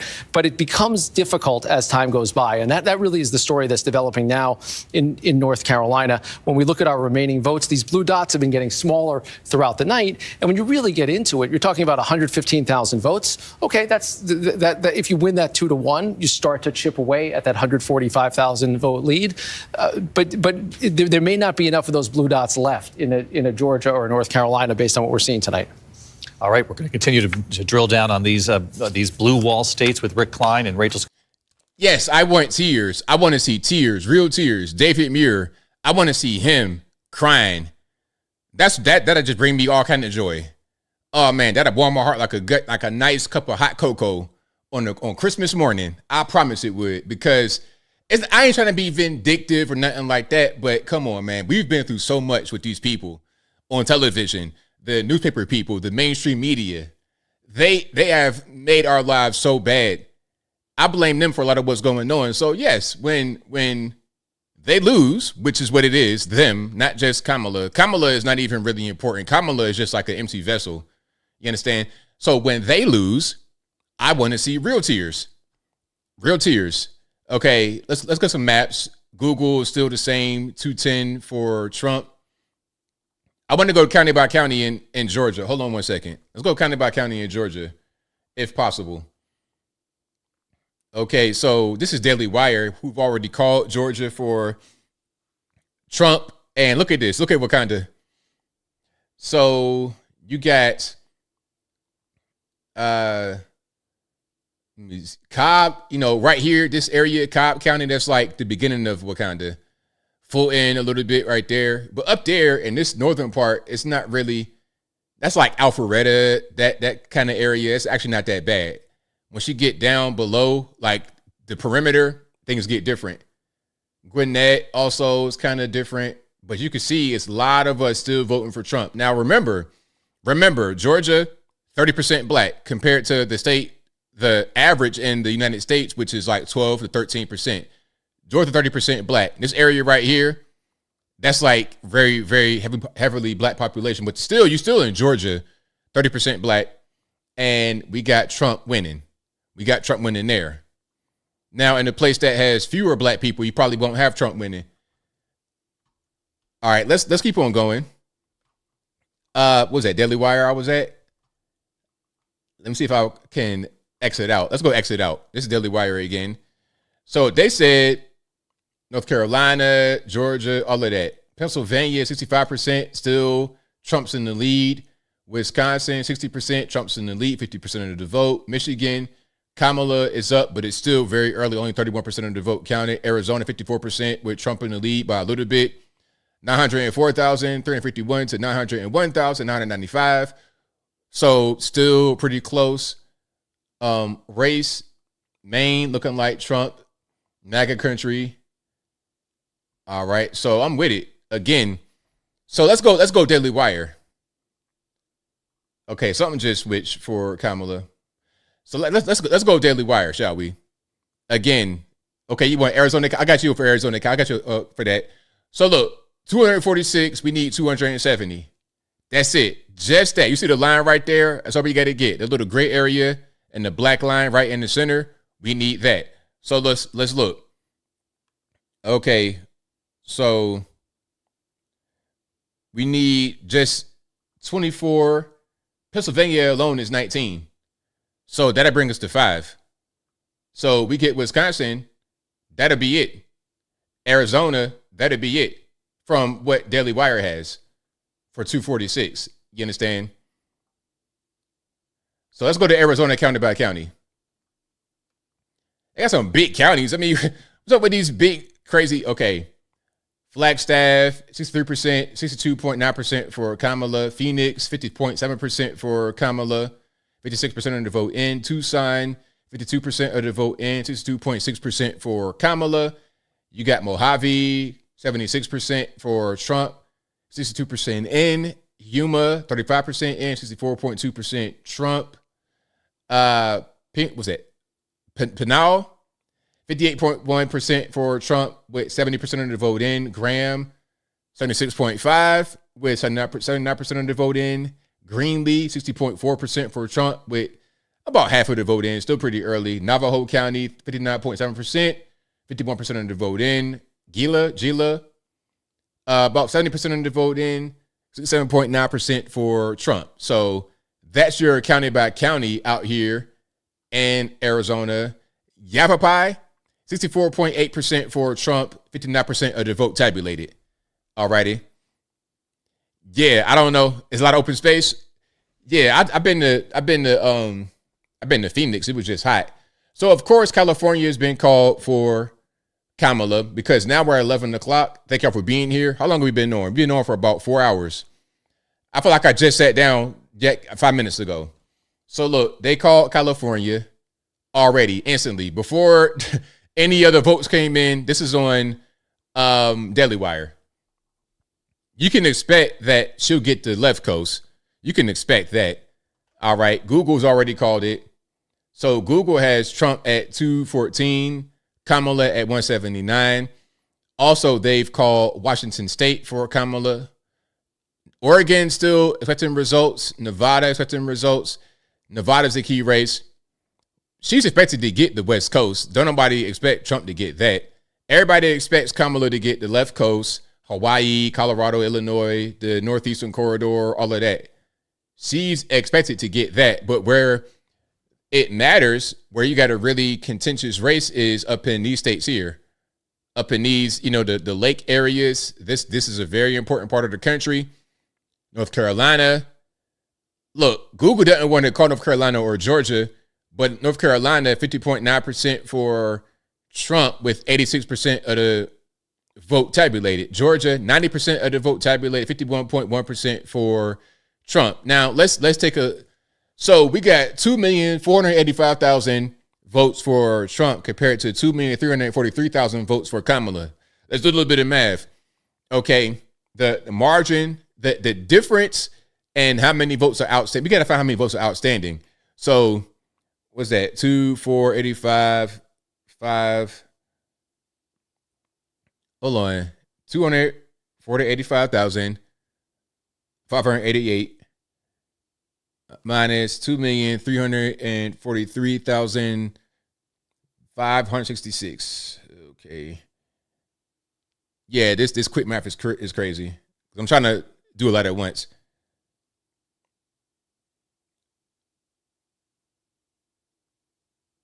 Yeah. All right. So that's 142,000 votes that they need to make up just to match, just to get to where Trump is, just to match where he's at. So I don't think it's going to be that many outstanding votes. Let's go to county by county. Not on this one. Let's go to Daily Wire. They already called it. Okay, they already called it. But look, you already got 93% of the vote in Fulton, 94% in DeKalb, and 73% in Gwinnett. Gwinnett is not going to be that much different. The most important place is Fulton County and Cobb, because Cobb is right there. Cobb, that's like Marietta, Atworth, all of that, I think, is right there. Kennesaw, that's like Atlanta Junior to the north and west. But Fulton is when you actually really in the mix. So if you got 93% of the vote in Fulton already, you're not going to get more. It's going to make that margin up at all. Okay, it's just not going to happen. It's not going to happen. Shout out to Tift County. All right. So let's go back. Let's see what Fox got going on. Let's look at CBS. This tells very much the story. So far, Harris is trailing Joe Biden's numbers there in Milwaukee, and that doesn't necessarily tell a strong story for her. Just a little bit behind Joe Biden's numbers in critical Dane County. This is a place where Democrats traditionally really run up a lot of votes. Now, again, this is not all in, but that tracking number plus just slightly lower turnout, perhaps, that's not enough of a margin. And let's walk through the needs and our projections currently. You got it. Okay, so there's your needs, right? Needs 51% of the estimate. That's not that hard to do, okay? So the trouble is, given what I just showed you in those key Democratic counties, right now she's tracking it, getting 44% of the. So we could pretty much go ahead and call Wisconsin. I mean, look, according to what they're saying on CBS, again, this is CBS, 51% of the outstanding vote is needed. Okay, hold on. Let me start over. Kamala Harris needs 51% of the outstanding vote to win Wisconsin. So out of the vote that has not been tabulated, she needs 51% of that to succeed. Now, CBS estimates that she's only going to get 44% of that outstanding vote. So she's short. I don't see how she wins Wisconsin. I don't see how that's possible. Now, can we go back to the map here? Let's go back to the map. Let's zoom out. So let's show all states, yes. So Wisconsin, look at this. 61% reporting, 50.5% for Trump, Kamala 48%. Doesn't look good for Kamala in Wisconsin. Looks great for us. Michigan, 28%, 51.5% for Trump, 46.8% for Kamala. But again, that's pretty early. Pennsylvania, 71%. Trump still in the lead, 51.3 to Kamala, 47.8. Georgia, 88% reporting. Trump still in the lead. North Carolina, same thing. It looks like, from what I'm seeing right now, let me just say what I look. Let me just see what I'm looking at right now. All right. I think that at least we're going to get 10 electoral votes from Wisconsin, 19 from Pennsylvania, 16 from North Carolina, and 16 from Georgia. Just from these right here. I didn't even mention Arizona. We can get that too. But that right there is 61 electoral votes. So they're saying Trump has 214 right now. So if we got those, it's over. Listen, if we get Georgia, North Carolina, Pennsylvania, and Wisconsin. That's 275 electoral votes. According to what Google says, with Trump having 214 right now. And on top of that, we could still run it up. Hey, you know what? It's like when you playing football or something, or basketball, and the other team getting beat real bad. All right, listen, I don't care. I'm gonna play. If you want to play, then let's play. If you want to quit, then go ahead. If you want to concede victory and tell me I won and sign it off, but this ain't how that works. We have to succeed. So let's run it up, run the score up. We can also get Arizona. That's 10 electoral votes. 11, pardon me. 11 electoral votes. That's 286 votes. Alaska, I think they have 3. That's 289. We might mess around and get beyond 290. And you only need 270. And look at the popular vote so far. 51 million, almost 52 million popular votes compared to almost 46 million popular votes. 52 million popular votes for Trump and 46 million for Kamala. So he is defeating her in the popular vote. He's defeating her in the electoral vote. I don't see how this race goes any other way. It's about to be a short night, guys. It's about to be a short night. I promise. I said, yo, by midnight, you about to get a pillow and get comfy. Now, I'm not trying to be overconfident, but the election, you know, is coming to an end. We're about to go in and just cross the finish line. Oh, we got just cross the finish line. Race to the end. Race to the bitter end. Don't let up at all. Okay, if it was Brazilian Jiu-Jitsu, choke him out till he can't go no more. Not literally YouTube censors, not literally. Sanchez want to bring. He said choke Kamala out. No, I didn't. All right, hold on. Let's watch this individual right here. Shared. Look, the path to 270 is narrow. I thought it was narrow coming in to the evening. I've said that Harris was a low ceiling, high floor candidate coming into this race. I think that holds true. I think Jen O'Malley Dillon's memo is correct that it seems like the blue wall is the path. And I will say this. I think Democrats are kind of coming to grips with the stubborn reality that some of the bets that were made in this cycle may just not pay off. That doesn't mean Kamala Harris will lose, but it does mean that some of the bets maybe around abortion and some of the bets around Donald Trump maybe receding in public regard just did not come to fruition. There is still a path despite all that. And I remember in 2020, many Democrats around this time of night felt maybe similar to looking at the map right now, the same way that they felt 4 years ago, the same way they feel now. And that race was able to be pulled through. But I think Ed's point is right. I think there are narrow paths to victory. And I think Democrats are bearing down for, what could be an extended process here when you get past those blue wall states, looking at Nevada, seeing. Now, here's something else I want to say. How much you want to bet when they lose? It's going to be all types of challenges, and the Russians interfered, and the votes didn't get counted properly, and the MAGA Republicans were interfering with the election, and they were trying to count the votes, and they were trying to be observers. How much you want to bet? Bet any kind of money that they're going to do something like that. How much you want to bet they're going to try to do that? And then at the same time, they'll say that we are the anti-democratic people for using a legal avenue to challenge an election. Like, what is that all about? I have the right to challenge an election. I have the right to question what happened, to ask for an investigation. I have that right as an American. You can't lock me up for saying that it was rigged and can we get an investigation? You could be upset, but what else you going to do? You can't lock me up for it, can you? Are we not in America? Are we not in America, or is it a banana republic? What's going on? Let's go back to Fox. Immigrants feel about immigration, because he is very much in favor of closing the border. Yeah, his brother was the ambassador. There's a lot on that. Garrett Tanning, our reporter in the Midwest, he's done a couple of pieces for us on a couple of small towns, one in Ohio and one in Indiana, that were completely just doubled. So as of right now, we still got 48.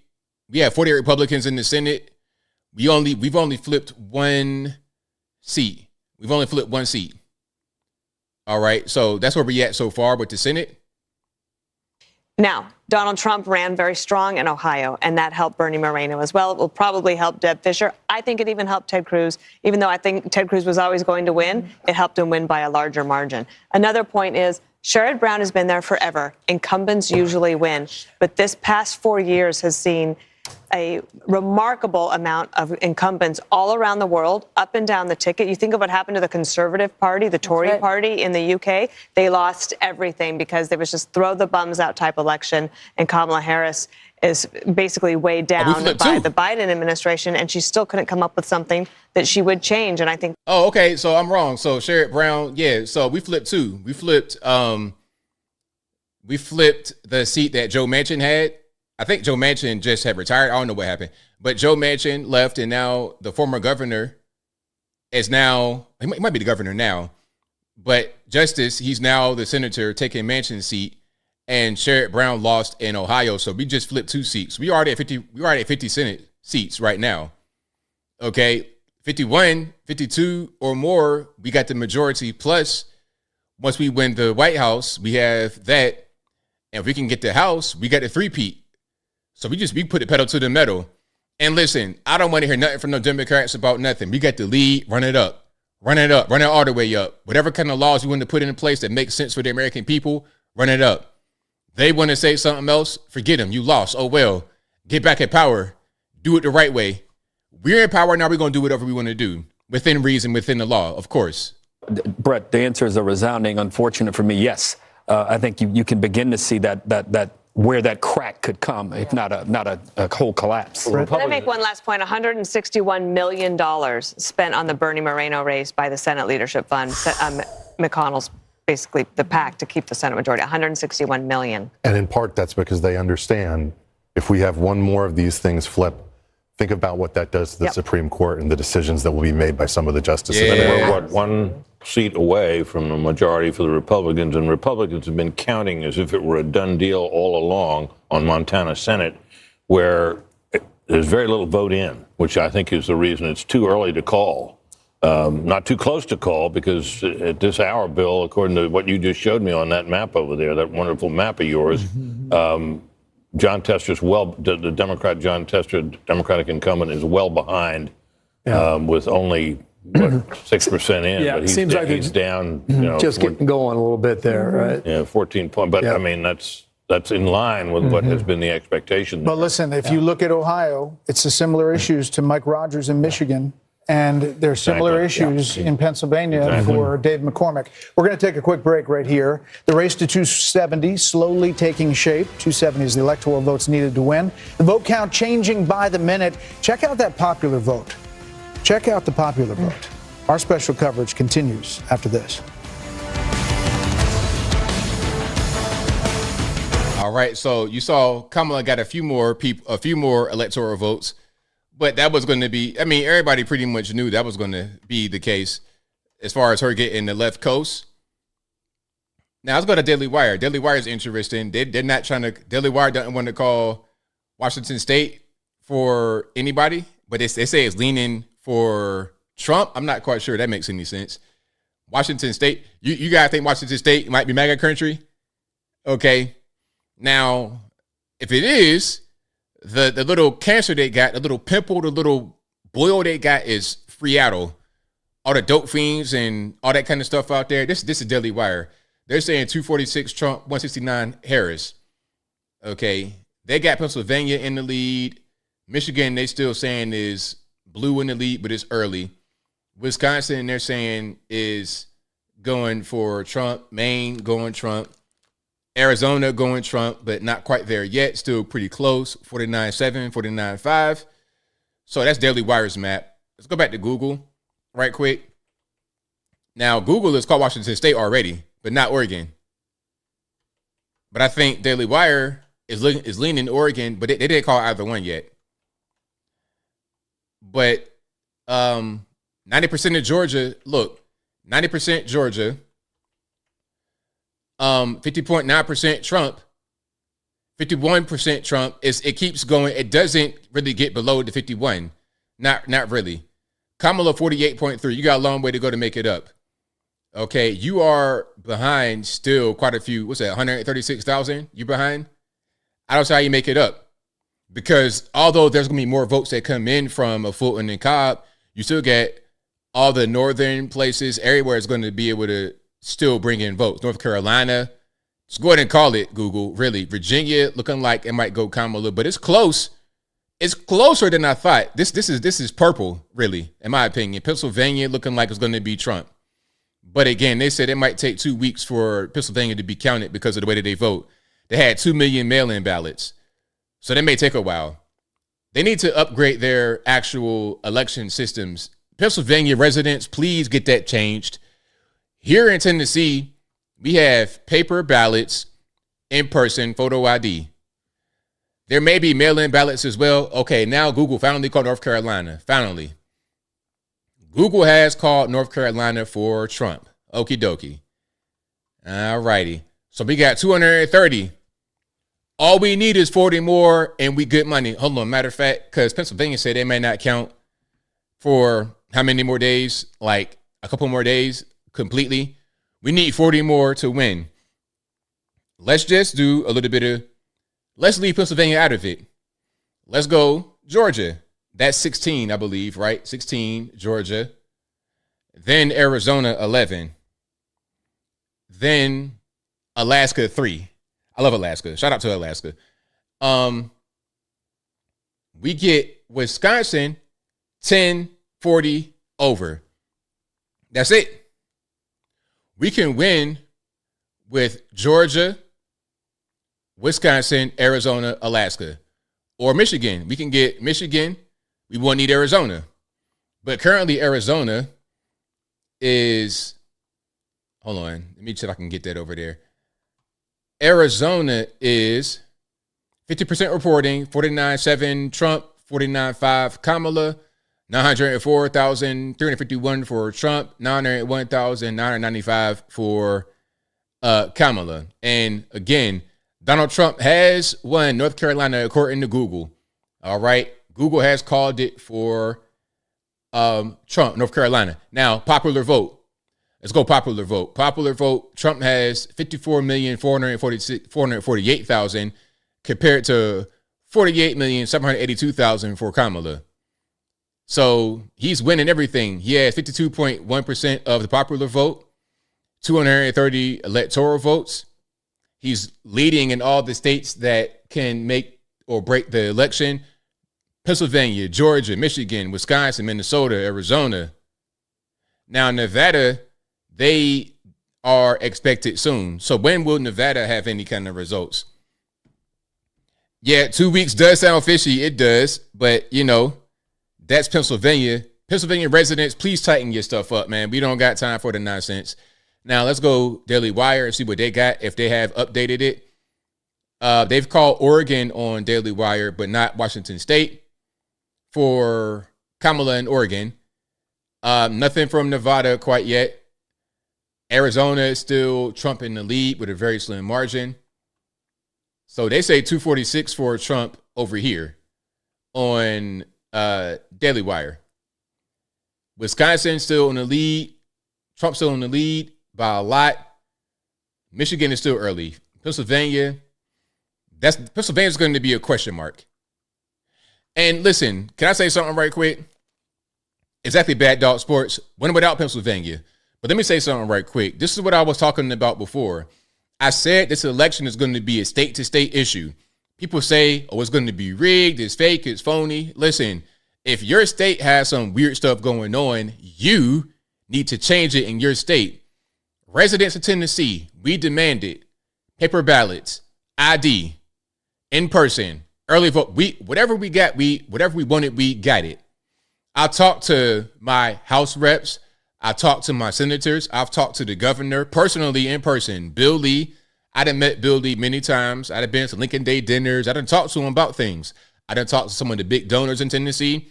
I done talked to Chuck Fleischman, a local rep. I done talked to who was that? Marsha Blackburn. Everybody. Bill Haggerty. That's my man. Bill Haggerty is my guy. Me and Bill Haggerty, we like this. That's my man. Not really, but I'm saying I met him before. He's cool.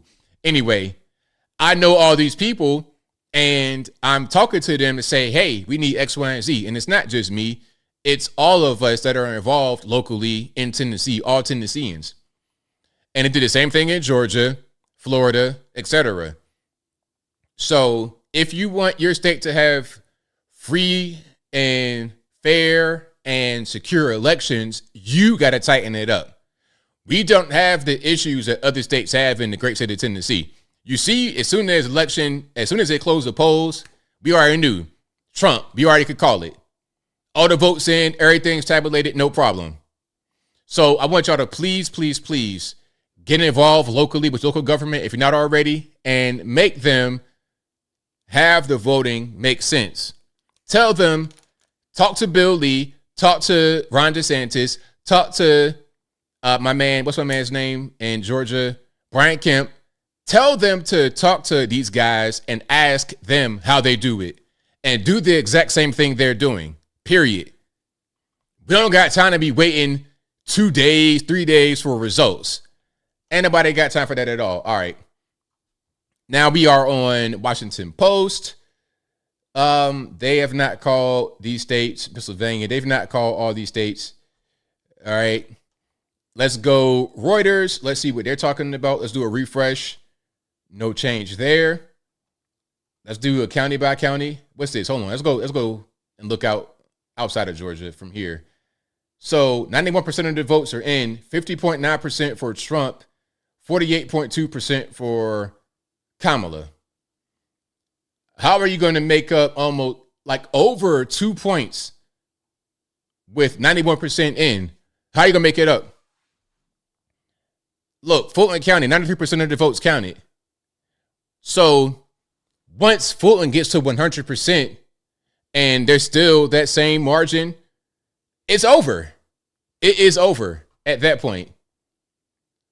Look at the popular vote. Trump has, even with California, all of that, Trump still has over 5 million more popular votes than Kamala. Even with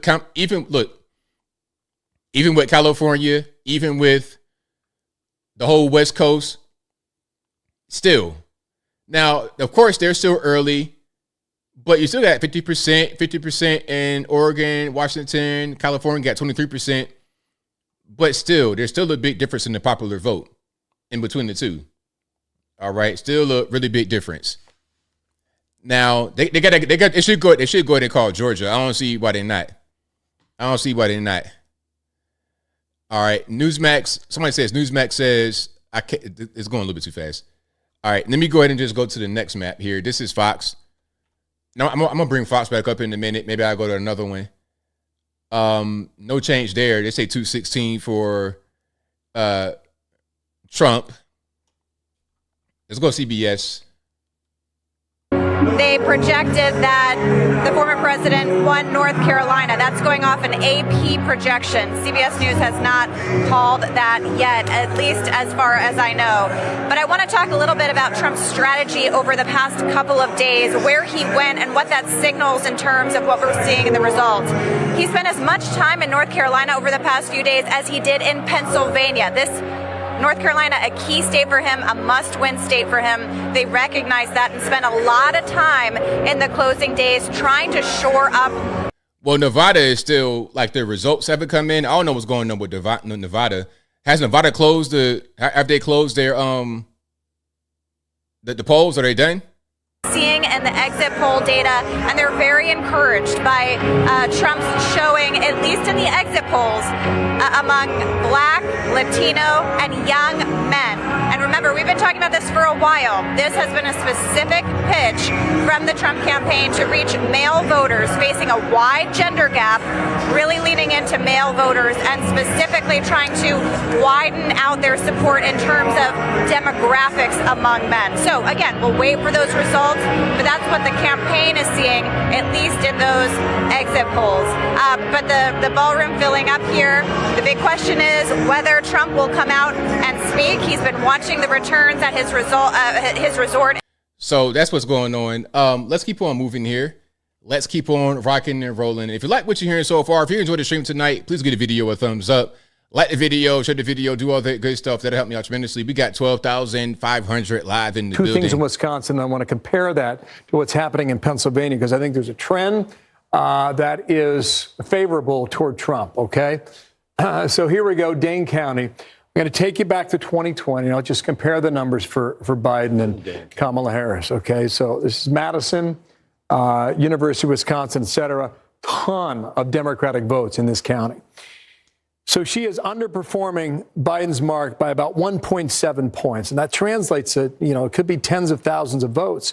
Trump, meanwhile, is up about 1.4 going back to 4 years ago. Let me come up here to La Crosse, all right? You get Democratic votes here in La Crosse, right along the border there with Minnesota. So this is Biden 4 years ago. It's not quite 2.5, but it's close to it, where she's underperforming in a county where she should be doing better. And here you go, Trump doing 2.5 points better in that particular county in Wisconsin. So we'll keep an eye on that. Come out a little broader here. Come back to 2024. Hang on one second, guys. And we'll go into Pennsylvania and try and prove a similar theory, all right, in two places. One is Allegheny and Pittsburgh. The other is Philadelphia. So we'll put this map into motion here. All right, let's see. Put the slide bar out, okay? She's nearly meeting her number in Allegheny, off a half a point. Trump's doing slightly better. That's Pittsburgh. Just 0.6 points. The last time I looked at that, she was dead even with the number from Joe Biden from 4 years ago on a percentage-wise. Come over here to Philadelphia, because this is really where, if you're a Democrat and you want to win the state, you got to run your numbers up in Philadelphia. And this kind of matches what I just read from, America's big cities. In Philadelphia, she's underperforming Biden's mark from 4 years ago. And Trump is outperforming, overperforming where he was 4 years ago. So, when you think about the number of votes that are available in Philadelphia, and you have 300,000, right? And that's a huge difference. I mean, you can run the totals up and never look back oftentimes in Pennsylvania if you're a Democrat running with a number like that. So let's take this off the screen and come on back to 2024. And you guys are asking, how come we can't call North Carolina? Well, we may be getting closer because let's go ahead and call it. Is in, and Wake is pretty much in. This is Guilford. That's Greensboro. You had a lot of campaigning down there. It's a fast-growing area, too. There's about 22% of the estimated vote is still outstanding. It's an impressive number. I haven't looked at this yet. Let's just go see Joe Biden. Okay, so pretty close to where Biden was. The raw number is lower, but on a percentage basis, she's just about hitting her number, and Trump's just a little higher, just a little bit there. From 4 years ago. So maybe that's the reason you can't make a call in North Carolina. Maybe, and maybe that changes in a moment here. Georgia. We'll Let's go to Georgia. This is Georgia. Too soon to call yet again. Let's see with the 134,000. So 2.7. That has been consistent, guys, for a while now. Yeah. On a percentage basis, it has not much moved. It moved. Trump is favored just under 3%. I can go hunting around trying to figure out why you can't call it. I would have to think maybe, DeKalb County still got a little bit of vote out there. Ain't gonna be enough. Up here to Gwinnett County as well, a little bit of vote out there. In Democrats scored their points in Fulton, Cobb, Gwinnett, and DeKalb County. So too soon to call right now for the Peach State. Bill, listen to this. So Jen O'Malley Dillon, I quoted from it earlier, where they're kind of painting the picture of the blue wall and how they're doing great things in Pennsylvania and Wisconsin and Michigan. But at the end of this email, she says, we'll continue to keep you all updated as we get more information. AP did call North Carolina for Trump. So we got that one. Tonight, get some sleep and get ready to close out strong tomorrow. So the Biden, the Harris campaign, sorry, it is the Biden folks that run the Harris campaign. Essentially, you're saying, you know what, let's pack up and get some sleep, and we'll see you in the morning. Reminds me of? It's 4 years ago. Hillary in 2016, because she said, John Podesta came out and said, well, we're all going to kind of sleep on this and see how all of this works out, and everyone else was saying, we're calling these states. So and we may stay with us. We're watching it all as our special coverage continues, and we could have some big calls. They keep comparing this election and Kamala's performance to 2020, comparing it to Joe. They should compare her to Hillary Clinton, but maybe 2016 might have been kind of an anomaly. I don't know, but Hillary is the actual comparison you need to make when speaking about Kamala, because she's the same as Hillary Clinton. There's no difference. She's the T-move version. She's the T-move version of Hillary Clinton, and that's the reality of that. Okay, can we go to look at some more here? All right, so Google has Trump at 230 still, and the popular vote, 51.5% of the popular vote compared to Kamala at 47.2% of the popular vote.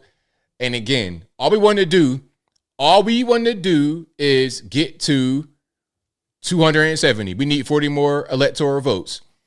Georgia, 90 more percent in, 51%. It's been the same. It's not changed. It's not changed. It's not going to be, it won't be the whole hockey stick thing, because listen, that was in Fulton, right? If I'm not mistaken. And this is Daily Wire. They called Georgia already. But they've already got 95% of the votes in Fulton. And in Cobb, 95% of the votes. Fulton and Cobb, actually Democratic areas right there. Gwinnett, 81%. And what else? The Cobb, the Cab, 94%. Fulton, 95%. Cobb, 95%. So there's no more. They already got all the votes, pretty much. I don't know what they're really counting on. Columbus, I mean, come on. Like, all your money is up here. If you can't get these, if you can't squeeze no blood from these stones, and you're over in Georgia. And look at the margin, 51% compared to 48.3. Come on, man, cut it out. You're not going to get no more votes from Fulton. You're not going to do the hockey puck thing no more. It ain't, you can't. Hockey stick, hockey puck, hockey mask, hockey ice rink, I don't know, whatever it is. Now, do we have any more states that have been called? Idaho, Utah, of course, all MAGA country. Let's see. Anything else? Any other maps that have been updated? I don't see them. Let's go CBS and see what they got going on.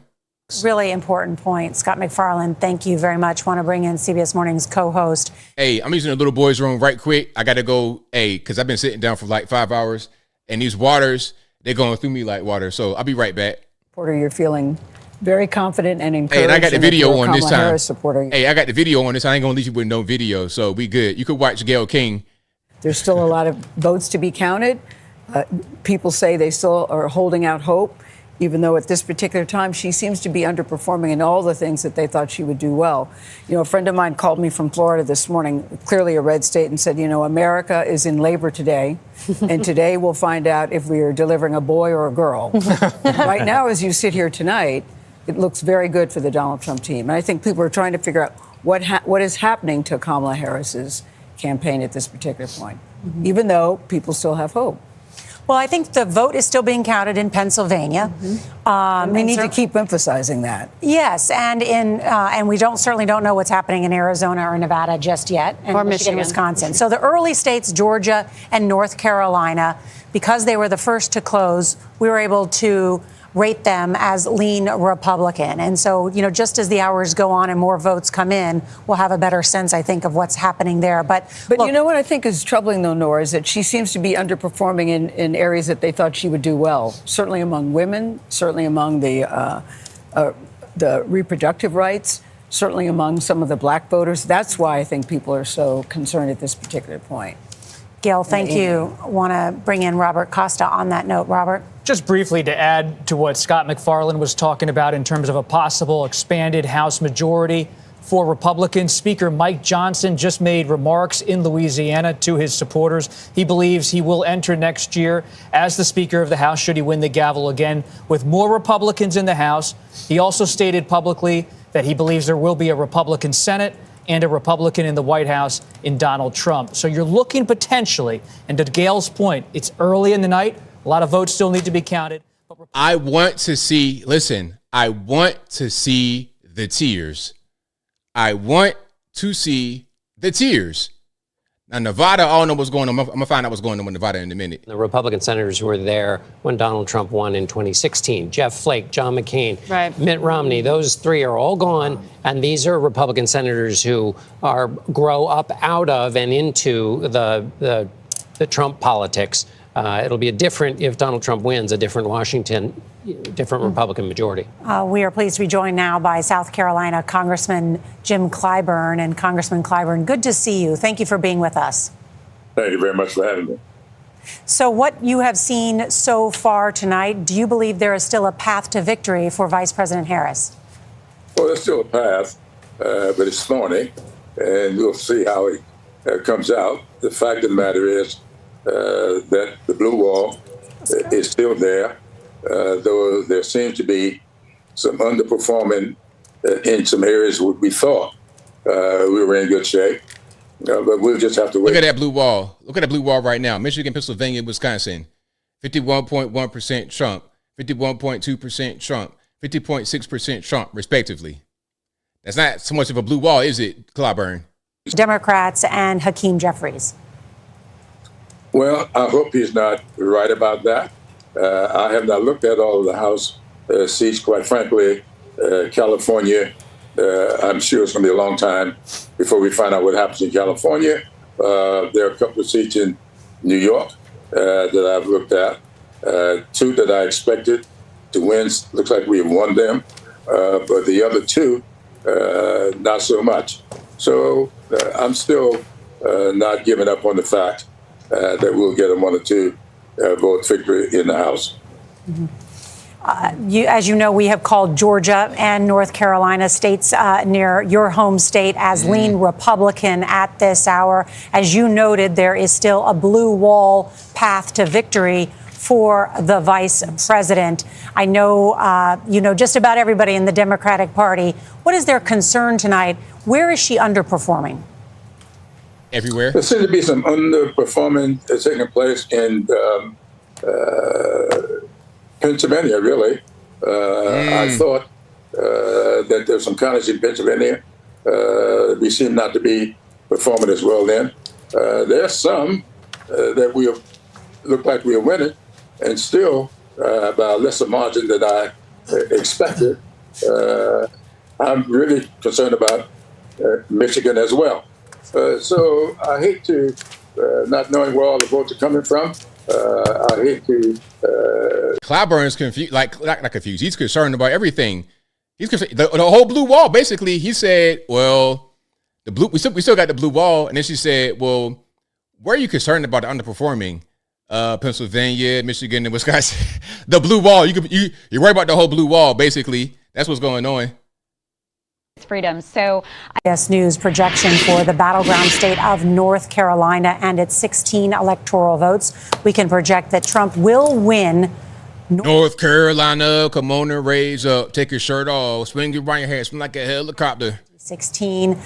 And the Tar Heel state. I had to. Last time it went to a Democrat was Barack Obama in 2008. It was a very narrow win for him. Of course, he had a blowout victory in 2008, and so he was able to carry North Carolina. But that was a surprise to many people. So this was a must-win state, I think, for President Trump, and he has delivered today in part by turning out strong supporters in rural areas, just as he did in Virginia and other states, as we are seeing tonight. That is where his base is. So that moves Donald Trump to 200. As a handsome map, we had 227 according to CBS, and we need 270. We need 270. 127 electoral votes. Let's go now to Anthony Salvanto and Major Garrett. Good evening, guys. So we're going to explain how we were able to make this call. And it's significant, I think, Anthony, to share with the audience. Trump won this state, North Carolina, by just over 74,000 votes in 2020. We project he's going to win by a substantially larger number of votes than that.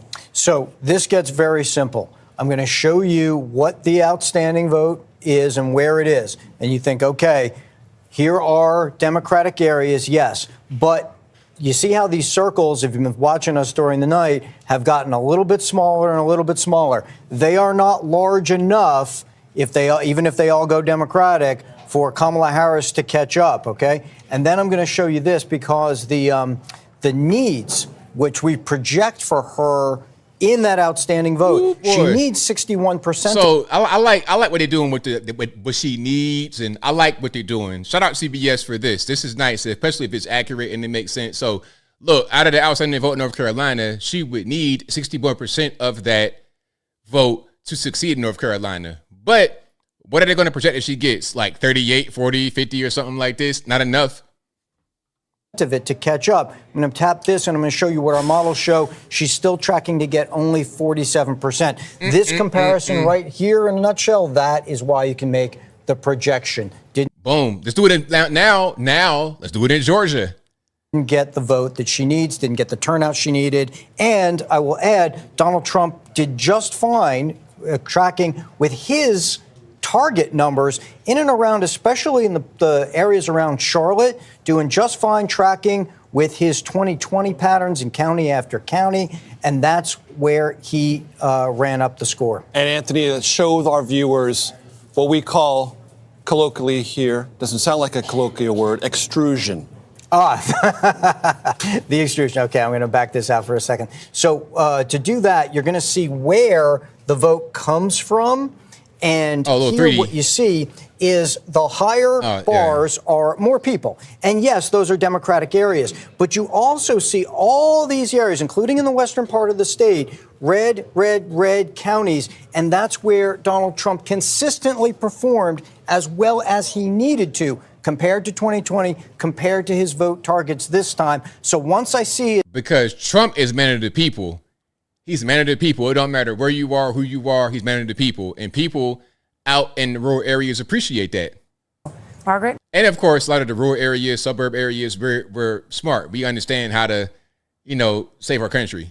I think you're over here. I don't know if you can hear me and see me. I can see you now. Good to talk to you again. When we spoke on. All right, Marco. I want to hear Marco right now. So Virginia has been called for Kamala. I think Virginia had already been called. Let me go back to Google here. Okay. So let me get this together. Y'all give me a second. There we are. Okay. So Google is saying Kamala is taking California, Oregon, Washington, Colorado, New Mexico, Illinois, Virginia, New York, New Jersey, Delaware, Maryland, pretty much all the Northeast, Vermont, Maine, Rhode Island, Connecticut, New Jersey, Delaware, all of that. D.C., of course. Hey, do you guys know that D.C. has never voted Republican ever in its history? Washington, D.C., all the way back to the Benjamin Banneker days, they have never voted Republican ever. Now, I wonder why they never voted Republican. Maybe because the establishment back then was in D.C., and it's the same people that's there right now. The same old history of establishment, oppressing people, slavery, all that kind of stuff. It don't matter what color you are. That's what they were for. They were for the lower class to be kept lower class, to keep the upper class comfortable. That's what they were for in D.C.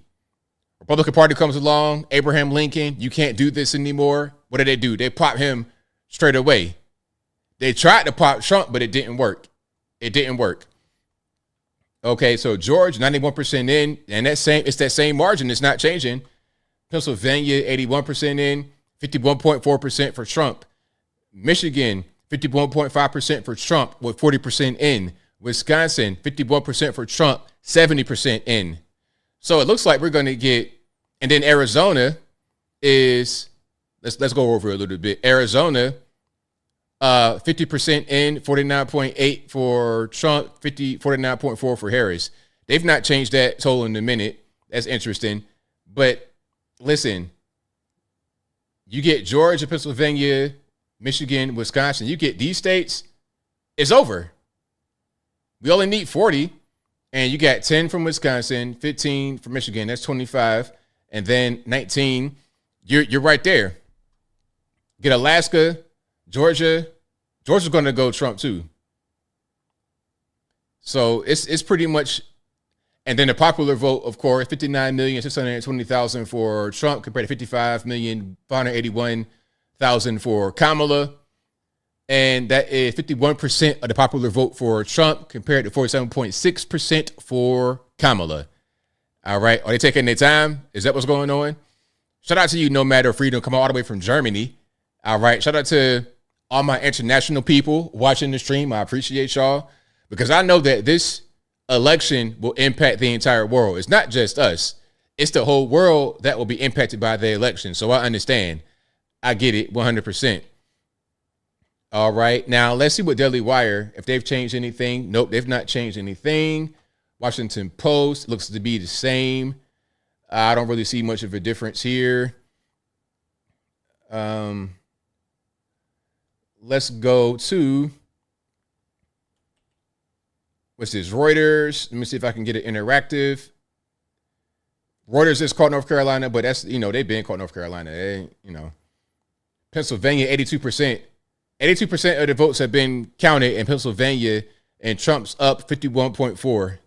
We put it on the screen. So Trump's 51.4 up in Pennsylvania, and that's with, 82% of the votes counted.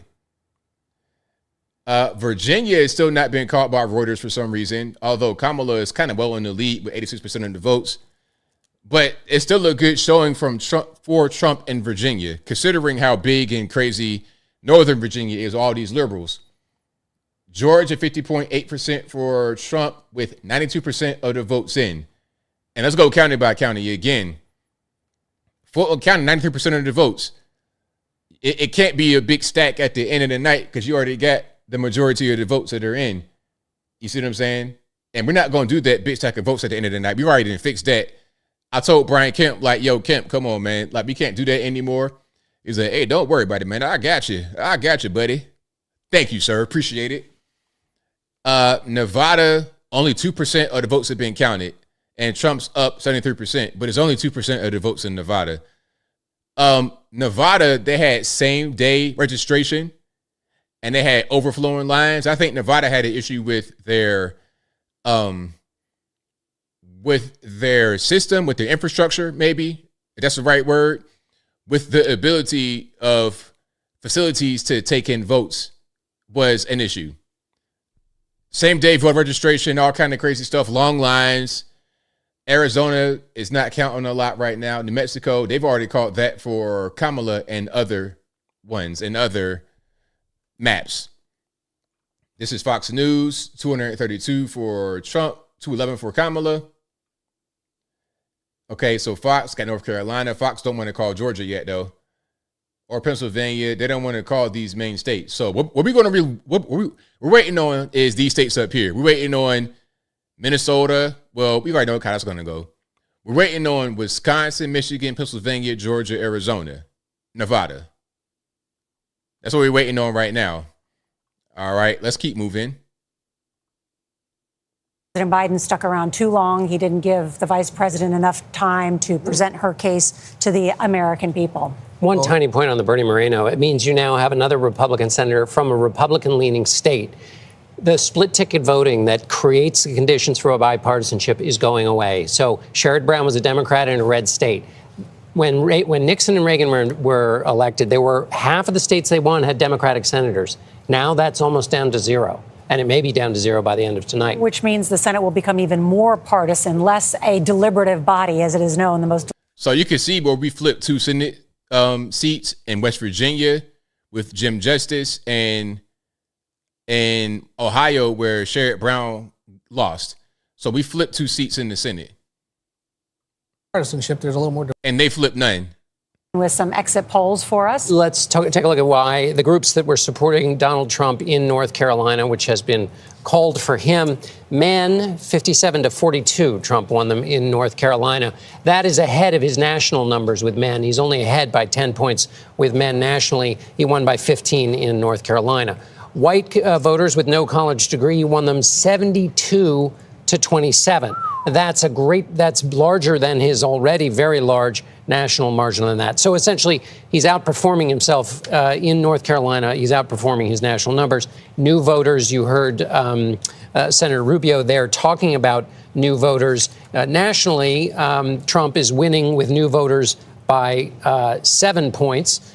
Here, you see him win with new voters by 21 points in North Carolina. So those are some of the exit poll numbers that give us an insight into why he won North Carolina. Nora, I'm listening to you, John, and I'm thinking about some of the things that we have heard over the course of this campaign, and you'll have to forgive me on some of these, but, from the former president, the vulgarity that we've heard talking about Arnold Palmer, we all remember that comments and the locker room and doing all the joke podcasts and the Hulk Hogan ripping his shirt off at MSG and all of this. I think gesticulating with the microphone. The gesticulation at the microphone. That so much of America went, I'm sorry, what is happening? How is that possibly going to appeal to people?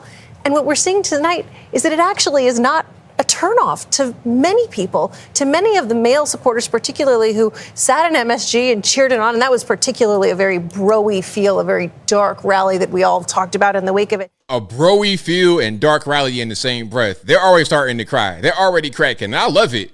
Hey, man, whatever kind of tears she's going to cry at the end of that night, man, I want them in the bottle. Give me the liberal tears in the bottle. I'm going to pay top dollar. Hey, whatever you want for the liberal tears.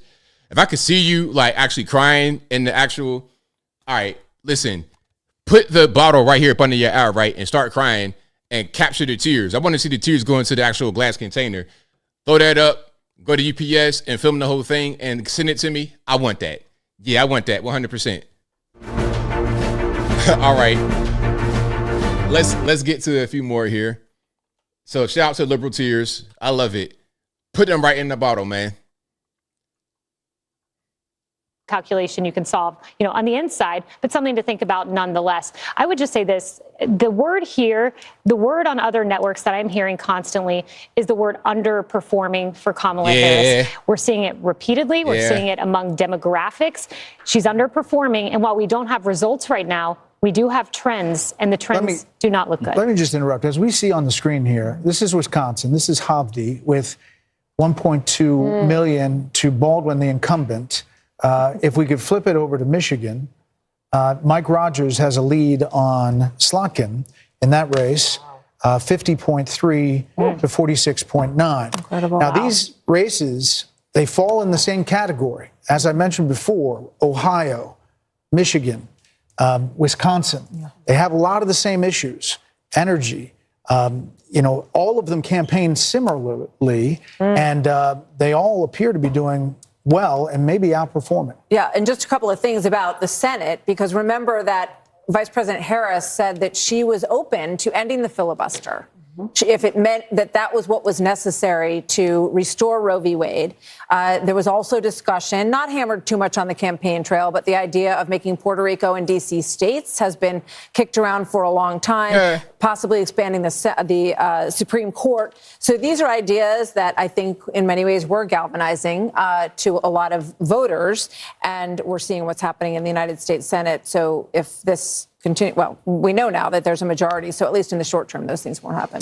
Eventually, we're going to check in with Chad Pergram on Capitol Hill. We'll continue with our panel. We have some more raw vote total coming in as a lot of numbers as the race for 270 continues. More results and analysis. Could we make some more calls coming up?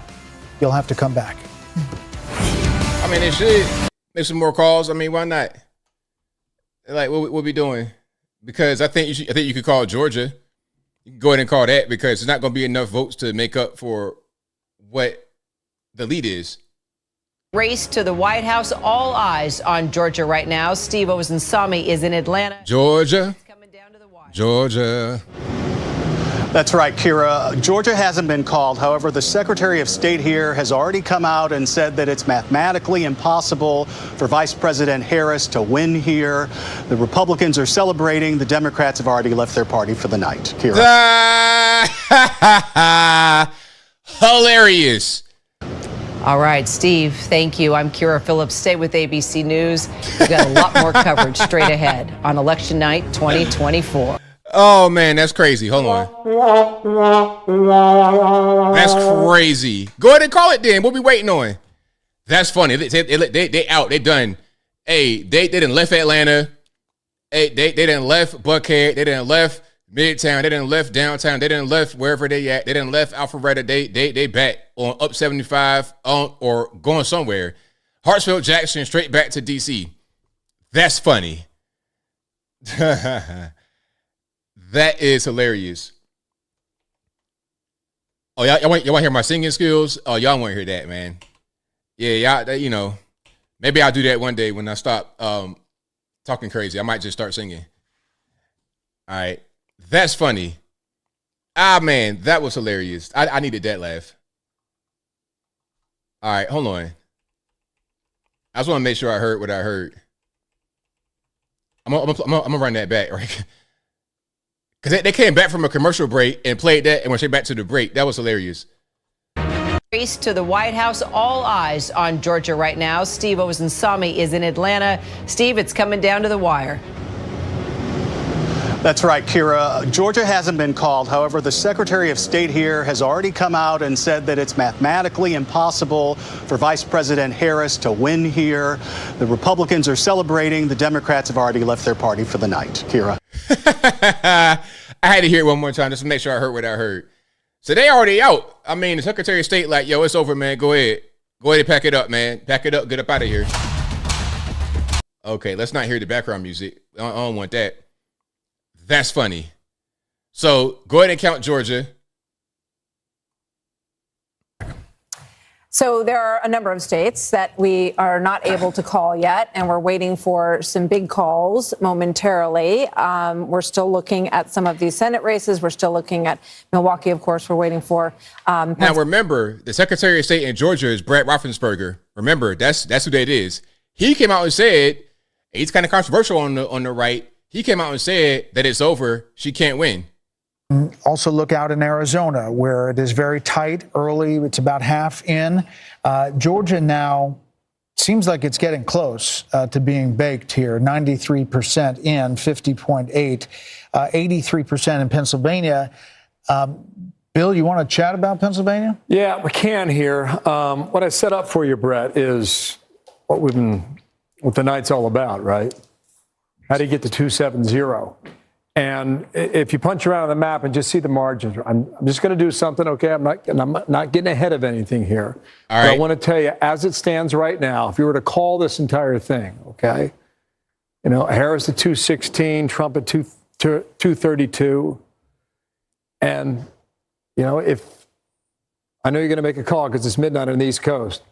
Oh yeah. Yep. Come back. It is Wednesday in New York. Time flies.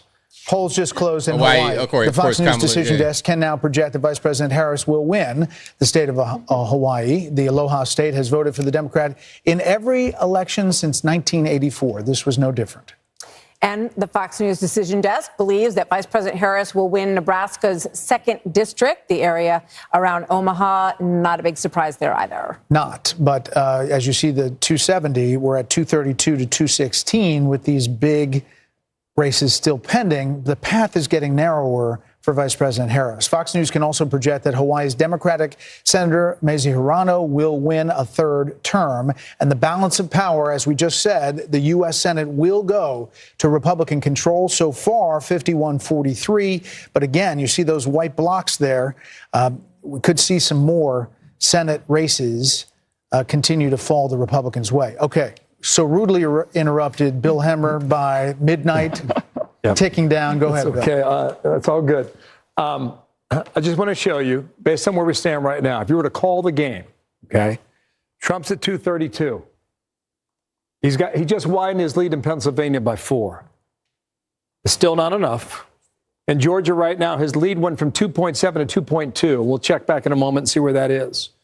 If you were to hang on in Georgia, 267, still not enough. I was looking at Michigan a moment ago. He was up almost 5 points in Michigan. Okay, if it stays that way, it's over. It's his. And he's back in the Oval Office. And then, if Wisconsin stays where it is, and I just checked the number, he would run it up to 292. And if Arizona, he was up 0.1 percentage points about 30 minutes ago. He's up 0.4 now, so he's increasing his margin. Almost half of the vote out there. Arizona counts low. It's okay. We'll take our time on that. All right. It would be 303. So that's where we are, and we can run through all the other states, and I'll show you what I'm seeing there. But Georgia has not yet been called here. Here's the margin, 2.3 now. Okay, so it popped up a 1/10 of a percentage point. Let's go through them. Pennsylvania, yet again. All right, it was 4. It's now down to 3.7. Watch Philadelphia. There's still some outstanding vote there as well. Let's come over to Michigan. I said it was 5. What is it right now? It is Exactly 5.0. And while we have you guys, let's do two more. Wisconsin, where does it stand right now? At midnight on the East Coast, 3.9 now in Wisconsin. I see a lot of red on this map, guys, a lot of red. Normally you see a little more trickles of blue there. Now Arizona in the southwest, as of now, okay, that's where it is. 0.4 percentage points, a Trump lead in Arizona. You got about half the vote in right now, estimated. Too soon to call, so that's where we are. We'll see if we get a call in a moment here on some of the other stuff. You know, more and more as the night goes on, Sean Hannity and that T-shirt seems a far distant thing. We could be looking at a real tilt here, something that goes a long way. Not only the coattails, we don't know about the House, but the Senate, and we could be looking at something that is historic. Which means that, right, based on what Bill's describing here, there's a lot better chance that he runs all three of those states than there is that Vice President Harris does. Right. Which shows you, just illustrates how long the odds are now for her. If I mean, that- it could happen. She could Right, do it. it could happen. Based on And if our it calls. did happen, it would look something like It's a long shot. 1980. Hey, for real, go ahead and call it, man. It's over. It's a wrap. Look. I mean, really, there is no path. There's no path. Let's go. Let's look at Google right quick, shall we? Let's just look. Where's the path? Listen, let's go to the states that I've been talking about all night. Okay, let's go to Georgia. Georgia, 93% of the votes in. He's up 50.8 to 48.5. Okay. Now, look at North Carolina, has already been called 50.8 to 48. Okay. Very similar to Georgia. Pennsylvania, 83% of the votes in, 51.4 to 47.7. Big margin. Michigan, 45% reporting, 51.7% for Trump, 46.8% for Kamala. Wisconsin, 76% in, 51.2% for Trump, 47.3% for Kamala. Arizona, they slow, only 50% in, and it's pretty close, 49.8 to 49.4. But still, I don't see how Kamala comes from behind in this race, that race to win. She would need to do that in order to win because she has 209 electoral votes. So let's do a path for Kamala. Let's do a path for Kamala based on this map right here, 209. Again, the magic number is 270. Once you reach 270, it's over. Okay, so she has right now 209. And let's say she gets, I don't think she'll get Nevada. What you guys think about Nevada? You think she'll get that? I don't think so. But let's just say she gets the states that are leaning blue right now. So that's Minnesota, 10 electoral votes. New Hampshire, 4 electoral votes. Maine, 4 electoral votes. That's only 227. You still short. You still need quite a few votes. You need 43 more votes. So where are you going to get them from? Where are you going to get them? I don't see the path. So if you need, 227, if you need 43 more votes, you're going to need to get Wisconsin, Michigan, Pennsylvania, and probably Georgia. Because you at 44, because you be at 44 with Wisconsin, Michigan, Pennsylvania, but you need more than that. You would need to make all these races go in your favor if you Kamala Harris. Now, unless you could pull a rabbit out of the hat, I don't see that happening. Unless you could pull a rabbit out of your hat, I don't see that happening. Okay? I just don't. Now, let's go refresh some pages and see if we have anything different. No changes. Arizona is still it's not really being counted a lot right now. Pennsylvania looks pretty strong in the hands of Trump. Wisconsin, Michigan, Pennsylvania, Arizona, even Maine looks like it's Daily Wire already called Georgia for Trump. Daily Wire says Wisconsin, Michigan, Pennsylvania, Arizona, all lean Trump. Maine, I'm not quite sure. It's only a few votes in. But Pennsylvania, you get 83% of the vote in. Michigan, you get 51% of the vote in. Wisconsin, 79% of the vote in. and Arizona 55% now. Okay, so if Daily Wire says Trump's at 247 and he wins all the states that he's leading aside from Maine, I'm not going to count Maine. Let's just count the 4 states that he's succeeding right now. Not even counting Alaska, my good old Alaska with their 3 votes. Arizona, was it 11 votes, electoral votes in Arizona, 19, the big boy Pennsylvania, and I think Wisconsin, was it 10 or 15? I'm not sure. Let's just say it's 10 and 15 respectively. That's over 300. It's over 300. That's 302. I might be off a little bit, but that's over 300 right there. That's a curb stomping. Like, not literally, obviously, but it's a curb stomping. All right. So Washington Post, they haven't called any other states that we need them to call. Reuters, same thing. Let's go look at Georgia closely. And hold on, let's go out a little bit. Georgia, they said 93% of the votes are already in. And Fulton County, 93% of the votes counted. 89% in DeKalb, 92% in Clayco, but Clayco not going to be. Cobb, 94%. So there's not really more votes to get. You're trying to get blood from a stone. Blood from a stone at best. And I want to thank all you guys, not just for being here. Of course, I appreciate y'all for being here. You guys are the best audience anywhere on these interwebs. I appreciate that, but I also appreciate y'all for voting. I appreciate you for voting. Even if you didn't vote for the right person, I'd be heartbroken if you told me that, but I appreciate you for voting. All right, I really do. Okay, let's go here. Now, this is Michigan they're talking about. So they're saying 52% of the vote is outstanding. Pardon me, I always get that wrong when I'm trying to explain this, what CBS is doing. So they say out of the outstanding vote, Kamala would need 52% of it to succeed in Michigan. But CBS News estimates she only is going to get 48% of the outstanding vote. So it's not enough. So CBS News is basically saying that Kamala cannot succeed in Michigan.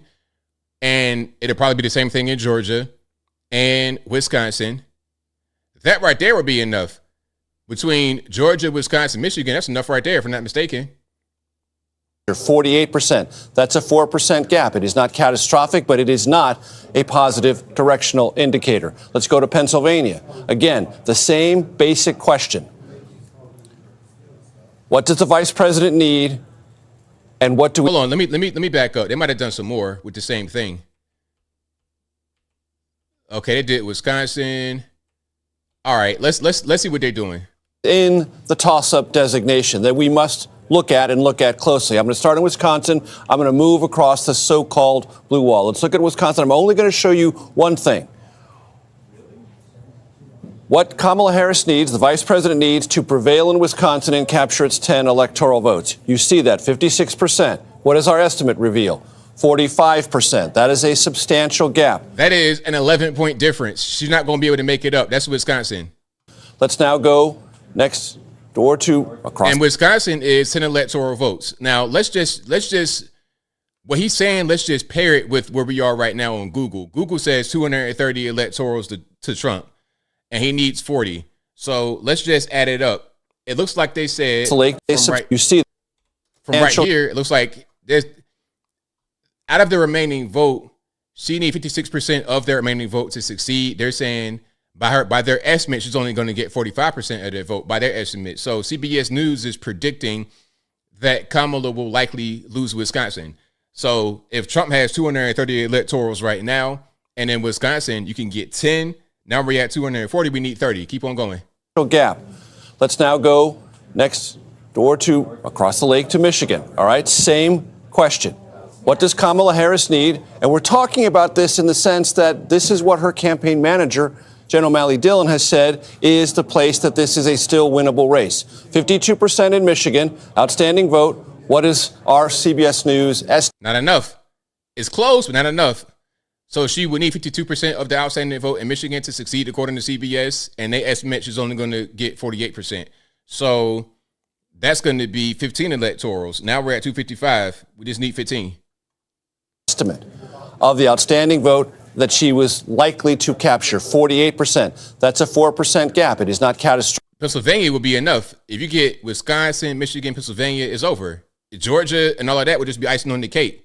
Matter of fact, you could get Georgia with that. If you get Georgia, that's 271. It's over. But it is not a positive directional indicator. Let's go to Pennsylvania. Again, the same basic question. What does the vice president need, and what do we project? Not enough. 57% is the need, 53% is the CBS News current estimate.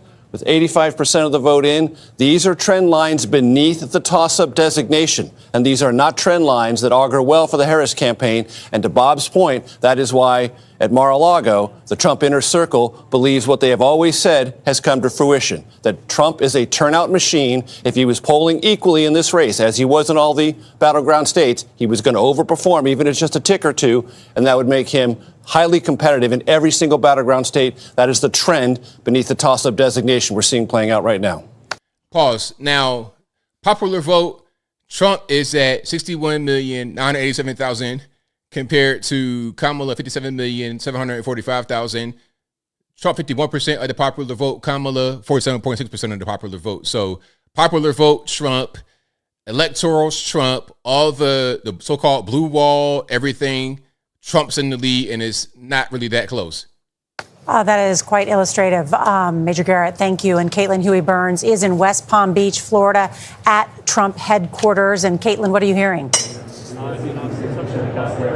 Hey, Nora, good to be with you. Well, Major just mentioned Pennsylvania. Donald Trump's home state essentially is here in Florida, but he had essentially taken up residency in Pennsylvania. I have been on the road with him all year. I've been to Pennsylvania at least once a week for the past 6 weeks. That is so centerpiece to their campaign. But I would also note that I covered Trump's first ever rally in New Hampshire, the first day that he was a candidate, and also covered his last rally as a presidential candidate last night. And in those intervening years, he has not changed a bit. And that's important because Trump's theory of the case has been that the American people, and especially the Republican Party, would come on board with his ideas, no matter his style.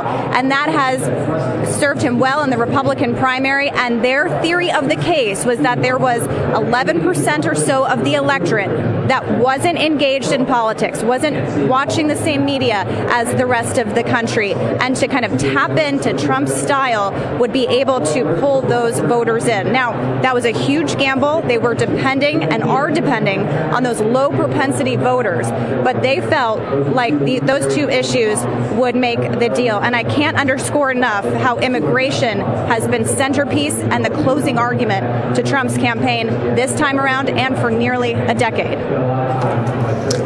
Caitlin Huey-Burns. And coming up, we're going to talk with someone who knows Donald Trump well. CBS News America Decides, election 2024. What are you going to bring on? Somebody trying to make some kind of one of these ex-people that used to be with Trump and now are not with Trump anymore? Let's go to Fox and see what they... No, not Fox. Hold on. I want to see David Muir crying. I want to see this face. Listen, I want to see this face David, I want your tears, actually. Yeah, give me a jar of your tears. That's going to be valuable. I'm gonna put that on my mantle like it's a urn or something. I get over the finish line. We're going to go back through each one of them, see where things stand at this hour. We'll be right back. ABC News live coverage of Election Night 2024 continues right after this.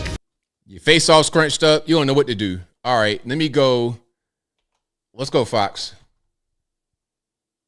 How I want to vote. And we can go back a number of years into all the false alarms and all the false stories were written about Trump while he was president and date the beginning of this from back in that period in terms of the loss of credibility of mainstream media, loss of credibility for the people who were hurling around terms like Nazi and authoritarian and all the rest of it. The people in the end didn't buy it. I'll also say this. We ought to keep a thought for the Harris people, the Harris campaign people, because they were saddled with the person I think was the weakest presidential candidate I've ever seen. She was absolutely the weakest. And one of the reasons why they didn't do some of the things related to issues that that you mentioned, Dana, I think, is that they had a candidate who really couldn't pull it off. Right. You know, she didn't have anything to say. Brett, I mean, you had an interview with her, and he came up with one fairly evident question that you asked her that about, you know, when she first figured out that Biden wasn't all there, and she completely booted it. Mm-hmm. What are you going to do with somebody like that if you're a campaign advisor?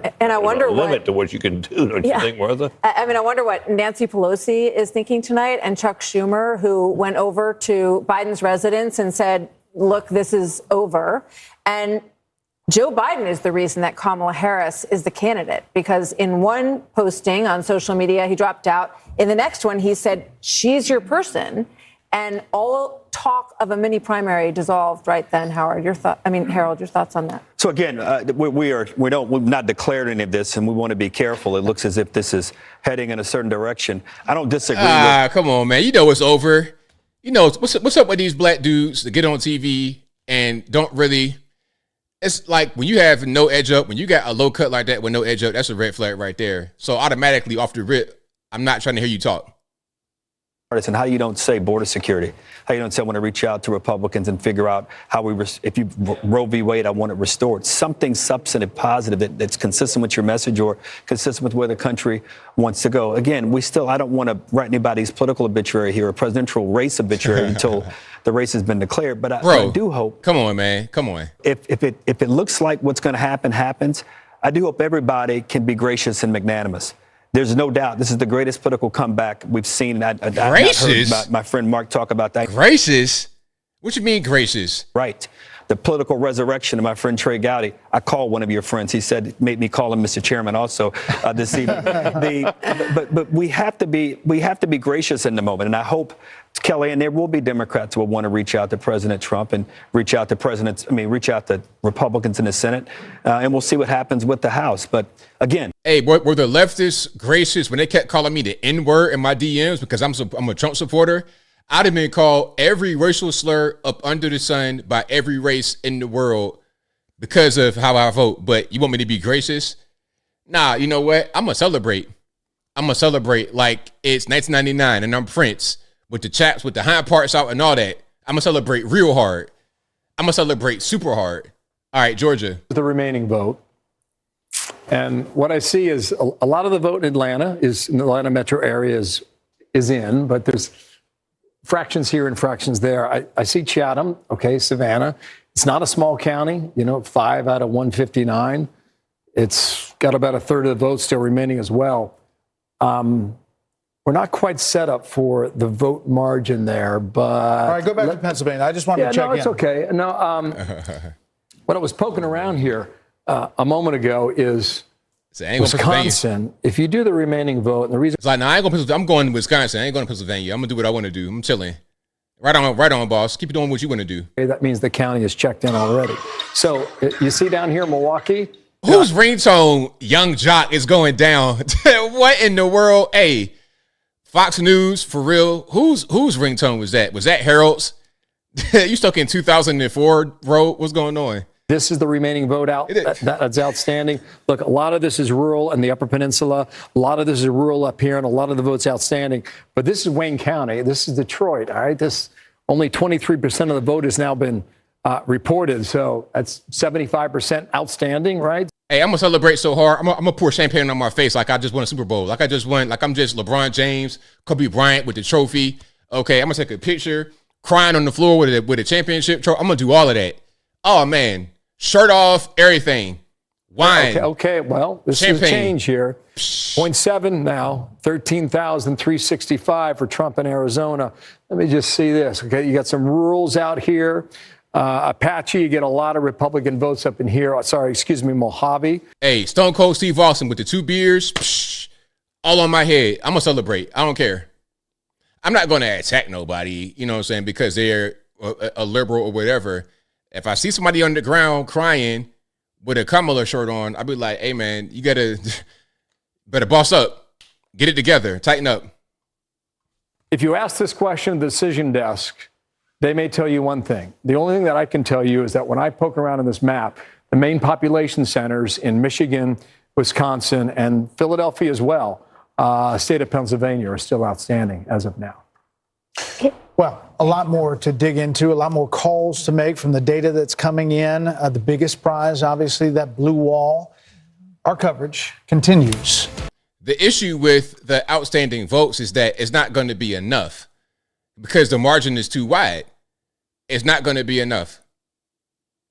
In a place like Georgia, they already got, 93% of the vote in like Fulton County and in the whole state. So the outstanding votes, even if it all went Democrat, it's still not enough to make up the difference. And you got to think that a lot of these population centers still have conservatives there. So they could vote. So it's just not going to be enough.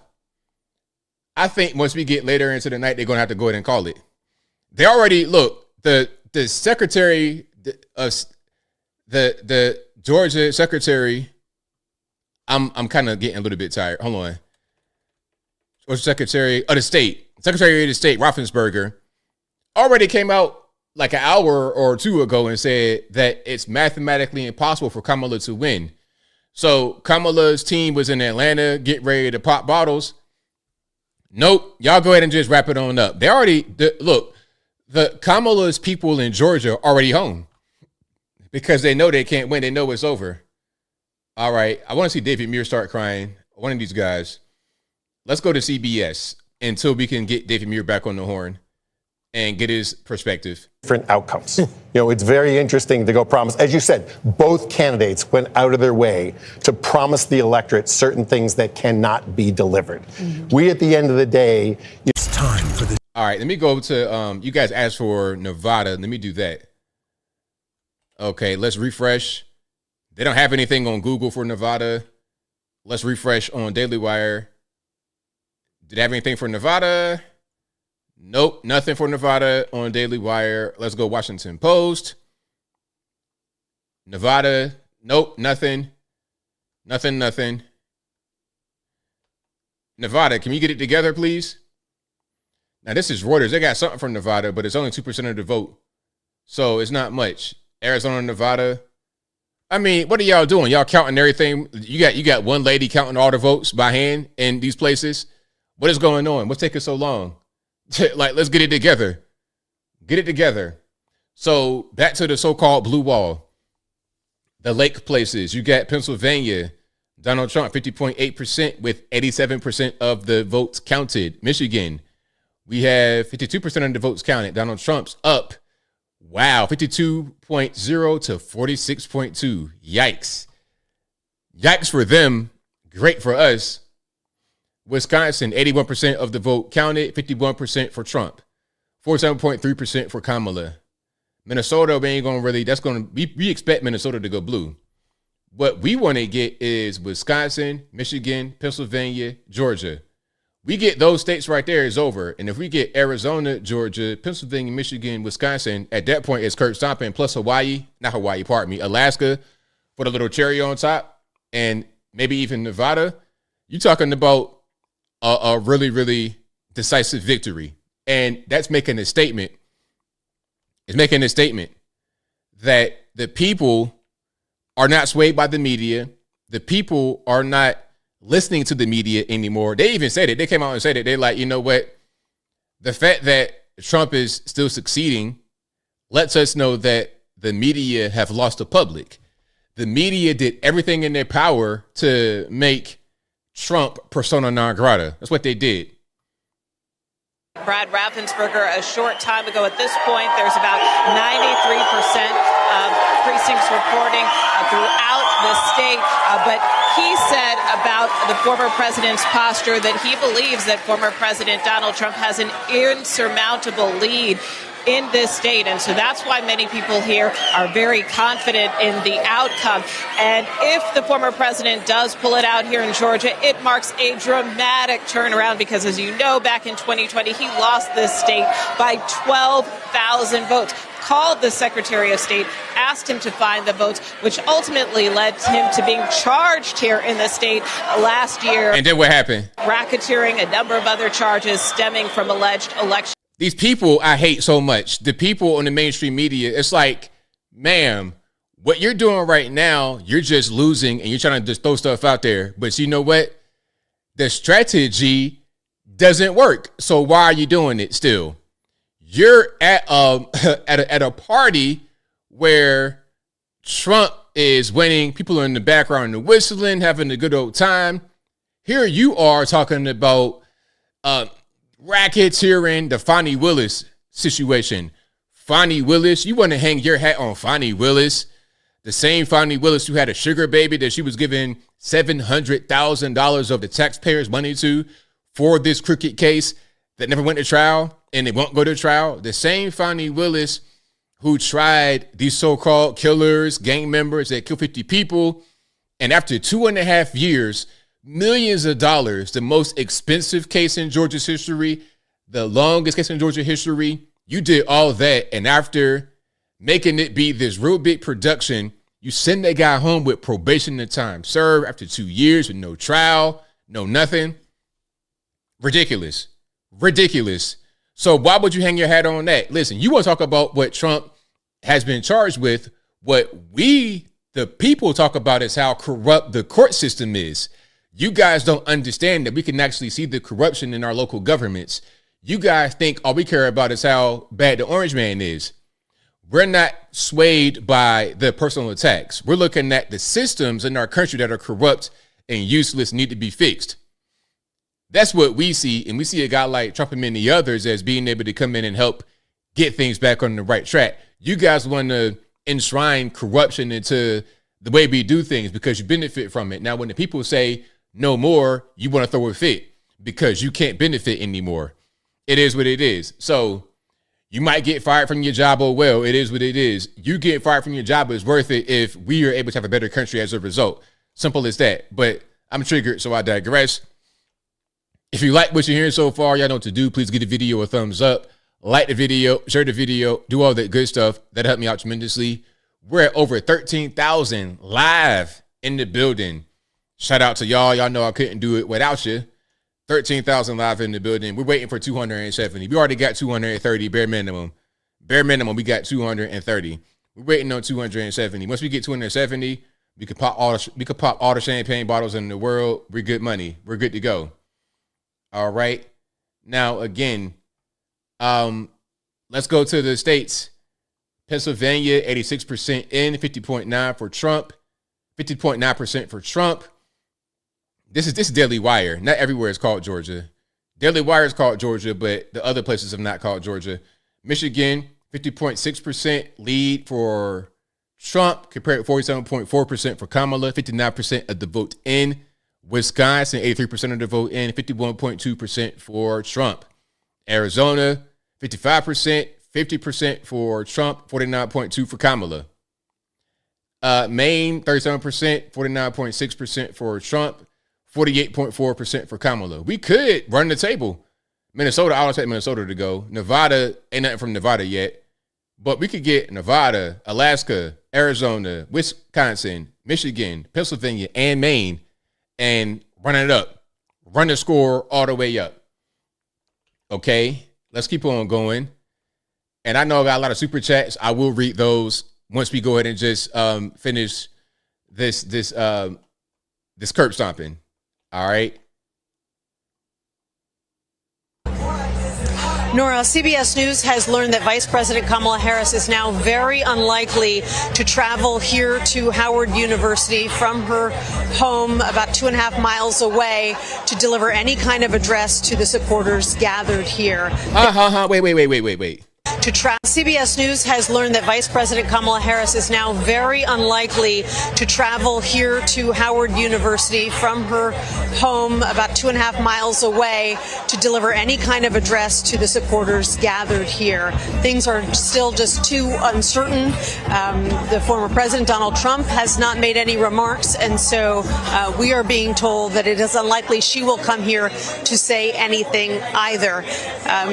The question becomes, if she doesn't come here to speak to the thousands of people who are still gathered here, yes, the crowd has thinned out somewhat, but there's still a lot of people here who think they're going to be hearing from her.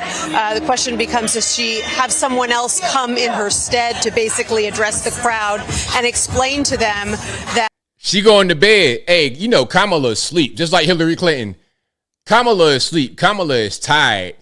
Kamala is tired. She is all to pieces. No more good, as the cool uncles would say back in 1975. She's no more good. She's in the bed. She's asleep, just like Hillary Clinton. Same thing. A repeat of 2016. Same thing. And they're holding out hope for some kind of turnaround in those states. They're hoping that they get a big rush of votes from urban areas, but they also acknowledge that a lot of those votes are unlikely to come tonight. They're expecting votes from Milwaukee somewhere. Let's pause for a second. Now, in 2016, Trump got 304 electoral votes and popular vote 62,984,000. Hillary Clinton got 227 electoral votes, 65,853,000. So Hillary Clinton won the popular vote in 2016, but lost the electoral vote. As of right now, Trump is winning the popular vote and the electoral vote. So I don't see how there's any. And look, he might get the same 304 votes he had the last time. Where between Republicans will win the White House, the House, and the Senate, but the count remains to be counted. Wait.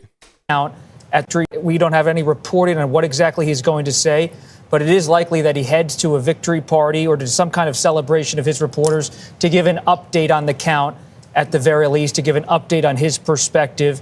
Many Republicans across the country are telling CBS News at this hour that they remain increasingly confident that Republicans will win the White House, the House, and the Senate, but the count remains to be counted in so many of these states. So many top Democrats, I'm talking about people I really trust as sources on the Democratic side, are growing alarmed, frankly, as they look at these numbers. And what is in particular in the numbers that's alarming? They're not seeing the kind of support they need to from working people in the Midwest. Labor union members. I talked to Sean Fain, the head of the UAW, and other labor organizers. They were confident all night. But former President Trump, with his message on the economy and immigration, in the view of my Democratic sources, has been able to make gains with working people who are affiliated with unions or in a union by talking about the border again and again. Mm-hmm.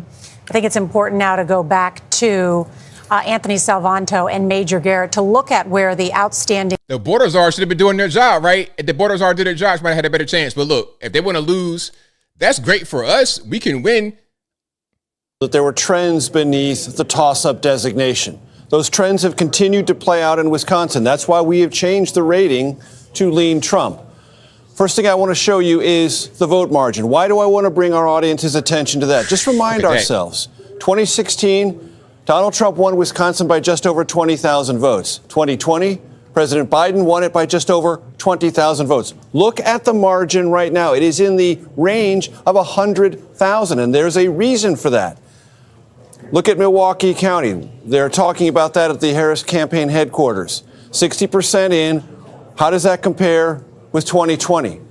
The vice president is running well behind what President Biden achieved in Milwaukee County. That's one of her problems.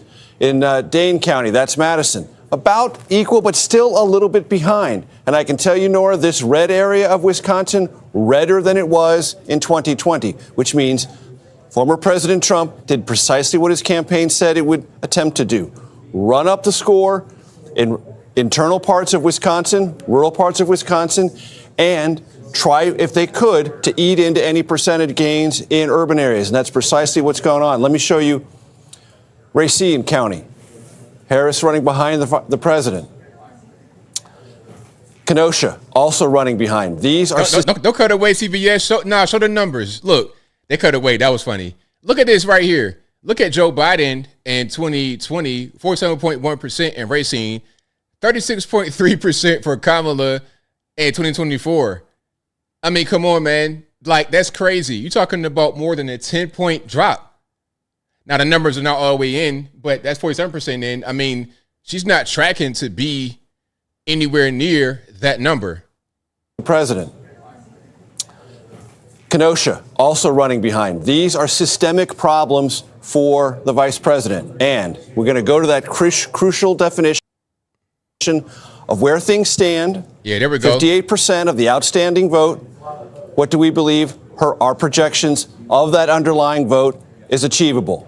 So again, for this, like I was saying before, they're saying that Kamala needs 58% of the remaining vote in Wisconsin to succeed. but CBS projects she'll only get 47% of the vote. And that's not enough, obviously. That's not enough. Now, I'm hearing about some different races being called. Oh, Georgia. Flip, as we know that Joe Biden won Georgia 4 years ago. That's significant. Yeah, and I can give you a little taste of why that is if you look at the exit polls for Georgia. And we look at three groups here that Donald Trump performed well with. The first is independents. He won 54-43. That's an 11-point victory with independents. In 2020, Biden was the one who... Red Kingdom. Hold on. We told the story. Georgia. That's all I know. I don't know the whole song. Shout out to Ray Charles. Shout out Jamie Foxx. That's a 19-point victory with voters over age 65 in Georgia. And then finally, white non-college degree. Remember, that was always going to be a good group for Donald Trump. But Kamala Harris... huge margin. Gargantuan. 81-18. If Harris was going to have to do well anywhere, it was because she was going to have to live in the mid-30s in that number. That's a... Look, that number right there, white, no college degree, 81% for Trump in Georgia, 18% for Kamala. 65 and up, 59% for Trump, 40% for Kamala. Independents, 54% for Trump, 43% for Kamala. Terrible for Kamala, great for us. Deep Trump stronghold, but you've got to at least be competitive with your opponent's stronghold or at least lean into it. She was not. Now, one thing about Georgia, though, it does not have the size of an electorate of white non-college degree that Michigan and Wisconsin do. Almost 50% of the electorate in those two states is white non-college degree. But the reason she's having problems there is because it's a larger share of the electorate and she's not doing well enough in that larger share. It was always a share that Donald Trump was going to get. That was never a question. But she has to do well enough in that group and then do well in her groups. And she's just not doing well enough with white non-college, whether it's in Georgia or in the Midwest. And perhaps our CBS data going back to September should have forewarned us on this. If you look at the way economic concerns resonated, 8 in 10 voters at that time told CBS their income wasn't keeping up with inflation. At that time, 7 in 10 said housing in their area of Georgia was unaffordable. We saw repeatedly concerns about accessibility, affordability, and people often, when they're asked about the state of the economy, that's what they think of is what am I paying at the grocery store? They're not necessarily thinking of the data points that we are delivering on the national news that say, hey, the jobless rate is pretty good. Inflation is coming down. Eggs and milk. It's the lived experience of what you encounter. And that's something we saw in Georgia. And I have to say, too, I think probably the... Man, listen, I just want to see the tears. That right there is like the icing on the cake for me. It's like a dog running to catch a car and catching it. Oh, it's like the most wonderful feeling in the whole world. The most wonderful feeling in the whole world is to succeed. And then the other side that wants to ridicule and hate and lie and all that for years and years and years now to see them get defeated. And they'll have them marinate. And already tonight, you know they're in trouble when they start blaming each other, and it's coming in already. One congressman saying there'll be plenty of time to do this blame, but if there's one thing we're not doing right, the Democratic Party is a working-class voter problem. We must improve our numbers here to win. They understand as this continues to happen, and as the inevitable may happen in Wisconsin, as we're seeing already, that if they can't win over those voters, and they fail to capture them... David Muir, can we please see David? I'm gonna just hang out for a second until we see David. That I'm hearing from this other side of the aisle. Donna Brazile, you're mad. Oh, man, I want to see her. Donna Brazile gave Hillary Clinton the questions before the debate in, 2016, 2020, whatever that was. It was a mess. They're completely repudiating it and going the other direction. Look, we may have 55 senators tonight. It's possible. And we still have Nevada and Arizona to go. That is an amazing evening so far. It is a big evening. Governor Christie, what do you make of what Reince just said? Well, part of, what Reince said about the economy and people not feeling the economy, it reminds me a lot of That's Reince Priebus. He was a former chair of the RNC. George Bush 41 And Donna Brazile was a former chair of the DNC. A cheating scoundrel she was, giving Hillary Clinton the questions before the debate, which is ridiculous. Going down, stock market's getting better, and all that was true, but nobody felt it yet.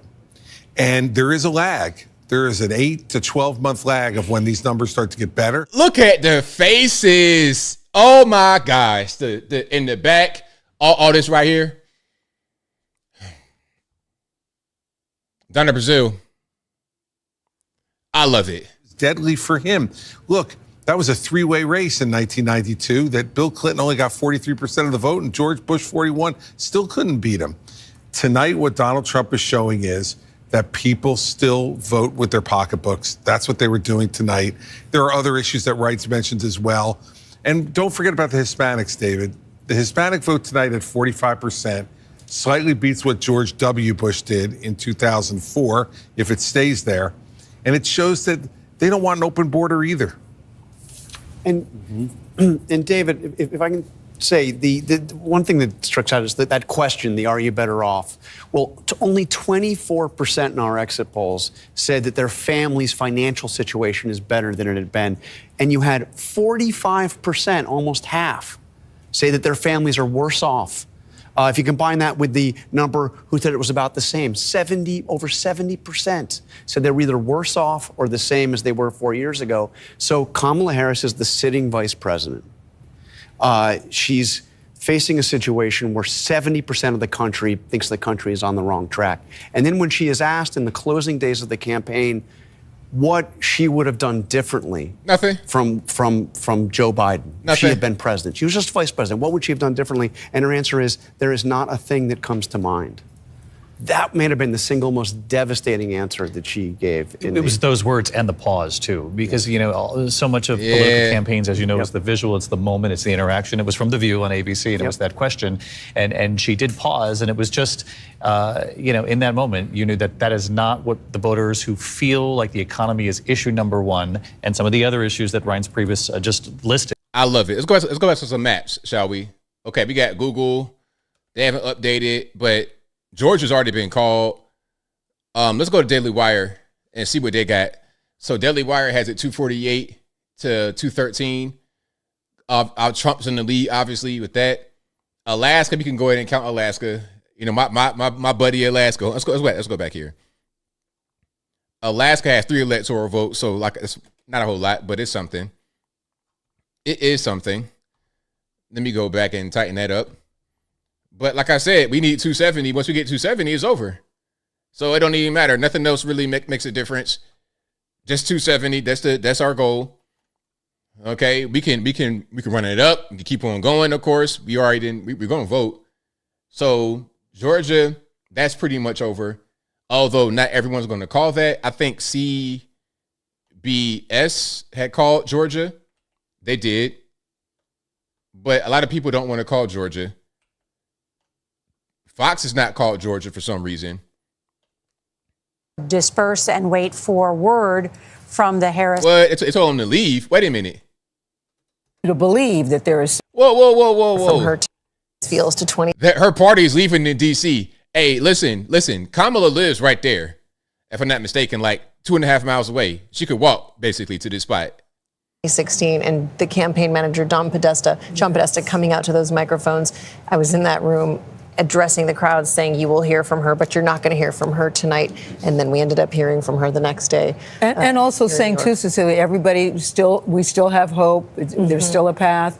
It's a big sense of that's the Kamala that's the Kamala Harris campaign headquarters. People leaving, going back to the crib.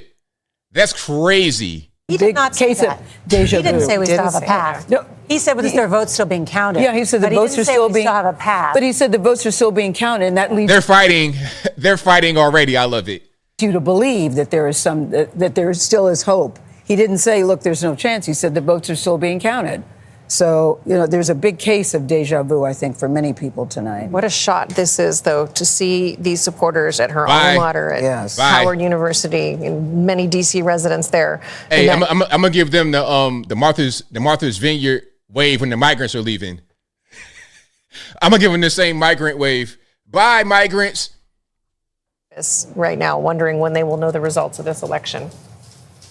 I know that as we watch the crowd disperse and wait for word from the Harris campaign about what is next, we enter this late morning period where votes are just still being counted. In Pennsylvania, it could take a couple of days. Michigan, it could take a day. I want to bring in David Becker on that because, David, you've spent so much time speaking with state election officials about the vote count. What can you tell us about timing?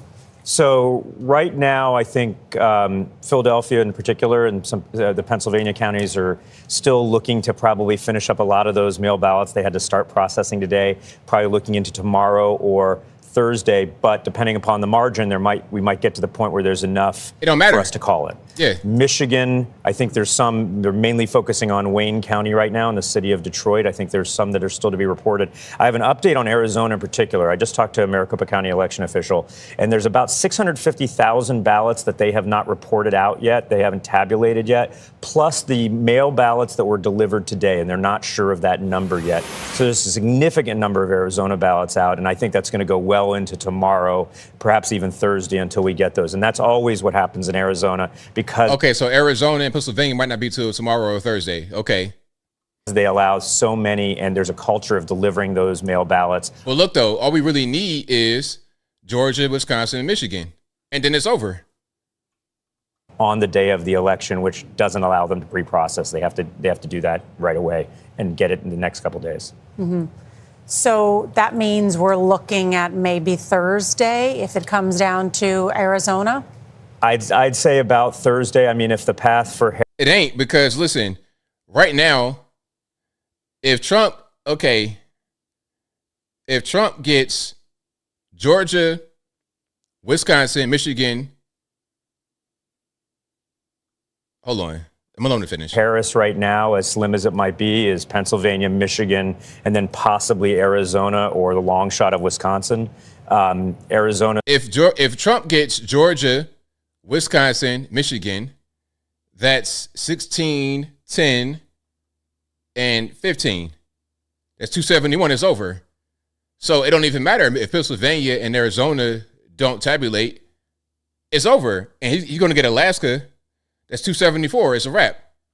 And then Nevada, if Nevada, Arizona, Pennsylvania go for Trump, we go back to what he was getting in 2016 as far as the electoral votes. And he's already running it up in the popular vote. That's something else that we need to discuss because he lost the popular vote in 2016, but still won the electoral college by 304. Like 304 votes is what he got in the electoral in 2016. But now he'll probably be able to win the popular and the electoral. It's going to take probably a day or two. Pennsylvania might take about that long. To a projection that the former president will win the state of Georgia. We know that already. I want to bring in Anthony Salvanto. And as we see that Donald Trump has won Georgia and North Carolina, the path narrows for the vice president as you have rated Wisconsin as lean Republican. Yep. So many people are asking what's going on in the blue wall. What's happening in Michigan right now? Okay, I'll start here. So here's what you got in. You get 59% in. But for starters, Wayne County, which is the big county here, it's Detroit. Democrats are going to need a substantial lead there to carry them through the state. Well, what you see here is only a quarter of that is in. On top of that, we're not exactly sure how many votes are going to come in from there. So that's going to be a holdup, and that may be a while, right? So I see Harris's top official. If you know that 24% of the vote is in, then that means you know how much is not in. So you can know how many votes there are. Am I not hearing that right? I don't understand. Officials are tweeting about this. Well, the vote isn't in yet from Wayne County. Right. But I can remember 2016 with you and when we had not called Michigan yet. And you kept saying, well, there's got to be more vote coming in from Wayne County and Detroit for Hillary Clinton. And it never came in. No, and it didn't. And one of the things that we are seeing tonight, especially in cities like Detroit, metro areas, we just saw it in metro Atlanta, which is why we were able to call Georgia, is that not only is turnout a little bit down, but Harris's margins are a little bit down from Joe Biden's in 2020. And some of that is a slight shift among minority voters, if you look precinct by precinct, and some of that is just part of the overall shift that's going on here tonight. So to your point, yes, turnout may end up down there, and that would be a bad And sign. any information on Dearborn, which is the largest population of Arab Americans, about what's going on there? So that we don't have that information yet. That is in Wayne County. We're going to want to understand that might be 50 to 100,000 votes. If we see in those precincts that there isn't strong turnout, that would just add to the potential trouble for Harris. But we can't go inside that narrowly. We can't go inside that. I mean, I will show you that in Georgia, just as an example, we did that in Fulton. And if the same idea plays out, right, here's inside of Atlanta. This is where the shift, you even see some red areas. This is not. So you can see in the north up there, that's a nice area up here. And a lot of this is cool. Once you get north of Atlanta is cool. But once you get up in here, you're in the heart of it. You're in the heart. What you saw in 2020. So even that 2 to 3 point shift, and we've seen that. I showed you earlier in Pennsylvania, we had seen that kind of a shift too. All the stuff that in the pre-election polling, we were talking about the potential for a few points more among minority voters shifting, and we're seeing that, and it may play out in Detroit as well. All right, Anthony Salvanto, as we go into these numbers, and when we come back, we'll spend some more time trying to figure out what is happening. All right, let's keep on moving here.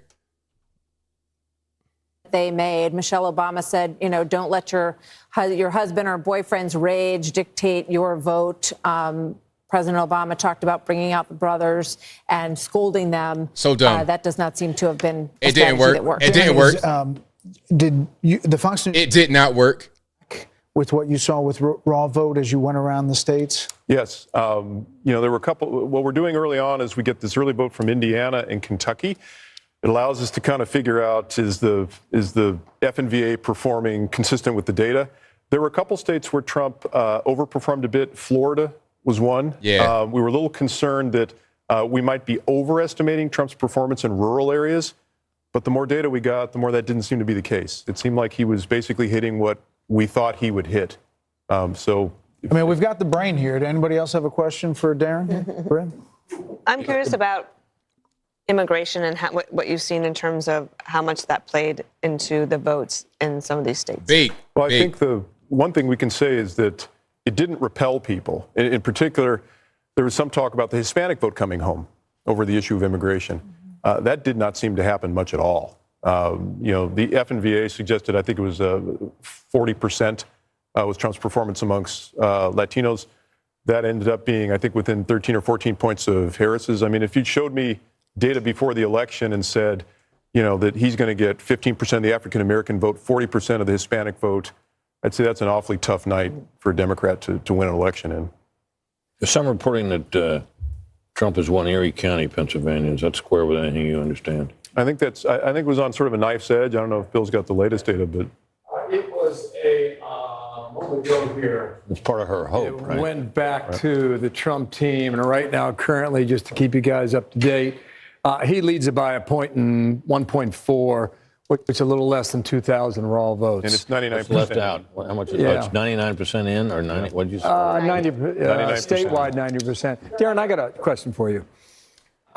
So Fox has it 248 to 216, Trump leading in electoral votes. When you think about the blue wall in the upper Midwest, when we were at the convention in Milwaukee in July, it ended on a Thursday. On a Friday, we had that national computer glitch, and all the airports were shut down. So all the delegates and all the journalists and all the campaign folks were stranded at the airport in Milwaukee. And I was still thinking at the time about, why did I just see Kid Rock? And why did I see Hulk Hogan? And why did I see Dana White? And I went to the campaign and I said, what's going on there? Because it was men. It was white men. And they said, we notice in the upper Midwest, at the time they were thinking about Minnesota, Wisconsin, Michigan, Ohio to a lesser degree, and Pennsylvania. That's what they were thinking about. And they said, we noticed that there was a certain percentage of white men who voted in 2016. They sat out 2020, and we're trying to win them back. Is there evidence that those white males in those upper Midwest states did that tonight? That's a really good point, because I saw exit poll data 2020. They lost in white males, and that you can't just ignore people and think that you have them already. Same thing with the black vote with the Democrats. They just ignore us and scold us. You can lose us. You think you got us? No. if we think you're not doing what you should be doing, you could lose us too. So that's the thing. There was sort of a rule of thumb we were adopting that, and we spoke about this a little bit earlier in conversation with y'all, but that, the gender gap is a double-edged sword. Gender gap can help or hurt depending upon, the absolute level of support. We were looking at 55%. In other words, if Trump was hitting 55% with men, that was a good sign. If Harris was hitting 55% with women, that was a good sign. And in the upper Midwest states, he was getting closer to that sort of magic number than she was.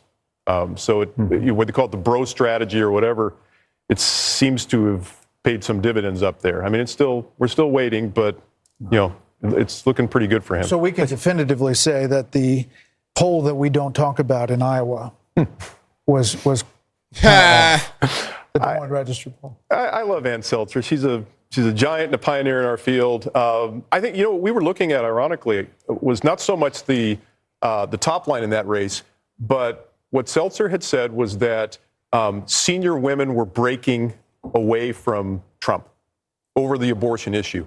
And I think our friend Sean Trende had a really good observation where he said that may be true, but it may not help Harris because that's something that could occur in Iowa where abortion was a hot issue, but might not occur nationally in other states where abortion wasn't as salient. We have to let you go, but really quickly, what's happening in Minnesota? That's what I was going to ask, exact question. Minnesota, why is that still? They have done what sometimes they do in states. They've stopped counting votes. Really? And we're kind of close After all we've been through with that? After all we've been through?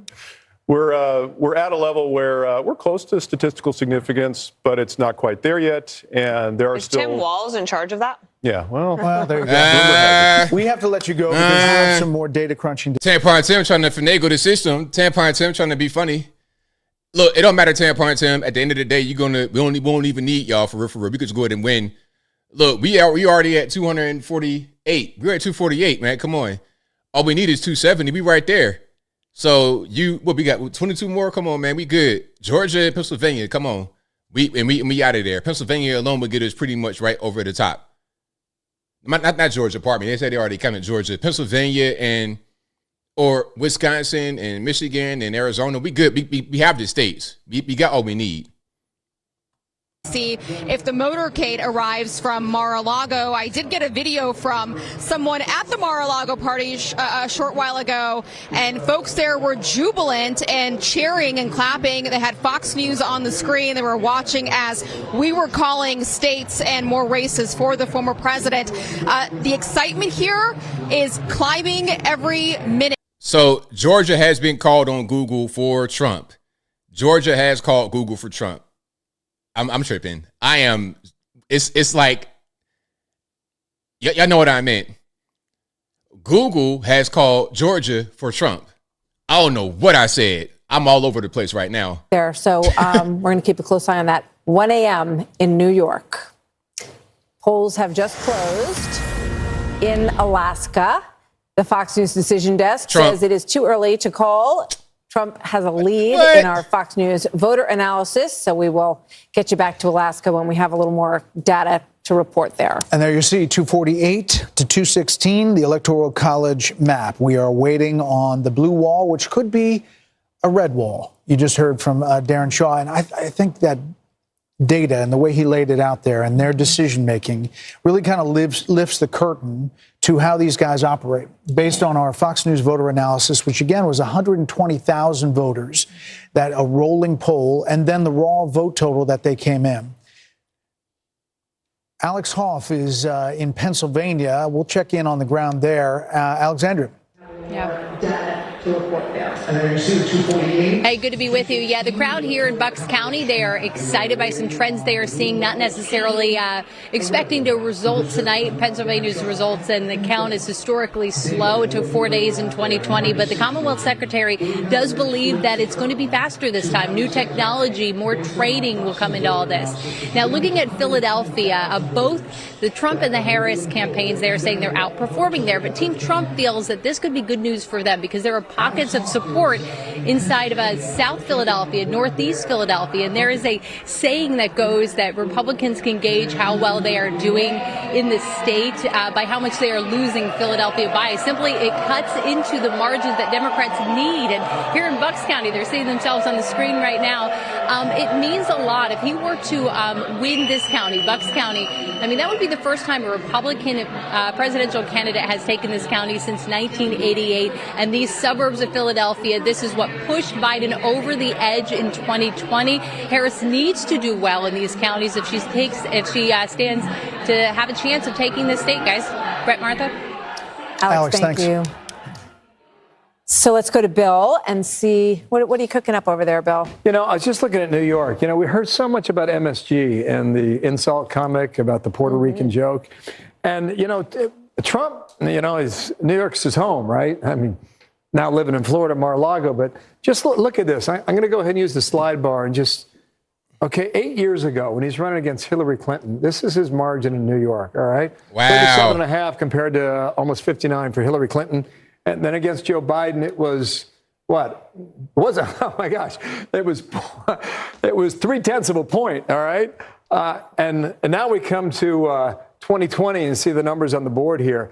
That's a pretty decent performance. Yeah. I'm just getting some insight here in the New York City. He did well over 40% of the vote here in New York as well. One thing I was checking out here, guys, in this is the number, right? Path to 270. I guess in theory right now, if you were to close out, you know, you're at 248. If you were to close out Pennsylvania, and even though Alaska has ranked choice voting, it's over. Which could take a while to post a number here. Nonetheless, that would put him right at the number at 270. That's it. So even around the blue wall, that's possible too. That goes back to the argument that we've been talking about for some time now, that Trump had more paths to the Oval Office than Harris did. Let's go check on Pennsylvania one more time here, and we'll see. Okay, it's holding steady at 3.5. 90% of the estimated vote out there, and now reporting here. In Michigan, you know, the blue wall, 6.3, so that number is stuck a little bit here. Estimated somewhat, maybe 40% of the vote still missing there in Michigan. And Wisconsin, you know, maybe we get some more numbers. 85% of the vote in Wisconsin. And it got 85% of the vote in here. And, you know, Trump's holding on to this 4.2 advantage in Wisconsin. And Wisconsin, they take a lot of pride in what they do. They want to get the vote out quickly. Maybe Milwaukee notwithstanding, but the rest of the state, you know, that's their idea. So we could get that in maybe a little more as we go into what, the 2 a.m. hour? Are we going to 2 a.m. or 3? When? What are we doing here? Arizona, sticking here at... He's tired. He's running on fumes. Going. Okay, you got it. Get him in some trail mix or something, man. To get our first numbers in from Nevada. For any of the nerds and geeks out there that have been deep in the weeds about the early voting, you've been watching Nevada. And Nevada's been a pretty good marker there for Republicans. This is a quick count here now. It's saying 75% of the vote is in, and Trump's got a firm lead at 3.4 points, roughly, just a tad under 35,000 votes. Clark County, Las Vegas, 70% of the votes in the Silver State here all come from Nevada. Let's see what's happening right now. Okay, Harris, just a tick over 50.2 with 80%. I want to go comparison's sake, 8 years ago. Why not, right? In Nevada, I don't know what this number is. We'll find out together. Okay? Much less. So Hillary Clinton did 2 points better than Kamala Harris. And look how much Trump is doing. So in 2020 or 2016, it was 41.8% for Trump compared to 48.4 right now. That's a big difference. And Joe Biden, okay, did he?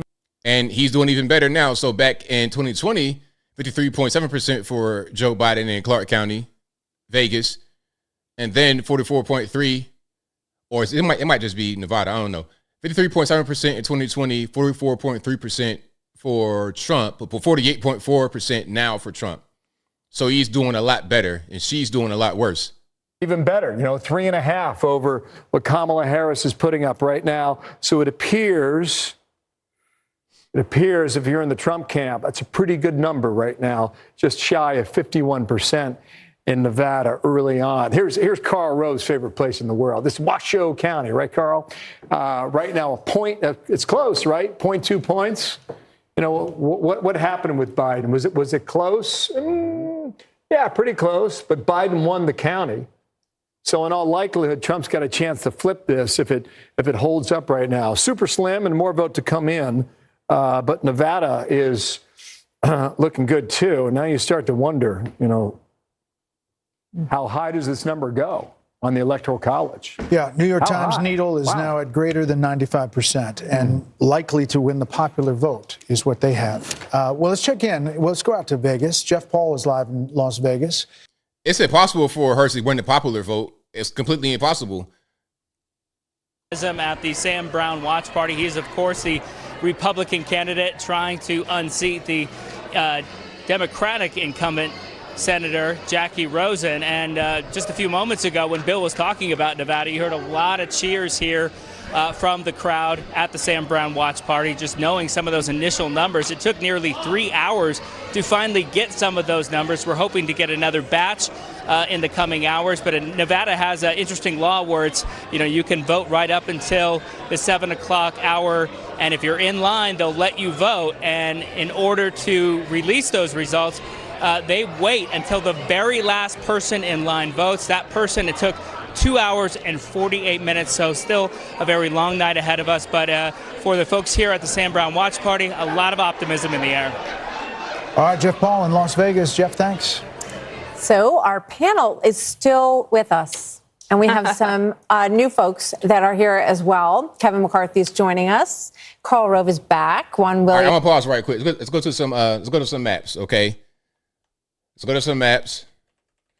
So Google has Trump at 247, Kamala at 210. Now let's look at, so they called Georgia, North Carolina. We were waiting for those for a while. They went ahead and called those for Trump. Pennsylvania's at 90% reporting, 51.2% for Donald Trump, 47.8% for Kamala Harris. Now, Trump is up in Pennsylvania, 3,326,111 votes compared to 3,102,493 votes. So that's quite a big difference, quite a big gap. I don't see how going to Philly or anywhere will make a difference. I don't really see it. Doesn't make a lot of sense. We're going to go county by county in a minute. Michigan, 61% in, 52.3% for Trump, 45.9% for Kamala. Wisconsin, 86% in, 51.4% for Trump, 47.2% for Kamala. Arizona, 51% in, 49.9% for Trump, 49.2% for Kamala. Nevada, 75% in. And let me show you that. You guys might not be able to see it. So Nevada, 75% in, 50.9% for Trump, 47.5% for Kamala. Okay. And we're going to do city by city in a different map because I can't see it there. Alaska, they've not called that on Google, but they might as well. They've called it on other maps. So that'll bring Trump to 250. Once you get Alaska, that's 250. All you need now is 20. Okay. Now all you need now is 20. So once he gets Alaska and they call that, once you get Pennsylvania, you just need one more state. Once you get, you could win it with Pennsylvania and another state. You could win it with Arizona and Michigan, with Michigan and Wisconsin, with Michigan and Nevada, with Wisconsin and Arizona. You could win it a lot of different ways. And all the states I'm talking about are all leaning Trump. All the states I'm mentioning are leaning Trump. Wisconsin, Michigan, Pennsylvania, Nevada, Arizona, Alaska, they're all going for Trump right now.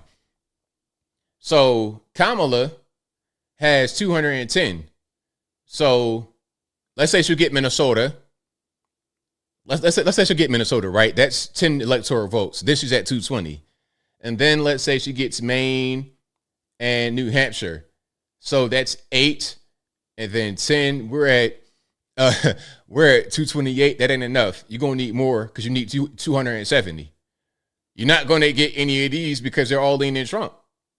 You could get one of them and still you don't have enough. Oh, is Van Jones about to cry on CNN? Wait. Hold on. Let's go CB. Let's go ABC. And stronger than he was in 2020, stronger than he was in 2016. I said, do you have any reservations at all? January 6th. And he said, absolutely not. The more you all talk about that, the more Trump voters you will attract. Yep. So this election was not about that. But in the end, here we are. This is democracy. Martha, thanks. We do have a major call to make at this hour, and it's the power of the Senate moving forward. It's precisely what we've just been talking about with this conversation. Republicans will take control of the Senate with that call in Nebraska. Deb Fischer holding on to her seat tonight. If Donald Trump is named the next president. They late. The Senate been gone. They late with that, but that's fine. The House, but this is significant. And now the only question is, Rachel Scott, is how strong that Republican control will be. Will he have a mandate because the majority will be more than just a one senator majority? Yeah, spot on. It's not a question of whether or not Republicans are going to have the majority. It's just now a question of precisely how much. This is going to be the outlook, at least where it stands right now. Republicans 51 seats, they've netted 2. Remember, that's all they needed to net by the end of the night in order to take control of the Senate. Democrats currently have 41 seats. And again, David, we talked about these key races, but I just want to emphasize one more time when we're talking about Republicans possibly expanding their majority in the Senate. Wisconsin, you have the Republican candidate ahead. Michigan, the Republican candidate ahead, and also in Pennsylvania as well. So, Governor Chris Christie, this brings us back to what you and I were talking about earlier in the evening. That comes down to everything, including the decisions made right at the beginning of an administration about who you're going to put in the cabinet. Oh, yeah. No, look, he's got free reign now if he wins. I mean, there's no doubt about that, because not only does he not worry about the margin nearly as much, but as John said, he elected these folks. You know, he wants their vote. He's going to call, if Dave McCormick's there, he's going to call Dave in and say, hey, Dave, you know, you wouldn't be here but for me. I need your vote. All right, man. I'm not really trying to hear Chris Christie break down anything. If Chris Christie wants to break down the flavor of donuts or something like that, then let's go ahead and rock and roll. You want to break down donut flavors, you want to break down Haagen-Dazs ice cream flavors, you want to break down how to fry fatback with no air fryer or nothing like that in the good old-fashioned way, then we good money. But beyond that, I'm good. All right, let's keep on going. Yeah, I don't want to hear from Chris Christie right now. I'm good. I promise I'm good. Okay, let's keep on going. Let's look at some maps and see what we got going on. So Daily Wire has Trump leading 251 to Kamala's 213. So now we just need 19 votes. Pennsylvania is it. From right here, they say Trump has 251 electoral votes. Pennsylvania has 19 votes by itself. That's over at that point, just at one place. It's a wrap. But we still leading in Michigan, Wisconsin, Nevada, and Arizona. We're leading in all those places. So we're going to just run it up. You're going to run it up. Run it. Just, hey, man. It's like we're playing football, and we're up 100-0, and we throwing the ball. Hail Mary. Randy Moss, Tom Brady, perfection. Catching just straight every time we line up on the 20-yard line. We ain't doing no punt returns. We just letting the ball go wherever he wants to go. 20-yard line, Tom Brady, height. Randy Moss is flying down the field and catching the ball. We're going to do that every play. That's what's happening right now. All right, let's keep going. Washington Post, they got Georgia, all these places, but you still got the swing states still kind of open. Okay, so everybody's pretty much catching on. Everybody's catching on. All right, Fox says 248 to Trump. Let's go back to CBS. I'm gonna try to find CNN too. Than he did in 2020. So he has improved with women voters. And think about the way he ended his campaign. You know, in a traditional sense, they and his campaign advisors, some of them were saying this, is you've got a problem with women voters, college educated, women in the suburbs. And he did very little. In fact, some would argue he leaned into his problems with women voters, and it didn't hurt him in the least in the electorate. What does that say to you, John? What does this mean? Well, what it says is that there is no, you know, when Donald Trump won in 2016, there was some conversation about, well, the office will change him. Yes. There will be people around him who will help with his rough edges. The office He'll will become presidential. There's no question that Donald Trump is Donald Trump in full. He ended his campaign purely, fully Donald Trump, and that is what Americans, it appears, are signing up for. It's certainly what the exit polls show. He has a lot of support for that. And he went through a primary where he was challenged by other Republicans. Nikki Haley, the former governor, someone who worked under him as the UN ambassador out there just recently, saying he wasn't going to win supporters when it comes to women because he's alienating them with his remarks. But she lost that primary, and perhaps her bet here isn't. It's not as clear cut. I mean, it's just interesting again and again to come back to the two things that Trump voters told us. It's the economy and it's the border. Yeah. Largely, the Democratic ticket avoided discussing the border and immigration as much as they possibly could. There's going to be a lot of analysis of should they have leaned in and talked about it in a way other than there was a bill that should have, would have passed. They can't talk about it because it was their responsibility. Look, Kamala was the border czar. So what are you going to say? Oh, I agree with you. We should close the border. Okay, well, you got the power to do it. Do it right now. So you can't talk about things you shoulda, coulda, woulda when you're in office right now. Nah, fix it now. And if you can't fix it now, then why would I vote for you? Why would I vote for more of the same? So you're in office right now and you can't fix it. But if I vote for you, then you're going to fix it, make it make sense. They couldn't talk about it. Passed. Well, over whether Joe Biden, as one of his first acts as president of the United States, should have repealed so many of those executive actions and initiatives that had really locked down the border, that Donald Trump successfully was able to run against him. Let's talk about the border when we come back, because Cecilia Vega did some incredible reporting for 60 Minutes about the promises that Donald Trump has made, not only to secure the border, but also a mass deportation. Thank you. It is past 1:30, almost 1:30 in the morning. So she's the. I understand. I get it 100%. I'm running on pure. I'm running on pure. Whatever kind of essence you're admitting because you're so upset that Kamala is losing, I'm running on that. That's what I'm using to fuel myself. It's like fueling a nuclear battery. It's like getting a jump start. That's how I feel right now with whatever kind of essence you're giving off because you're losing. That's what I'm being fueled by. If not for that, I'll be asleep right now. Right now.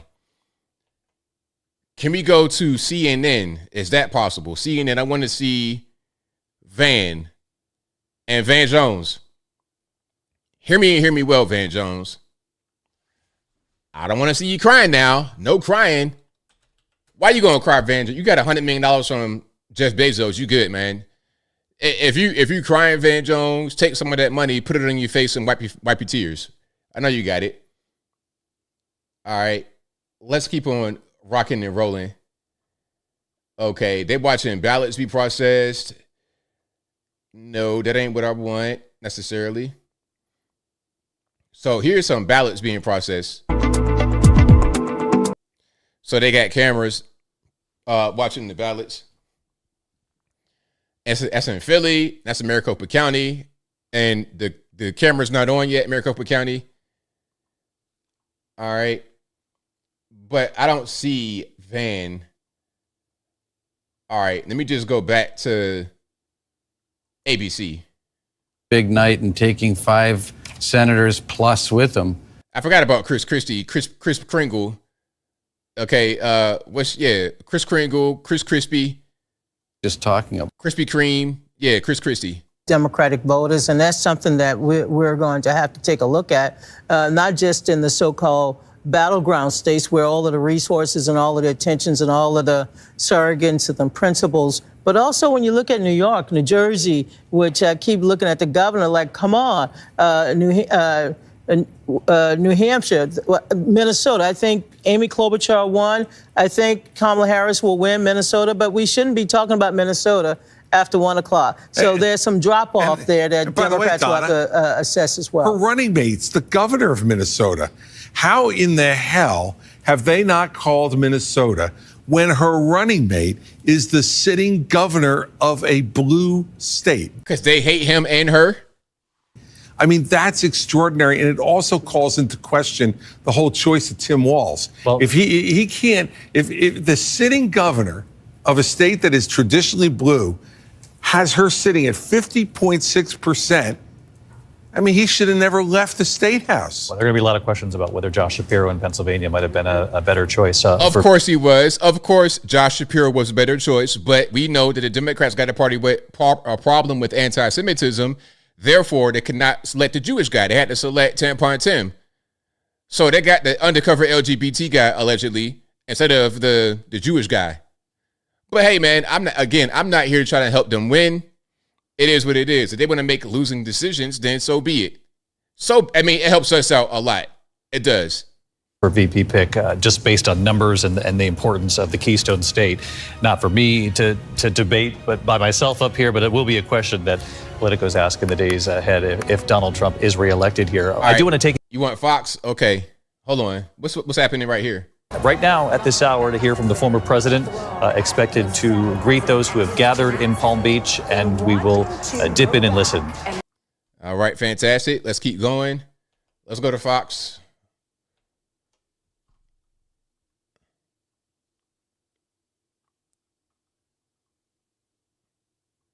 Kamala Harris. And it was so clear that Joe Biden was not going to be able to go the distance. Look at that at the bottom. Joe Biden were still on the ticket tonight. Hey, look at that at the bottom. 267. It's about to be over. Pennsylvania just got called. It's a wrap. Hey, it's over. It is over. Those people who worked so hard and stuck by Trump, no matter what was said about him, they were called every name in the book, including Hitler and Nazis, and they came through. The other thing that's on my mind is, last night at her closing rally, Oprah Winfrey said go. If Donald Trump is elected, then basically you can just write America off. But now, hold up. They just called Pennsylvania for Trump. That means he's at 267.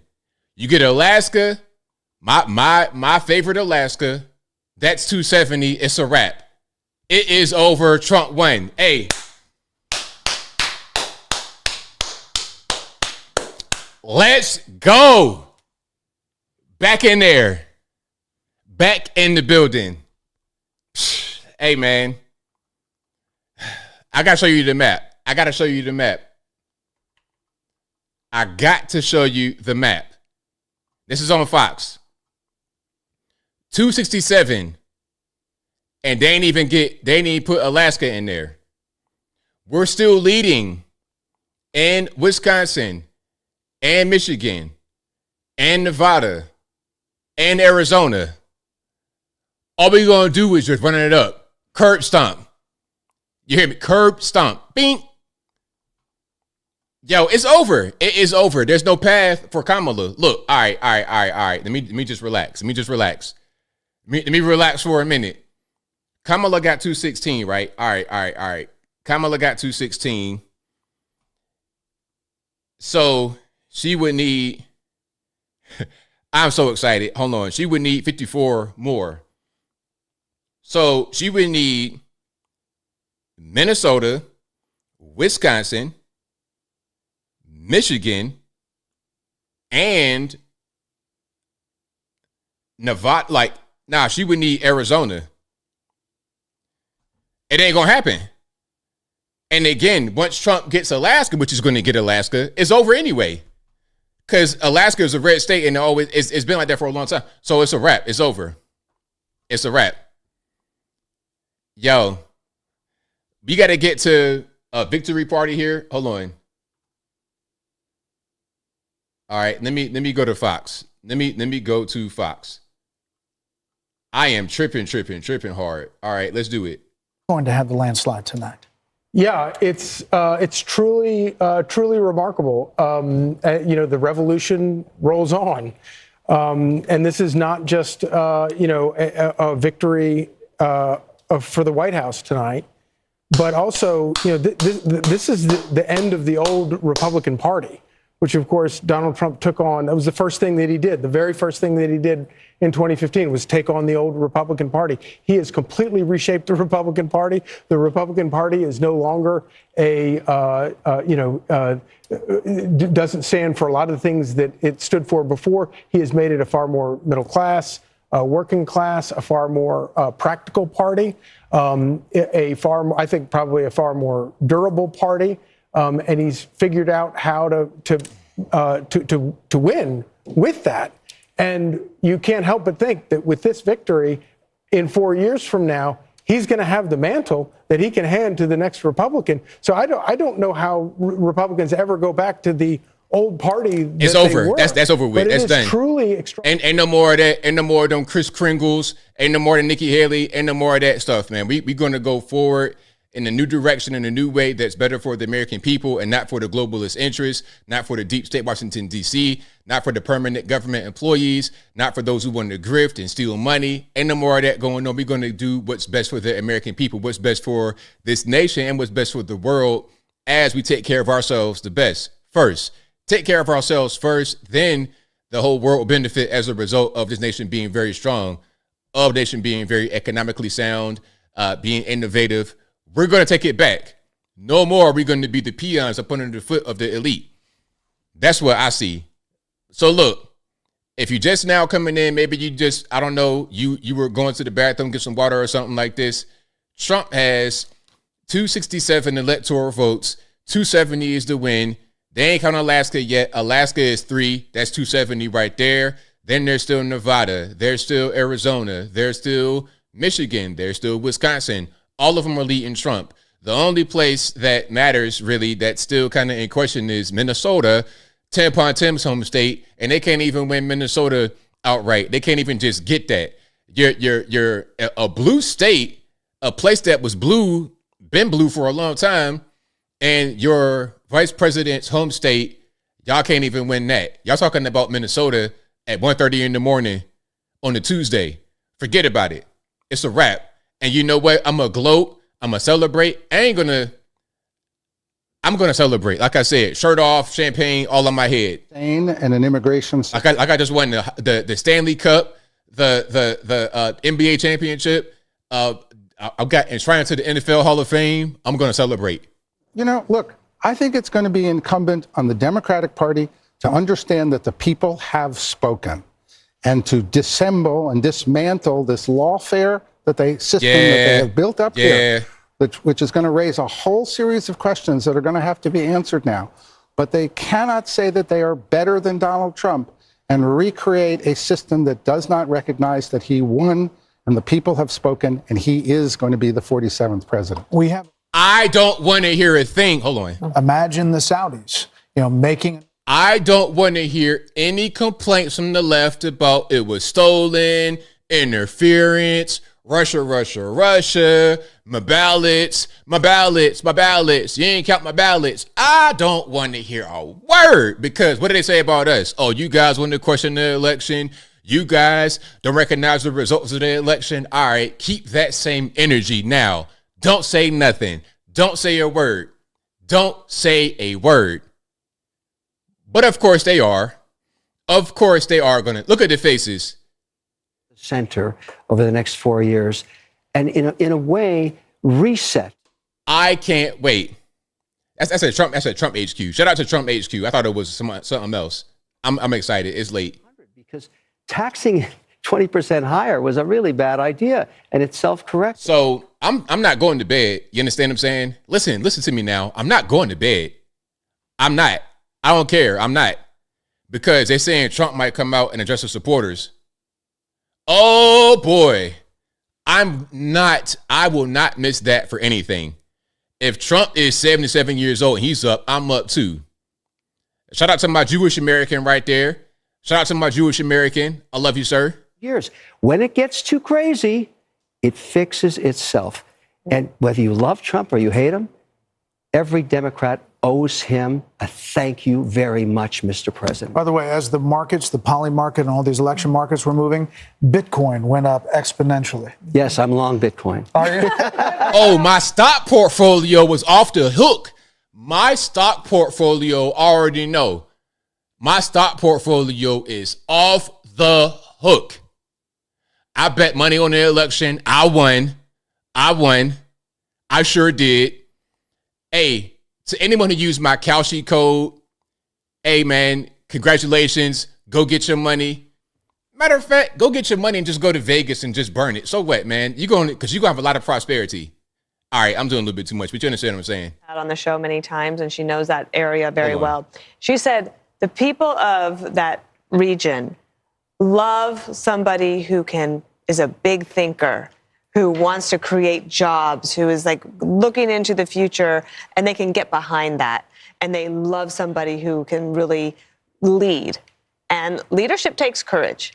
And you have to be willing to make decisions where you are going to be criticized. I think this is one of the problems that Kamala Harris has always had. She doesn't want to take a position on anything. We haven't even talked about how in California, the law to basically make shoplifting illegal again passed overwhelmingly. Yeah. And Gascon, our friend down, the DA in Los Angeles, lost by 22 votes. Mm-hmm. I mean, this is in California, so it was everywhere. 22 points. And 2 days before, 22 points. Thank you.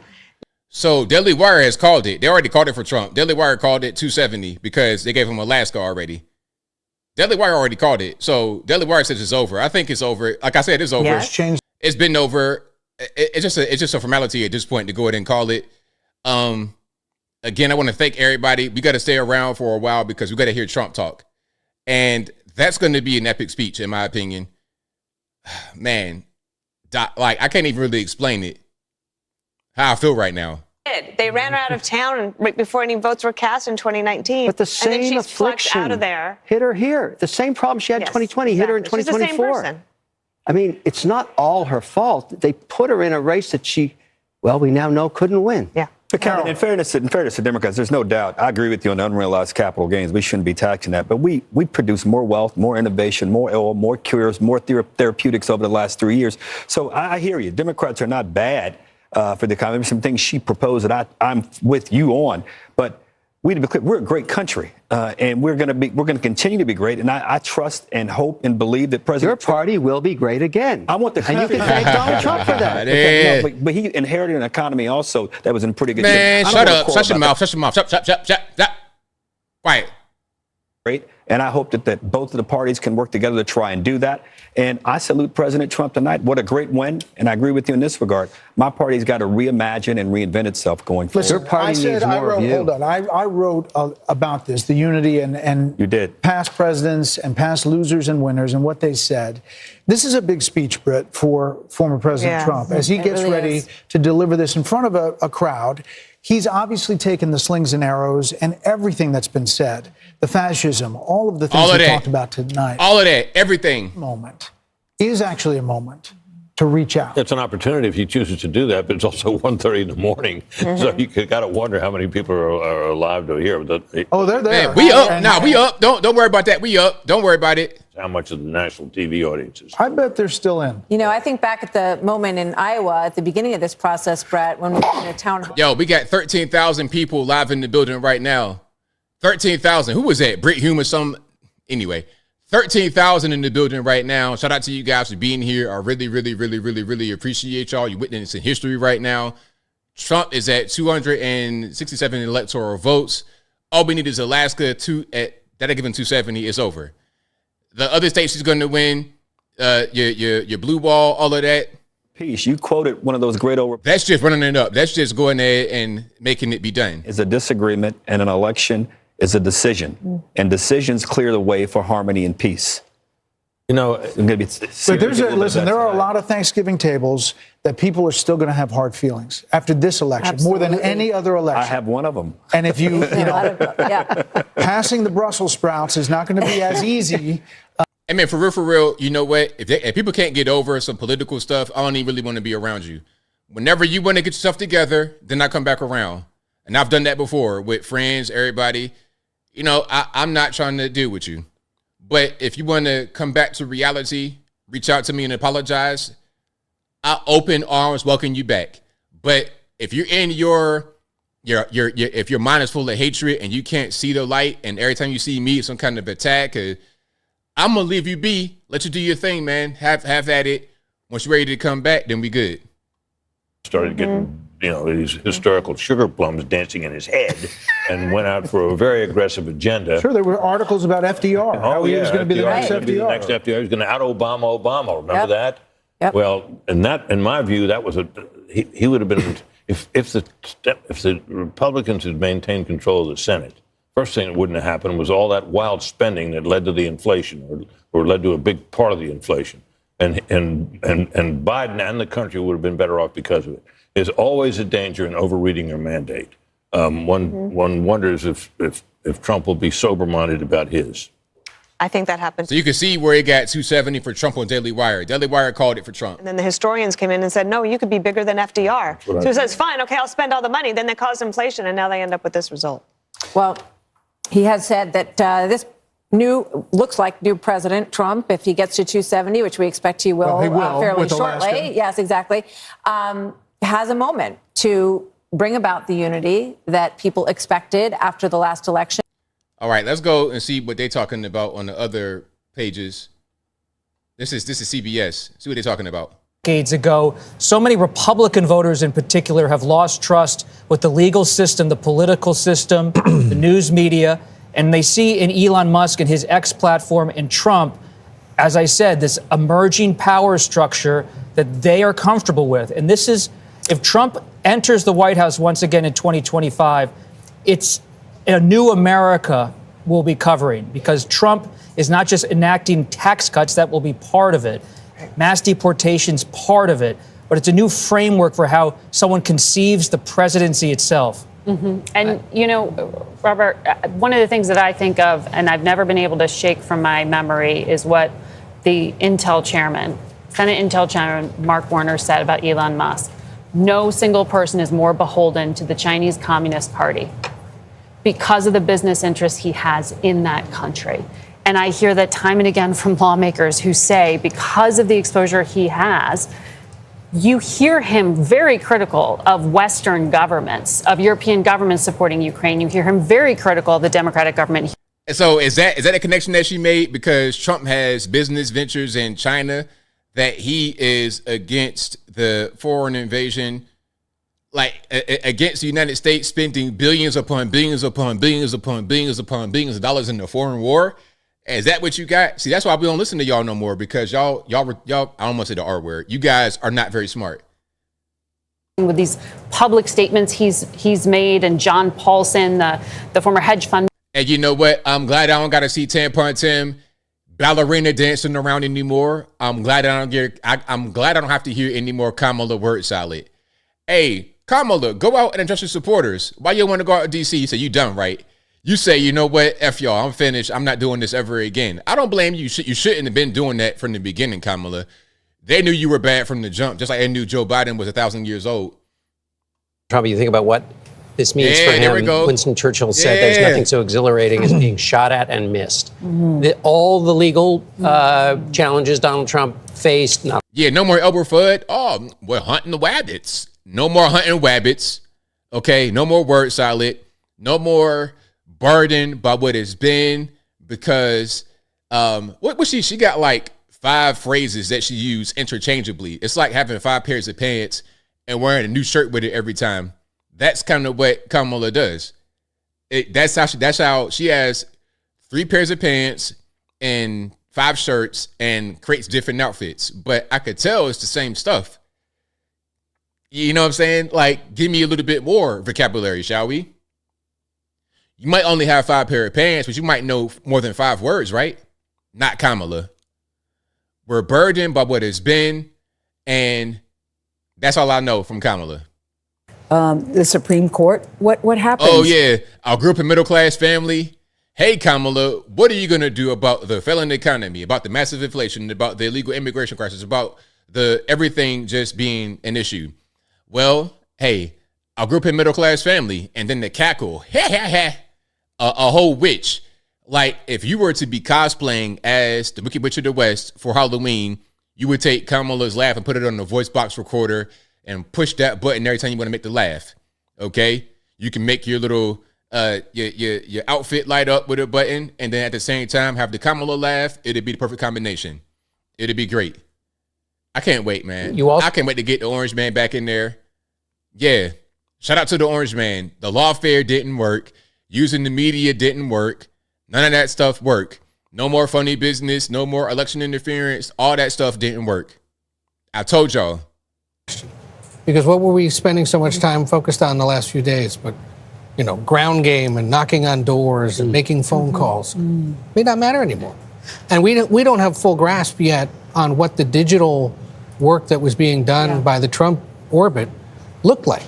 Well, the information space has changed so much. Because because the algorithms of journalists don't necessarily line up with the algorithms of the voters they were reaching. And so it's almost impossible for anyone to track what anyone else is getting. And we just don't know what was the kind of information they were getting a year ago targeted at them. Man, y'all know, like, we telling y'all, we tell y'all interview us, y'all talk to us. We say exactly what we want to have happen. We say it. We tell you the economy, the illegal aliens, the DEI, woke stuff. We tell you what we are upset with, but you don't listen. You act like we are racist for saying these things. You ignore us. You gaslight us. You point your finger. You finger wag at us. And then you're wondering, oh, we don't know what they want. We don't know if they have the right algorithm. And the algorithm is... No. You just refusing to listen to us tell you in person. I can say right now, we got this issue, that issue, that issue. You'll tell me I'm a misogynist. I hate myself. I'm an Uncle Tom, all this, that, and the third. Totally ignore me. On the other side, they accept what I'm saying. They listen to what I'm saying, and they do policy decisions to address what I'm saying. And y'all don't. And you wondering why I don't want to vote for you? Isn't it obvious? Isn't it obvious? But they refuse to understand that what they're doing and that what they're proposing is not attractive to us. It's not. We don't want it. We don't like it. Afghanistan, it was destabilized by an economy that was stubbornly not cooperative with Democrats, frankly. Okay, we got some talking going on. Let's see if we can go to the rally. I don't want to hear the big security guard looking dude. Hold on. All right. With his panel. Hey, Trace. Brett, thank you. Martha, thank you as well. We've got our panel, Steve Hilton, Jody Armour, Kaylee McGee-White, and John O'Caldwell. You're talking to your panel, Brett and Martha. Shout out John O'Caldwell. Shout out. By the whole concept that, again, Trump was undercounted. Kaylee. This is the third consecutive polling miss in a presidential cycle for Donald Trump.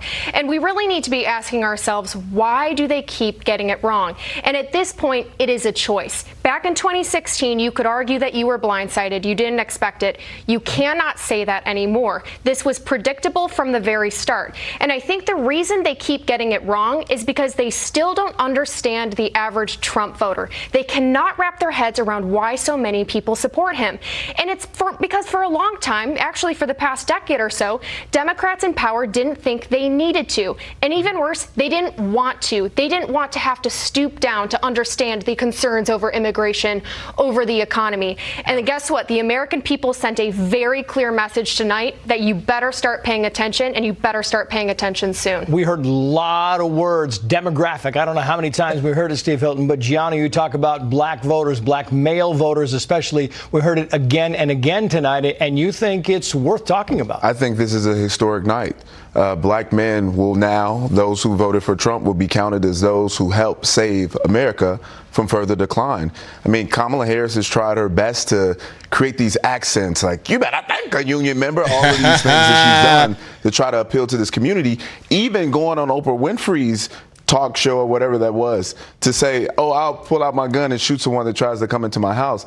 I mean, this has become nonsensical to the point that I don't know if we're looking at Medea runs for president or not. I mean, this is outstanding. Medea runs for president was crazy. Takes note. Yeah, and you talk about young males and younger voters, Jody Armour. You're a law professor at the University of Southern California. You know what young people are geared into. Are you surprised when you see these voter analysis numbers that young voters came out heavy for Donald Trump? Yeah, well, young voters can sniff out a fraud. They can sniff out somebody who's chameleon-like. She changes her position according to the prevailing winds. They didn't like that. Many across the country, young students said, for me, a red line also is mass atrocities, is collective punishment, is what I see going on in the Middle East, and I see us as complicit in. And so they, were saying, I'm not just that enthusiastic. Yeah. And I'm not going to get out. I got 15 seconds for you, Steve. I just think when I see this unfold,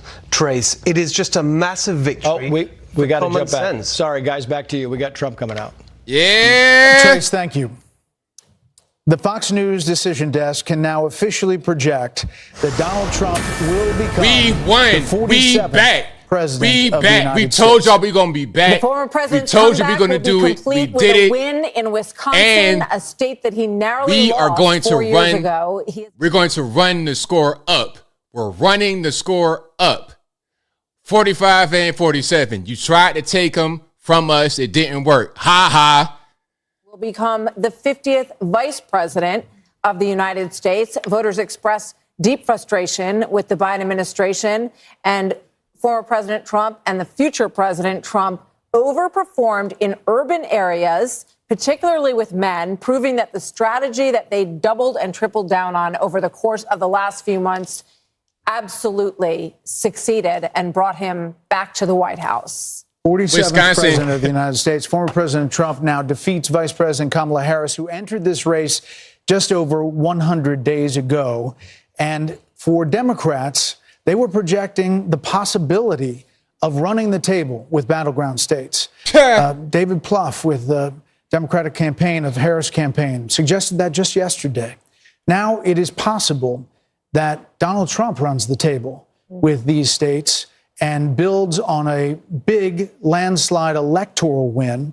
We don't know where the popular vote is going to finish out, but we do know that he will be going back to the White House, and with him, Brit Hume, will be a lot of changes because he will have been there once and will know what he wants to do. You know, he often accounts for the fact that he had so much turnover in his first term, as president, by the fact that he really know Washington, and he was new to this realm that he had come to win the presidency in, and he promises us that now he knows whom he wants to hire. Now he knows the kind of people he wants to have around him. A lot of people are saying that means a lot of very experienced people around Washington will be ruled out, and maybe they will. But it's going to be very interesting to see the kind of people he reaches out to and reaches out for in the days and weeks ahead as he builds his administration. We're joined by Kayleigh McEnany, Trey Gowdy, and Katie Pavlich. Kayleigh, you've been a part of the last administration. You've seen you can see the joy on all these people's faces. Think about the angst and the, all that this campaign has been through. Oh. And now there is the prospect of creating what you want to create in a second administration. Your thoughts, 30,000 feet of this win. Indictments, 2 assassination attempts, an unlikely come-from-behind victory, and history is made tonight. This is a huge moment, particularly because this is a tectonic shift of the Republican Party. If all of this exit polling is true, you now have Black voters, Latino voters, young voters coming in a way that we haven't seen the party bring in a very long time, and that's due to former President, now soon to be current President Trump. And I just want to say this as we wait for him to come out. I remember having a conversation with Ivanka Trump in 2016 about his remarks. And before he went out to give those remarks, he had speech A and speech B. Speech A was a more boisterous Trumpian speech. Speech B was a speech full of unity. And he looked up, Ivanka said, saw the faces of crying Hillary voters. He ripped up the boisterous speech and said he wanted to heal the nation. And the first words he said were an appreciation for Hillary Clinton, for her service to our country. And then he said, now it is time for America to bind the wounds of division. And he said, we are a party of all races, creeds, and religions. That is more true tonight than it was 8 years ago. And I fully expect President Trump right now is maybe ripping up that more boisterous speech and preparing to unite the country. It's an amazing message. I hope Kayleigh's right. I hope you're right. And we're gonna get a chance to see here in a minute. Trey Gowdy said something on your show the other day about how one of the things that you hope also is they're a little more prepared this time. They've got a great transition team, and they're going to need it. And I hope that there are a lot of people who want to go in and be helpful. Trey? Yeah, I think his transition team has done a wonderful job vetting potential candidates. And to Kayleigh's point, I think a liberated Donald Trump, he's never going to be on the ballot again. This is his last term. I think, Harold, he will surprise his detractors. I think he will be not anything like what his detractors have described him as being now that he is liberated. If I'm wrong, you can hold me to that. I hope you're right. think I think a liberated Donald Trump is going to shock his detractor. He has said that the assassination attempts had an impact on him. We saw him in many ways return to the very rough and tumble style that we've seen in Donald Trump towards the end of this. But now he will take the stage tonight as the next president of the United States, and he will not be able to run again. Yeah. And I think that is another liberating factor potentially for President Trump. Katie. We'll never underestimate the power of unfinished business. This is a president who has caught lightning in a bottle twice, and the second time around, he now has a MAGA mandate. He will have a Senate that he can use to push through his cabinet appointees, who can work with him on legislation, who could potentially replace a number of justices on the Supreme Court. Who could build a wall. He could build a wall. He has a working group in Washington, D.C. We'll see what happens with the House. But he also has been working very hard on his transition, get the right people around him. He talks about the lessons he's learned about the first time in the White House. So this is a mandate tonight for him. And I think you should get a lot of credit for doing the work on the ground, going to these states to pull these Senate candidates across the line with him. Britt, what do you think the analysis is going to be? There's going to be a lot of time to digest all of this. We're focused now on what the incoming president is going to say. What do you think the analysis is going to be on the Democratic Party and what went wrong there? Well, I think it's going to be, agonizing. I think it's going to take a little while for consensus to form about what the party needs to do next, or what it did wrong this time. It'll be grudging at first. One can certainly imagine that, if the party were smart and shrewd political voices were heeded, that there'd be some major changes in their agenda and their approach in this. And you think of the issue sets that they tried to run on against this man that failed. They need to reconsider all of that. And did. And I think it'll take a while. Now, our colleague and friend Mark Halperin, who's been very astute this particular cycle, he thinks there's going to be blood in the streets and people are going to be hysterical. I hope not, but it could happen. Dana? I am really looking forward to reading some of the stories, probably with a lot of anonymous sources amongst Democrats with the recriminations, and it's going to be fast and furious. And you will have people saying that Joe Biden should have dropped out the day after, not dropped out, but said he was not running for re-election on the day after that midterm in 2022, and either endorsed her or said, let there be a primary. And shoulda, coulda, woulda. Shoulda, coulda, woulda. Shoulda, coulda, woulda. If was the fifth, we all be drunk. It's going to be for the next 90 days as they try to figure it out. And let me just say that as Vice President of the United States, Kamala Harris will certify the election results on January 6th. A lot of irony in that moment. Hilarious. Harold, your thoughts? This is how our country is organized, and it's a great education, I think, for people who had very high passions in this race. There are Democrats who were fervently for Joe Biden. He performed poorly during a debate, and the party switched to Kamala Harris, and there was genuine excitement, I think, built over a period of time.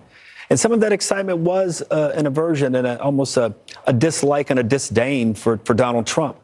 But I hope it's a moment that we can all grow from. Because if we don't, not in a selfish, partisan way, Democrats won't progress. And I don't think you can fly and soar as a great country unless you have both wings working together. And President Trump, tonight, I'm going to be interested in that tone. Kayla, I was reminded of your words, reminded of what you said as you shared it. Hey, for real, I'm not really trying to hear Harold or nobody. I just want to have Trump come out, address the nation. This is an historic moment. I mean, there's been so much stuff that we have gone through over the past few years. This has been years, man. I've been with you guys since 2015. A lot of you guys, we were here for the 2016 election, 2020 election, and here we are, our third consecutive election together. And this is a shift in America. This is a big shift for the better. The people of America are really allowing their voices to be heard, standing up for what makes the most sense for them, and not allowing themselves to be ruled by people who don't really care about them. And a biggest piece of it was how we're telling them what our concerns are, and we're being ignored. What are our concerns? We're talking about the economy. We're talking about illegal immigration. We're talking about all these things that matter to us, and they are ignored by the left. Now, Trump, conservatives, people on the right, they listen to us. They're addressing the issues. What did we say in Tennessee, Georgia, et cetera? We got a problem with the voting. We don't have confidence in the system. Okay, what do? They pass laws and they fix it. Georgia, Trump. Tennessee, Trump. Florida, Trump. Election, no issues. Tennessee, paper ballots, no problem. 7 o'clock, let's count them. Atlanta, you got a lot of ballots in Fulton County. Everything's good. The laws are right there. We're good to go. Gracious to them too. So the things that we asked for, we got in these places where they actually value us. Where they don't value us, where they value other things, then we are at disadvantage. And we're trying to get the guy back in there that had our best interests at heart. A guy that was really kind of one of us, a billionaire, but still one of us. And we need people like that to continue. A J.D. Vance could continue in that model. I'm not saying he's going to be a billionaire. Maybe he could be. That's not even the point. The point is somebody that's going to listen to what the American people say. What we have concerns with, you need to hear us out. It's just that simple. I'm just saying be a gracious winner and let's move the country forward. I agree. And I know you will. That was my only point. I heard a gracious winner today when I talked to him. I really did. He's known for a while. I wrote a piece on FoxNews.com October 11th saying he's going to have a narrow landslide. I think he's felt that for a while, but he wanted to go and earn it. And I even think the people around him have to be gracious too. I think I don't know him as well as you, but I hope the people around him can be gracious as well. That's a different question. We can always hope. Well, that comes from the top. Once more, I just want to say how much money was spent on this election. Oh, yeah. $15.9 billion worth of bill. Wow. B, if you spend $1,000 a day for 2,740 years, that would be $1 billion. It was 16 times that. What has been spent on every race, the presidency, the whole deal. $16 billion. And here we are. What is that, a check you can write to for every American? What did you say? About $50. It's about 40. I want my $50. But I just want to say, every presidential race has a medium. You know, you go back to television, cable. Yeah. This was, in some ways, a podcast experience of a campaign. And those are free to go on podcasts. And you wonder how much of that money really needed to be spent when there's a lot of ways to reach people. But I think it's really interesting. They did a bunch of annoying stuff, a bunch of robocalls, ads nobody listened to. It just wasted money, really. A lot of it was wasted because they spent money on ads. You guys are watching Kamala ads on my videos. It's like you wasting money. I'll take it if you're going to give me some money for something that doesn't work. People that watch my videos are not going to be swayed by a Kamala Harris ad. So you want to put ads on my videos with Kamala in it and you want to spend $1 billion on it, go ahead. I'll take it. And I'm going to inform the people here using your money that you spend from the Kamala campaign. I'm going to put that into myself, put that into my brand to inform everybody else about what's really going on. Okay, that's what I'm going to do. I'm going to invest. I'm going to do things. And you got other guys that are doing the same thing. Thank you, Kamala Harris, for paying for my equipment and stuff like this. You know, you contribute it to the equipment fund. You contribute it to, teleprompters for the ads or whatever. You contribute it to that money, Kamala. So you're wasting money. All that $15 billion, what they said was right on point.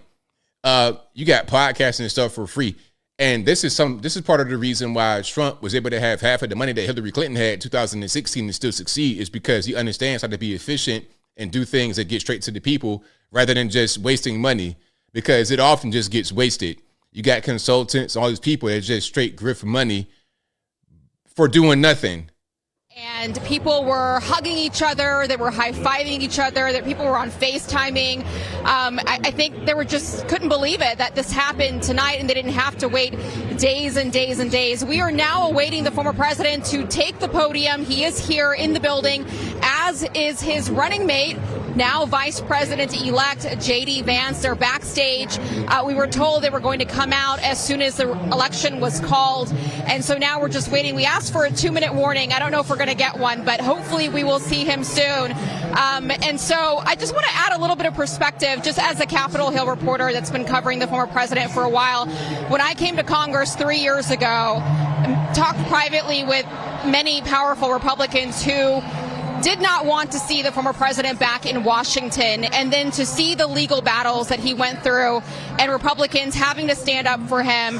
And then he went through the primary process. As Kellyanne Conway just said, he earned it state by state by state, and then came back to Washington in the spring and went to the RNC and claimed the nomination. This is the greatest comeback that I've ever witnessed personally myself. And so I look forward to seeing what he says to the country here tonight and to his supporters. Back to you. Aisha, thank you. The Harris team is now texting to say Vice President Harris will speak tomorrow, and that will be her response to the election results. That's all we have from the Harris team, which is really strange. I mean, from a PR perspective. I also just think it's a shame, because I remember when John Kerry did this to George W. Bush in 2004, and you work so hard, and I know that they're disappointed, but you should concede and let your opponent have their election night, and let everybody that's there at Trump, at Mar-a-Lago, where are they? They're in Palm Beach. They're in West Palm at the convention center. At the convention center, let them have their moment without anyone. Like, I remember Andy Card had to come in and say, well, yes, we know we won, but we have to wait until John Kerry concedes, and then we all had to traipse back in the next morning and wait, and you don't get that moment. I don't think it's right. And that's not to say there's not going to be a phone call. There could be a phone call tonight, but she's not going to speak publicly. If there's a phone call, they have to make it public. And then nobody needs to hear from her. So if I were her, I would do it tonight. I mean, they had that whole setup in front of Howard University. Yes, all of her people were already there. Get it over with. Everybody was there, and it does feel like you want to just collect the moment and do it the way that people used to. They were holding out hope. They were holding out hope that the blue wall could somehow come together. Hope, man, but get it. It's going to be a red wall. 90 minutes before that, they were told to go to bed. Yeah. I got that text. 90 minutes before all of this, Jen O'Malley Dillon, the Harris campaign person, said, everyone can go to bed. We can come back tomorrow. So she didn't even address her own supporters. We want her to call President Trump. She didn't talk to the people who were assembled there for hours for her.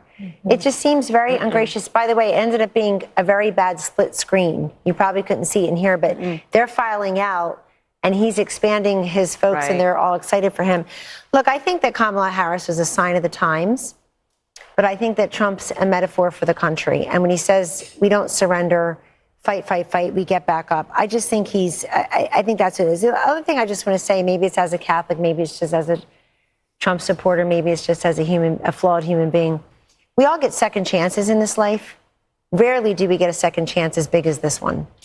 And I have got to believe the man that I know and that Kayleigh worked with is going to work with a certain alacrity and energy to get things done very quickly. What he can do through executive order, what he could do with the Congress, bringing in the governors. Nobody gets a second chance this big in their lives and just puts it on the shelf like it's a trophy or a gold star. He's going to use that as a platform for good and undo some of these bad policies, and I think do even better. You know, these celebrities, these athletes, he's got job creators and innovators. He's got Elon Musk and Dana White. He's got people who make stuff, who people say, wow, there's an American success story, and he's going to bring them aboard. So Vice President Harris has now encountered what is known as the Van Buren curse. It's the failure of the vice president to get to the presidency. Only two have done it, and that is Martin Van Buren in 1836 and George H.W. Bush in 1988. You know, the question is what the Republican Party looks like now. And Kayleigh, it's a multiracial party, to your point. It's working class, and maybe it's the future. I mean, it's Elon Musk. It is Joe Rogan and podcast. It is, you know, there's an opportunity here on both parties to realign and change. There are going to be a lot of conversations that go on to that end. Who is the next standard bearer for President Trump? Is it J.D. Vance? Is he the one who picks up the torch after a 4-year legacy-defining term with the success that Kellyanne's describing? Is it J.D. Vance that picks it up? There's going to be a conversation about ground game. I mean, Kamala Harris over the weekend, they were saying they were knocking 1,000 doors a minute, and I have no reason to doubt that. It was an extraordinary ground game, but do ground games matter as much as podcast, as much as real, authentic, viral moments like President Trump on the garbage truck or, you know, President Trump at McDonald's, these viral moments that really captured the attention of the nation? And what does the Republican Party look like going forward? It's a broad coalition. It's an exciting coalition. And I think if President Trump manifests that working man agenda. No tax on tips, no, limit on credit card interest rate. That's a working man's economic agenda. And if he makes that happen in 4 years, this party may look like this for quite some time. I'm struck when you're talking about the authenticity part of this, because when I think about him with the French fries at McDonald's and standing up with blood on his face, fight, fight, fight. You can't fabricate. No, consultant can create those moments, Trey. Those are organic and they are authentic. And I think that is something that Kamala Harris fell really far short on in terms of the authenticity measure. Yeah, if you had told me that a billionaire from New York would be able to connect with middle America, I would have questioned that. To my friend, the gentleman from Tennessee, autopsies are painful, especially when the patient's still alive. I wonder what the Democrat Party is going to go through in the next weeks and months, because this was a loss that I don't think anyone saw coming, not to this magnitude. So what does the autopsy look like if you're a Democrat? It's painful, but you have to have one. How did you lose, and how did you lose this soundly? The easiest way to do it for them would be to simply say, if Joe Biden hadn't clung to the job, clung to the nomination, and hidden his condition with a lot of help, they could have had an open nominating process and gotten a more attractive nominee who would have been freer to walk away from Biden policies and would have had a better shot. I mean, I think that's the easiest, simplest solution, but I'm not sure that's where they'll go. But that makes sense. I don't think you can pass over an African American female, which is a very loyal constituency for the Democrat Party. I don't see how they could have passed over. But if he'd left the office and she'd run, she would have been put through a different process. That's right. And would have had competition, and the whole thing would have been different. Against her. Who would have against her? But Harold, you have a Democratic Party that's pretty old. I mean, you have Nancy Pelosi and Chuck Schumer and Joe Biden. You got Andy Beshear, you got Josh Shapiro, you got Gretchen Whitmer. That's a different kind of Democrat, and that is not the progressive Democrat that wins in a primary. So is it going to be a change in your party? Well, we nominated. So Daily Wire has Trump at 280 because Daily Wire went ahead and gave Trump Wisconsin, Pennsylvania, and Alaska. So Trump has 280 according to Daily Wire. And Michigan is still in the lead for Trump with 77% in, 50.7% for Donald J. Trump, 47.4% for Kamala in Michigan. So he probably win Michigan. So the way it is right now, let's just see. And I have this right here on mute, so when he comes up, I can see it, but I'm not interrupted. So Daily Wire has Trump at 280. Again, 270 is all you needed to win. And the popular vote, 66,528,000 for Trump compared to 61,752,000, for Kamala. Let's say it one more time. So Trump had 66,528 electoral popular votes. Kamala had 61,752,000 popular votes. So a pretty big margin between the popular vote and the electoral. So Daily Wire says Trump has 280. He could still win Michigan just to run it up. And I think that'd be how many? Let me just make sure I'm saying the right thing. What does this speech look like? This one right now? Yeah. I think you. So he could win Michigan. That's 15. So if you take Michigan and you take Nevada, which he's leading right now, by the way, and you take Arizona, we're at 312. Let me make sure I did that right. So 280 is what Daily Wire says he has right now. And Michigan is still in play on Daily Wire. That's 15, so we're at 295. Then he could take Nevada and Arizona, and Nevada is 6 electoral votes. Arizona is 11. So that puts him at 312 electoral votes. So, I mean, the race is over, but then is going to be running up. So that's going to be great. Could say, I'm not the crazy one. I'm not the only one who thinks the way that I do. I can actually have friends, and that doesn't mean that there shouldn't be outreach to the other side. I believe in love thy neighbor. I love all of that. But he has created something special here, so I kind of want him to take a victory lap tonight. I don't think this is necessarily the moment. Yo, take a victory lap. I come out there like Stone Cold Steve Austin. Glass breaking, beers on my forehead, all of that. We have movement on stage, but that's not Trump. I'm not sure. They're trying to just get everything situated. Is it a teleprompter or something? He did run up the totals in places I was looking at, even the rural counties in Pennsylvania. He was going to win them by significant double digits, but he won them that much more. I think running up the totals in Florida, which was a swing state not that long ago, over 1.1 million votes or so. Kaylee, right, your home state. And this is, look, I think that when the Democrats take a look at this candidacy, it's not going to be, did she have too much time, not enough time? She's just a flawed candidate. She doesn't speak well. She doesn't work hard. I'm not being mean or partisan. I don't know why the country would have rewarded this candidate with the big job. When she couldn't make the case what she does as vice president that affects our lives in a positive way. She was given that opportunity. I personally would like to thank the women of The View tonight. Yeah. For asking this question, for having her on. Oprah, we see you, and so on and so forth. People who thought they were doing her a favor because they made her something she's not. It's the opposite for Trump. They make him something he's not. Take that one word, take that one line, take that cherry pick this, that, the other. You never get the essence. I go back, does everybody remember 5 years ago, so Laurel and Yanny, or what color dress? You hear Laurel, I hear Yanny. You see a blue dress, I see a yellow dress. We were all looking at the same thing. That's the way Donald Trump is in this country. There are people who look exactly the same person, and they see two different vistas. I think it's time that we try to see one. Look, I don't know who said it earlier. I'm a little worried about the reaction of the Democrats and the Kamala people here. I'm very worried. I think that there are a lot of unhinged people across the political spectrum.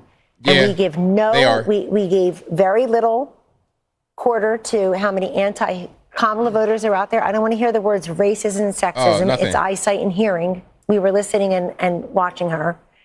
And I'm very worried that we've not talked a lot about how violent people may be and angry because she lost. Right. I'm afraid of that.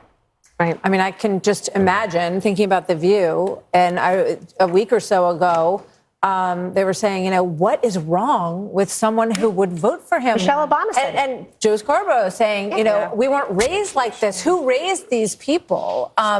So I can only imagine what tomorrow is going to look like. Yeah. I will say when we talk about The View, what comes to mind is we mentioned the carnage speech that President Trump gave at his inauguration. And my mind automatically went to the unity speech that Biden gave. And he mentioned unity a half dozen times. But when you think about what we got over 4 years, there was the garbage comment that didn't come in isolation. There were all kinds of comments. Neanderthal was one of the first words he used to describe those who opposed his COVID edicts. The Mark Cuban comment, he was an official surrogate of the Kamala campaign. And for, as mean as some of President Donald Trump's tweets have been and people have problems with it, one thing I've challenged Democrats to find is one example of him disparaging the country, half of the country, and that's something he has not done.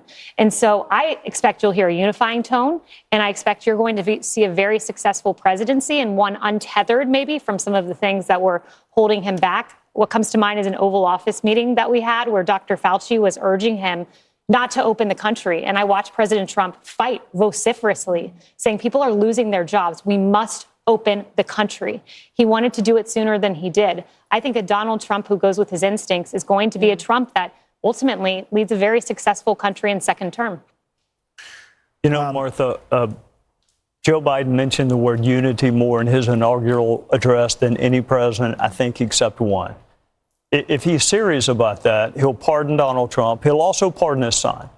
And then he'll put pressure on Georgia and New York to end this lawfare. Yeah. If there's any that lawfare actually helps the person that you are trying to go after, we need a justice system. The lady needs to wear a blindfold for a reason. We got to stop this prosecution of our political enemies. I mean, literally, his polls went up. Will be the Attorney General.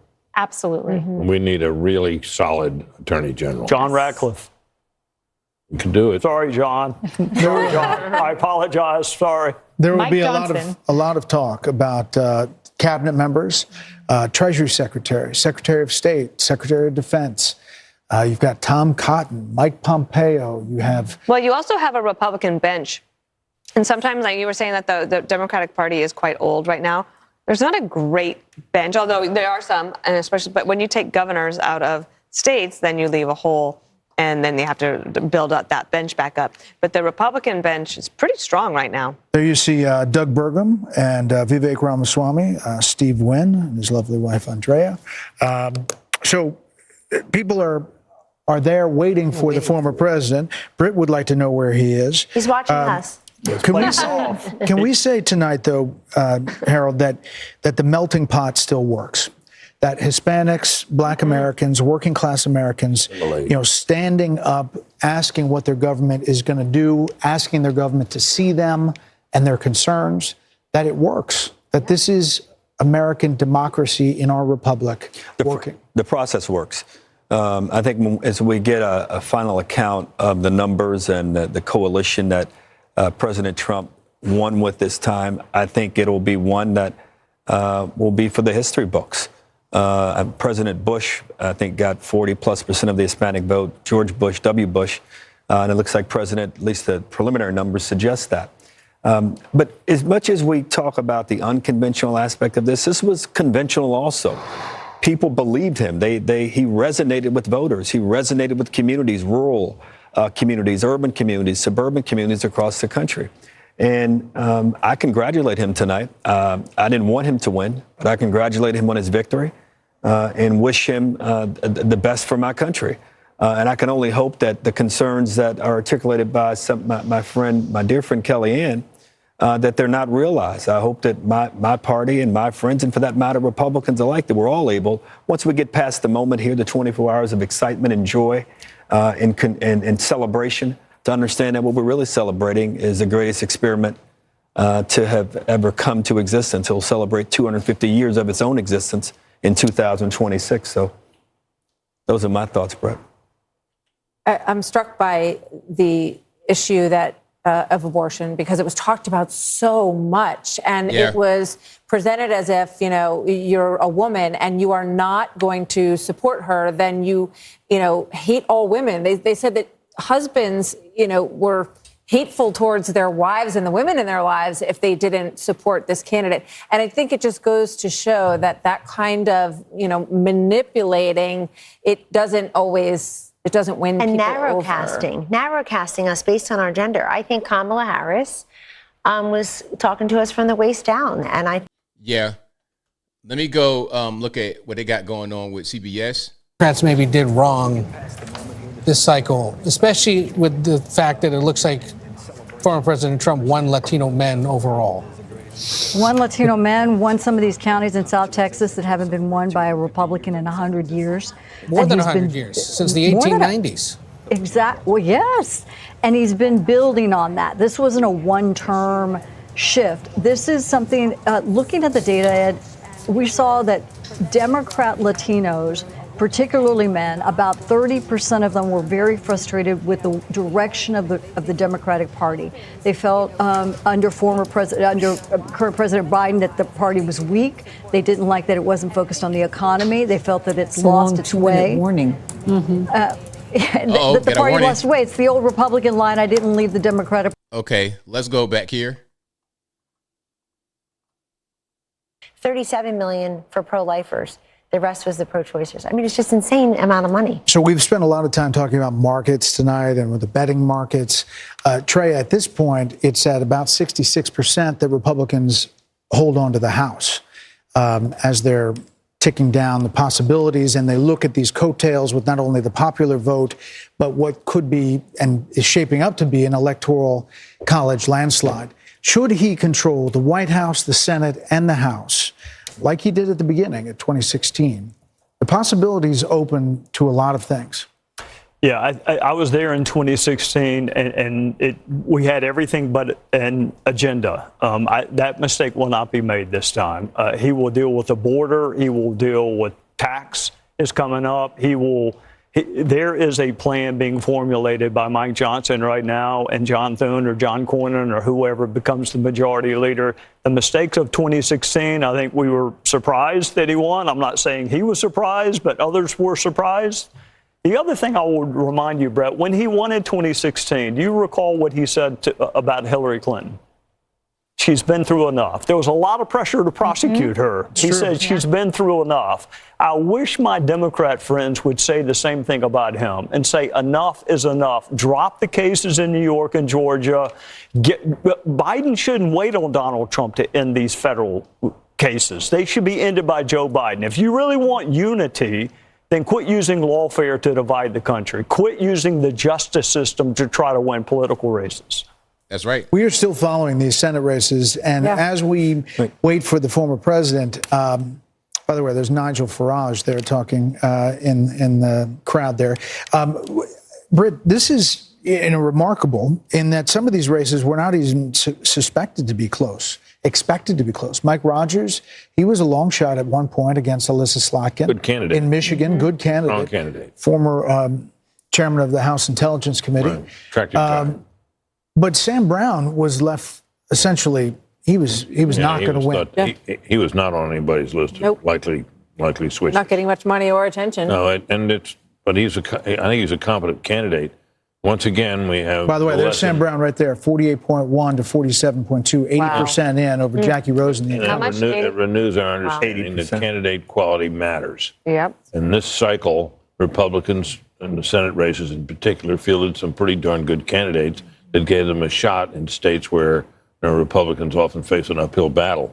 And the fact that, it looks like it won't be just a squeaker, there might be a little margin there for Republicans in the Senate is testament to that. Let's see what Wisconsin is, guys. Can we put up Havdi in Wisconsin? Standing by. Where's Bill? There's Newt Gingrich and Callista Gingrich waiting there. Where's Bill Hammer? There's Mike Waltz and his wife there, all expected to be. Now, the question somebody asked me is, why haven't they called it? Why hasn't everyone called it yet? Because Fox has called it, but why hasn't everyone called it? You know why they haven't called it. You know why others haven't called it yet. You ain't got to ask that. Wearing his for a while, He's been wearing for a while. Now it is true. Harold Ford? He will win the popular vote. He's likely going to win the electoral vote. The Dow has jumped 800 points in futures this evening. They give you some excitement around, to give you a sense of the excitement that investors have. And again, I think this speech tonight, the tone tonight, just to be repetitive, because I hope the president's watching, and like you said, Kaylee, he may be watching us here and there. I hope it's what you said. I hope this is a moment to let the country, because we've had enough of enough. And I think whatever happened tonight, I was hopeful that we'd have a decisive win. And it appears that we're going to have a decisive win to give the president not only a chance to begin to develop and deliver on a mandate, but to begin the process of healing, which I think is incredibly important and an indispensable part of our tradition. Something tells me we may hear some Lee Greenwood. You think so? Well, we should. I mean, we got movement. Lee Greenwood. Here we go. Here we go. Let's listen in to who will be the 47th president of the United States, Donald J. Trump.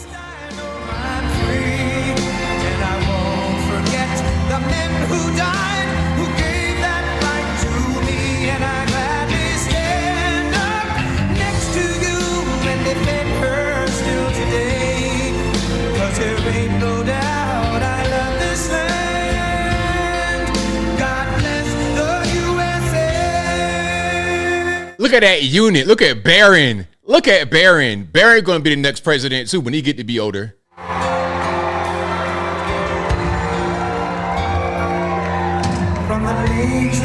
Trump Jr., everybody, the whole family. Dana White on the stage. Yeah. Yeah.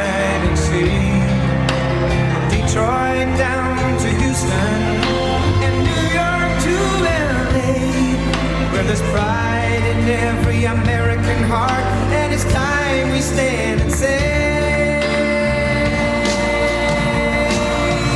that I'm proud to be an American, where at least I know I'm free, and I won't forget the men who died, who gave that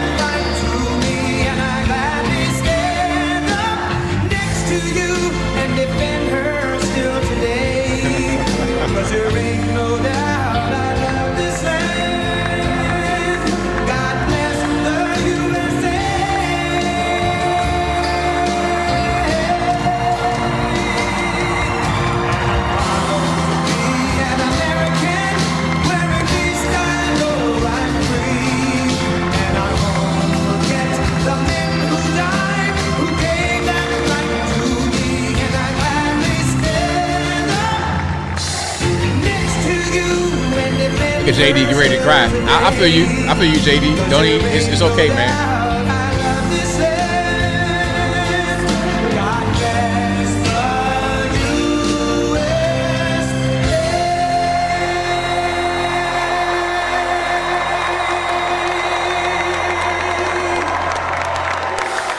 Man. Thank you very much. Wow.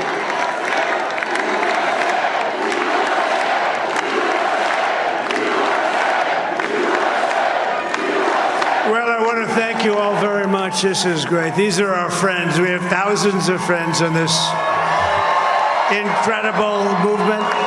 This was a movement like nobody's ever seen before. And frankly, this was, I believe, the greatest political movement of all time. There's never been anything like this in this country, and maybe beyond. And now it's going to reach a new level of importance because we're going to help our country heal. We're going to help our country heal. We have a country that needs help, and it needs help very badly. We're going to fix our borders. We're going to fix everything about our country. And we made history for a reason tonight, and the reason is going to be just that. We overcame obstacles that nobody thought possible, and it is now clear that we've achieved the most incredible political thing. Look what happened. Is this crazy?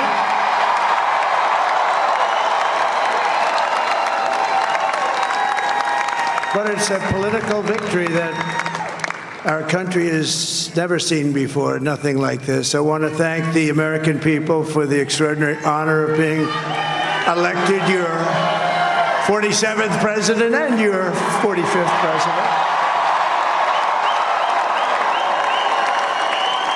And every citizen, I will fight for you, for your family, and your future. Every single day I will be fighting for you, and with every breath in my body, I will not rest until we have delivered the strong, safe, and prosperous America that our children deserve and that you deserve. This will truly be the golden age of America. That's what we have to have. This is a magnificent victory for the American people that will allow us to make America great again. And in addition to having won the Battleground states of North Carolina, I love these places, Georgia, Pennsylvania, and Wisconsin, we are now winning in Michigan, Arizona, Nevada, and Alaska, which would result in us carrying at least 315 electoral votes.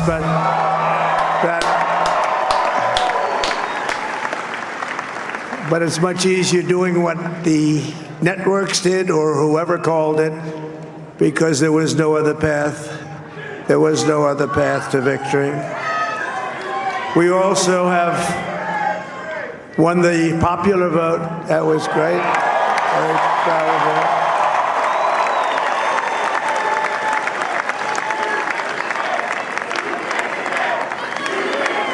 Thank you.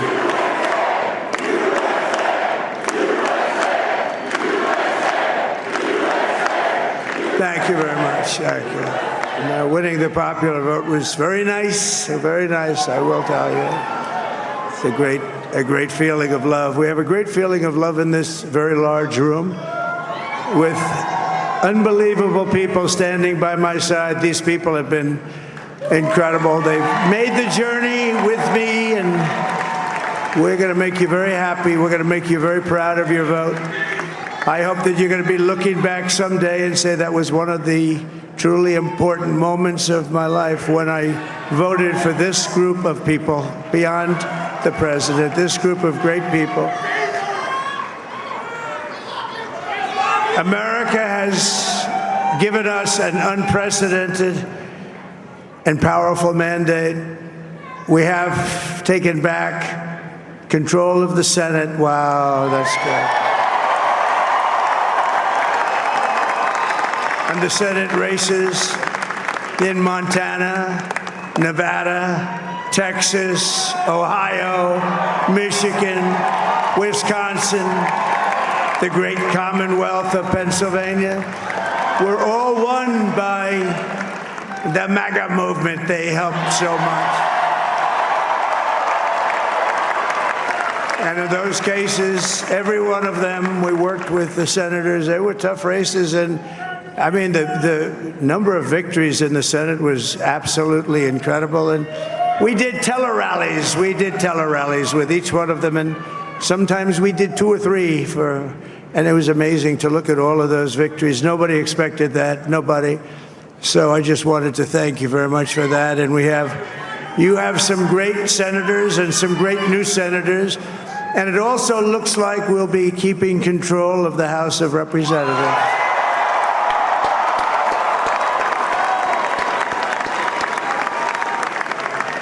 And I want to thank Mike Johnson. I think he's doing a terrific job. Terrific job. I want to also thank my beautiful wife, Melania, First Lady.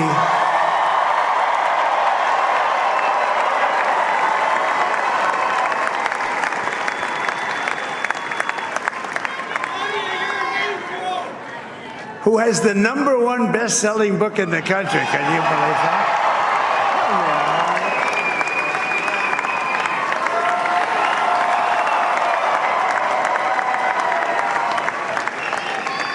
Oh, no, she's done a great job, works very hard to help people. So I just want to thank her. But I want to thank my whole family, my amazing children, and they are amazing children.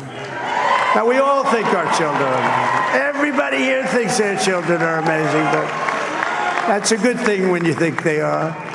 But Don, Eric, Ivanka, Tiffany, Barron, Laura, Jared, Kimberly, Michael, thank you all. What a help. What a great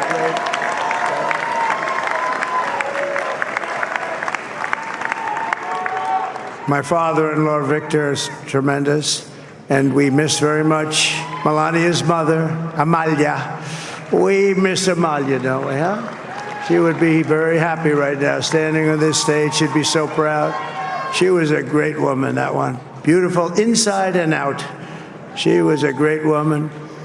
I want to be the first to congratulate our great, now I can say, Vice President-elect of the United States, J.D. Vance.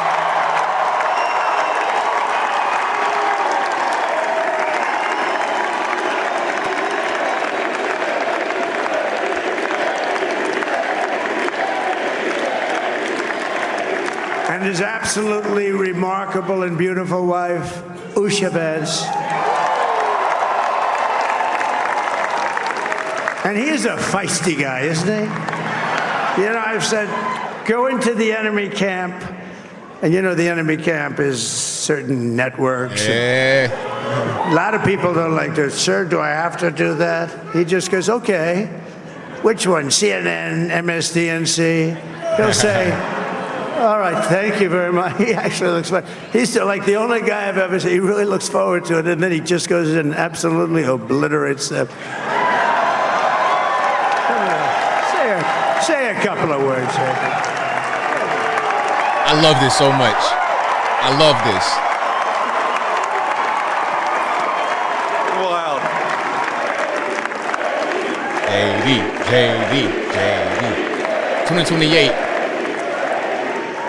Well, Mr. President, I appreciate you allowing me to join you on this incredible journey. I thank you for the trust that you placed in me. And I think that we just witnessed the greatest political comeback in the history of the United States of America.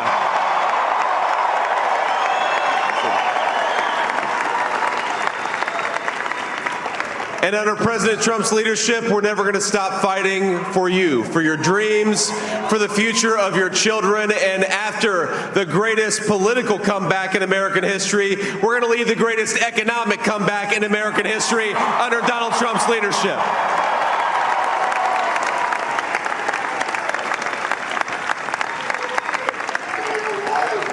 Thank you very much. He's turned out to be a good choice.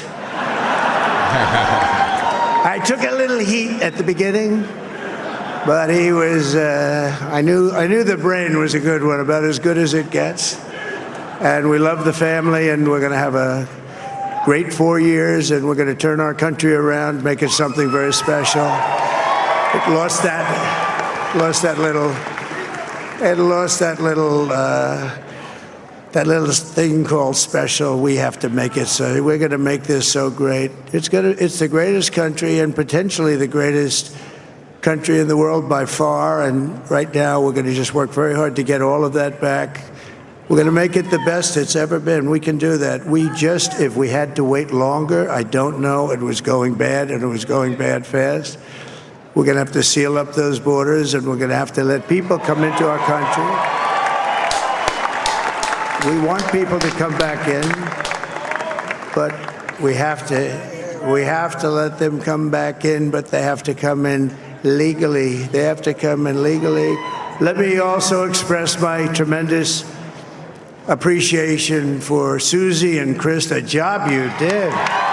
Susie, come here. Come here, Susie. Chris, come here, Chris.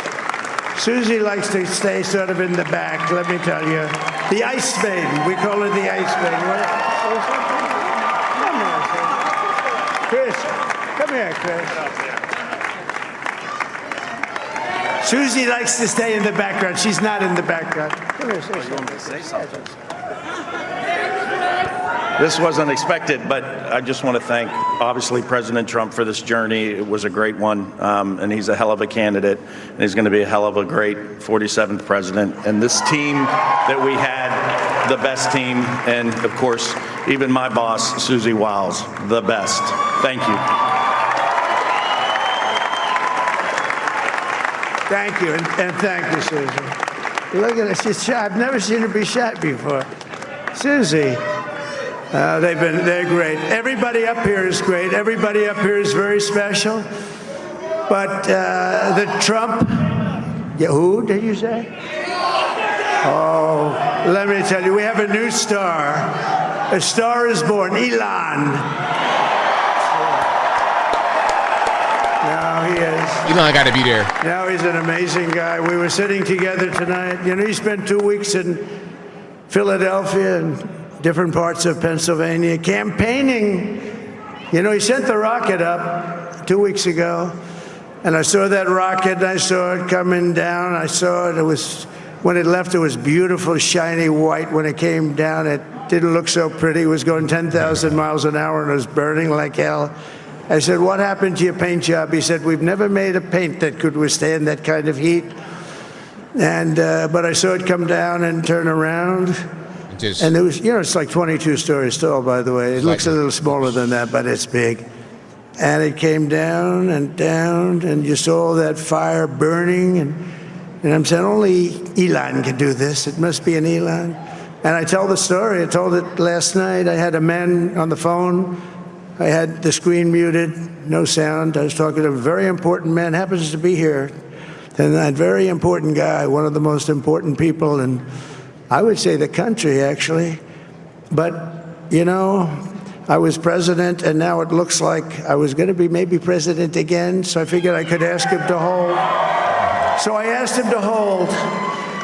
And especially because you're going to be president again, they hold. So I took the phone down, and I'm looking at the screen. I'm seeing this crazy thing that's going around and coming down. It looks like it's going to crash into the gantry. And I said, oh, no. And I said, do me a favor, do you mind holding for a couple of minutes? I want to see this. I thought it was a space-age movie or something. I put the phone down. Bad part, I didn't pick it up for 45 minutes, and he was holding. But this spaceship came down, and I saw those engines firing, and it looked like it was over. It was going to smash. And then I saw the fire pour out from the left side, and I put it straight. And it came down so gently, and then it wrapped those arms around it, and it held it. And just like you hold your baby at night, your little baby. And it was a beautiful thing to see. And I called Elon. I said, Elon, was that you? He said, yes, it was. I said, who else can do that? Can Russia do it? No. Can China do it? No. Nobody. Can the United States do it other than you? No, nobody can do that. I said, that's why I love you, Elon. That's great. And you know, when we had the tragic Hurricane Helene, and it hit North Carolina, they were really devastated. The water, this was a big water, as big as we've ever seen, water hurricane. It built lakes out of nothing. Fields became lakes, and the danger was unbelievable. And the people from North Carolina came to me and they said, would it be possible, at all possible, for you to speak to Elon Musk? We need Starlink. I said, what's Starlink? It's a form of communication. So I called Elon, and I'll tell you what, he had, and it was very dangerous. People would die. They had no communication. All the wires were down. I called Elon Musk. I said, Elon, you have something called Starlink. Is that right? Yes, I do. What the hell is it? He said, it's a communication system that's very good. I said, Elon, they need it really, really badly in North Carolina. Can you get it? He had that there so fast. It was incredible. And it was great. It saved a lot of lives. He saved a lot of lives. But he's a character. He's a special guy. He's a super genius. We have to protect our geniuses. We don't have that many of them. We have to protect our super geniuses. I want to thank some of the guys. You know, we have up here today the U.S. Open champion. He's a fantastic golfer, slightly longer than me. Hits the ball a little bit longer than me. Just a little bit. Bryson DeChambeau is up here somewhere. DeChambeau, okay. What happened to Bryson? Where is he? Bryson. Oh, he was shot. He's hitting balls. Oh, he's on the way. He's hitting balls. Bryson. Oh, look at him.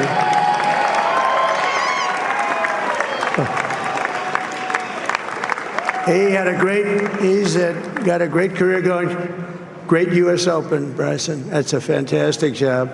And we also have a man, Dana White, who has done some job. He's a tough guy. You gotta say something, Dana. You gotta say something. Come on. So Dana started UFC and came to me, do you mind if I use your, nobody wanted to give him a rinse because they said it's a rough sport, a little rough.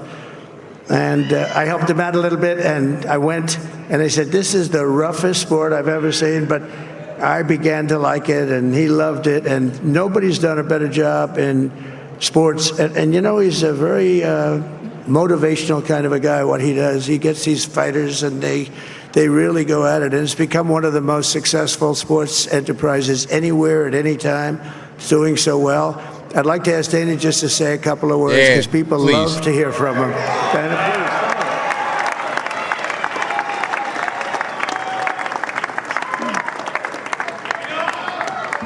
please. Nobody deserves this more than him, and nobody deserves this more than his family does. This is what happens when the machine comes after you. What you've seen over the last several years, this is what it looks like. Couldn't stop him. He keeps going forward. He doesn't quit. He's the most resilient, hard-working man I've ever met in my life. His family are incredible people. This is karma, ladies and gentlemen. He deserves this. They deserve it as a family. I want to thank some people real quick. I want to thank the Nelk boys, Aiden Ross, Theo Vaughn, Bustin' with the Boys, and last but not least, the mighty and powerful Joe Rogan. And thank you, America. Thank you. Have a good night.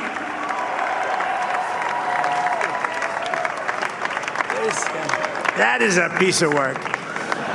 No, he's really an amazing guy. But most of all, I want to thank the millions of hardworking Americans across the nation who have always been the heart and soul of this really great movement. We've been through so much together, and today you showed up in record numbers to deliver a victory like probably like no other. This was something special, and we're gonna pay you back. We're gonna do the best job. We're gonna turn it around. It's got to be turned around. It's got to be turned around fast, and we're gonna turn it around. We're gonna do it in every way, with so many ways, but we're gonna do it in every way. This will forever be remembered as the day the American people regained control of their country.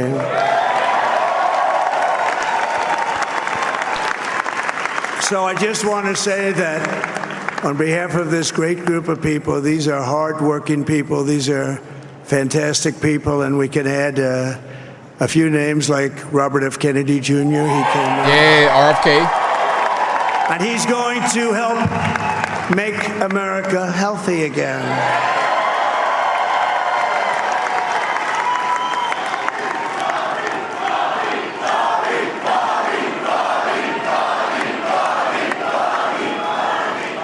And now he's a great guy, and he really means it. He wants to do some things, and we're going to let him go to it. I just said, but Bobby, leave the oil to me. We have more liquid gold, oil and gas. We have more liquid gold than any country in the world, more than Saudi Arabia. We have more than Russia. Bobby, stay away from the liquid gold. Other than that, go have a good time, Bobby. We're going to be paying down debt. We're going to be reducing taxes. We can do things that nobody else can do. Nobody else is going to be able to do it. China doesn't have what we have. Nobody has what we have. But we have the greatest people also. Maybe that's the most important thing. This campaign has been so historic in so many ways. We've built the biggest, the broadest, the most unified coalition. They've never seen anything like it in all of American history. They've never seen it. Young and old, men and women, rural and urban.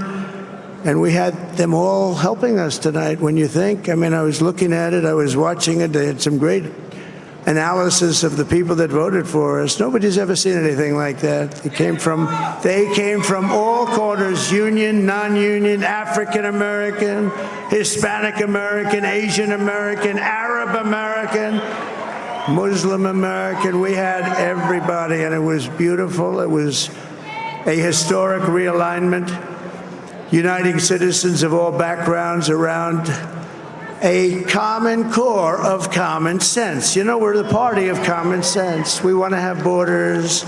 We want to have security. We want to have things be good, safe. We want great education. We want a strong and powerful military, and ideally we don't have to use it. You know, we had no wars. 4 years we had no wars, except we defeated ISIS. We defeated ISIS in record time, but we had no wars. They said, he will start a war. I'm not going to start a war. I'm going to stop wars. But this is also a massive victory for democracy and for freedom. Together, we're going to unlock America's glorious destiny. We're going to achieve the most incredible future for our people. Yesterday, as I stood at my last stop on the campaign trail, I'll never be doing a rally again. Can you believe it? I think we've done 900 rallies approximately from them. Can you imagine?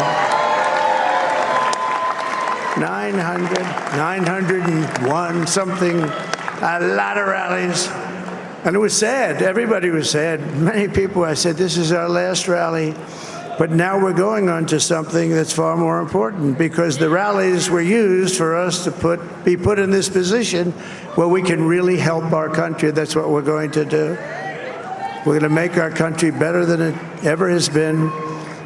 And I said that many people have told me that God spared my life for a reason. That's right.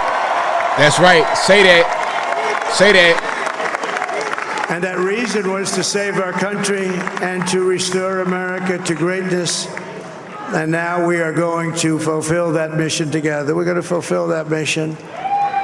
The task before us will not be easy, but I will bring every ounce of energy, spirit, and fight that I have in my soul to the job that you've entrusted to me. This is a great job. There's no job like this. This is the most important job in the world. Just as I did in my first term, we had a great first term, a great first term. I will govern by a simple motto: promises made, promises kept. We're going to keep our promises. Nothing will stop me from keeping my word to you, the people. We will make America safe, strong, prosperous, powerful, and free again. And I'm asking every citizen all across our land to join me in this noble and righteous endeavor. That's what it is. It's time to put the divisions of the past 4 years behind us. It's time to unite. And we're going to try. We're going to try. We have to try. And it's going to happen. Success will bring us together. I've seen that. I've seen that. I saw that in the first term when we became more and more successful. People started coming together. Success is going to bring us together, and we are going to start by all putting America first. We have to put our country first for at least a period of time. We have to fix it. Because together we can truly make America great again for all Americans. So I want to just tell you what a great honor this is. I want to thank you. I will not let you down. America's future will be bigger, better, bolder, richer, safer, and stronger than it has ever been before. God bless you, and God bless America. Thank you very much. Thank you. Thank you very much.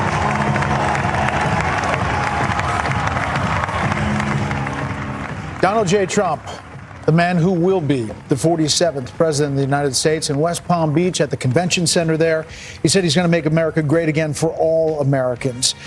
Said God spared his life for a reason in those 2 assassination attempts. He said promises made, promises kept, and he has a big agenda ahead. He thanked a lot of people on that stage and said success will bring us together. Trying to bring the country together after what is a bruising, damaging, very vitriolic campaign that comes. All right. So they're going to just talk about whatever. I mean, I can't even really express how I'm feeling right now. It's like running a marathon and you at the end and you just got to fall down. That's kind of how I feel right now. It's 3 o'clock in the morning. We've been swimming for 8 hours. I'm very tired, but I'm just glad that we got this. I'm glad this happened. I'm glad we were able to get Trump back in there. It's so unfortunate that he was not able to succeed in 2020. We know what was going on back then. And I told y'all, we learned from 2020. We tightened up. We got the laws together, and we fixed it. The stealing and the rigging, nope, too big to rig. We won. We succeeded. We've achieved what we needed to achieve. And we're going to get this country back on track. No more of these globalist people just doing whatever they want. Those days are over. Now that we got Trump in there, it's going to be easy to go ahead and put J.D. Vance in 2028, 2032, and then it goes on. 12 of the past 16 years have been controlled by Democrats. We're going to go the other direction and have a lot of the next years controlled by Republicans. So I love it. I just want to thank y'all for being here. I want to thank y'all for voting. I want to thank y'all for telling a friend, family member, telling yourself. If you don't go out and vote, if you turn out to vote, I want to thank y'all for doing what you did, because this wasn't possible without y'all. At the end of the day, this is a government by the people for the people. That's the way it should be. And we the people tonight and throughout the entire month, early voting, everything, whenever it started, we have been the people who are pushing this country forward. We've been doing the right thing. So, yeah. And when God intervened, I said it too. When God intervened and stopped Trump from getting assassinated in Pennsylvania, I knew at that point, I knew before then, but at that point, I knew that there was nothing that can be done to keep the guy from the office. I knew when I saw there was nothing that can be done to keep Trump away from the office. Thank y'all again. I appreciate y'all. You guys are fantastic. This was great. I'll never forget this moment. The same way I didn't forget 2016, 2020. I will never forget this. You guys are a part of my permanent life story. And I'm being serious when I say that. A lot of you guys still come up to me talking about the previous elections I covered. Still to this day, you guys will come up to me in the street. Hey, I was there with you 2020, man. So thank y'all for being here with me again today. We did it. We succeeded. We got Trump back in there. We got this country back on track. We're probably going to take the White House. We're taking the White House. Ain't no probably. We're taking the White House and the House and the Senate. Closing the border up, getting the economy back on track, making America truly great again. So thank y'all. We're almost at the 8-hour mark. I looked at my previous stream from 2020. We did 7.5. I'm not even sure how that stream ended back in 2020. I think that they didn't call it. I don't know. But in this one, it's over. It's over. Okay. Google is saying 267. Google is called Pennsylvania, and they're going to call Alaska. All the remaining states. So listen, all the remaining states are leaning toward Trump. Still, we've already won. We've already hit 270. We've already hit 280. It's over. But we're going to see a massive electoral vote. We're thinking about 315 electoral votes and a 5 million plus vote difference in the popular vote. This is a really, really, really big thing. So again, I thank y'all. I'm going to do a follow-up. What I'm going to do first is get a teeny bit of sleep, just a little teeny bit of sleep, a little bit of sleep. I had a full tank when I started. Now I'm kind of on E. You understand? It's like if I try to go up a hill, I'm not going to make it because I don't got enough gas to make it. Okay. Luckily, I don't got to go upstairs to go to bed. I'm going to go downstairs. I'm going to just slide down like it's a water slide. Just right down the stairs. No, I'm playing. But I am going to be gingerly going down there. So we're at about 3 a.m. Eastern. We started this at about 7 p.m. Eastern. That's like a whole shift, whole 8 hours. And again, Trump won. We won. America won. I don't have no more words to say. So shout out to y'all again. I appreciate y'all. I will see y'all again tomorrow. I'll be back live tomorrow because I know you guys got a lot to say. I know you guys have a lot to say. So I will be streaming my regular ABL live show tomorrow. Well, really not tomorrow, 3 o'clock. So later on today, hey, I'm going to take a nap right quick, get up in the morning, get myself something to eat, wash my hind parts, and we're going to be right back here tomorrow. I'm going to do some kind of, I want to find some tears. You guys, if you follow me on social media, just tag me in some tears. That's all I want, man. If you want to contribute anything, and the super chat people, thank you. I would read them, but it would take me another hour, and I'm really at the end. But if you have social media, please send me your memes. Please send me clips of Van Jones crying. I saw one of Van Jones crying. Please send me that. I'm going to do a recap. And I think that's all I got. I think I am out of gas. I'll see y'all again tomorrow or later on today. We're going to be doing a regular ABL live later on. And I'm going to try to do some kind of recap and memes and crying. I'm going to do all of that tomorrow. But y'all please send me some stuff, all right? And again, thank you to all the super chatters. Quite a few of you guys super chatted. I'm sorry I can't read them.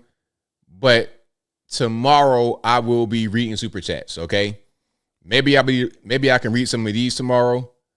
I don't know. Maybe I might do that. Maybe what I'll do tomorrow is, since I can't read them tonight, since I'm out of gas, I might just take a little bit of extra time to read all super chats tomorrow. I think that's what I'll do. So thank y'all again. I will see you guys later on.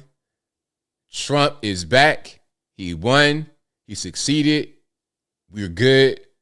But this ain't it though. Don't take the foot off the gas because the left, they still are upset that we have succeeded tonight. They're upset. So you got to just keep going forward. Pedal to the metal. Keep going.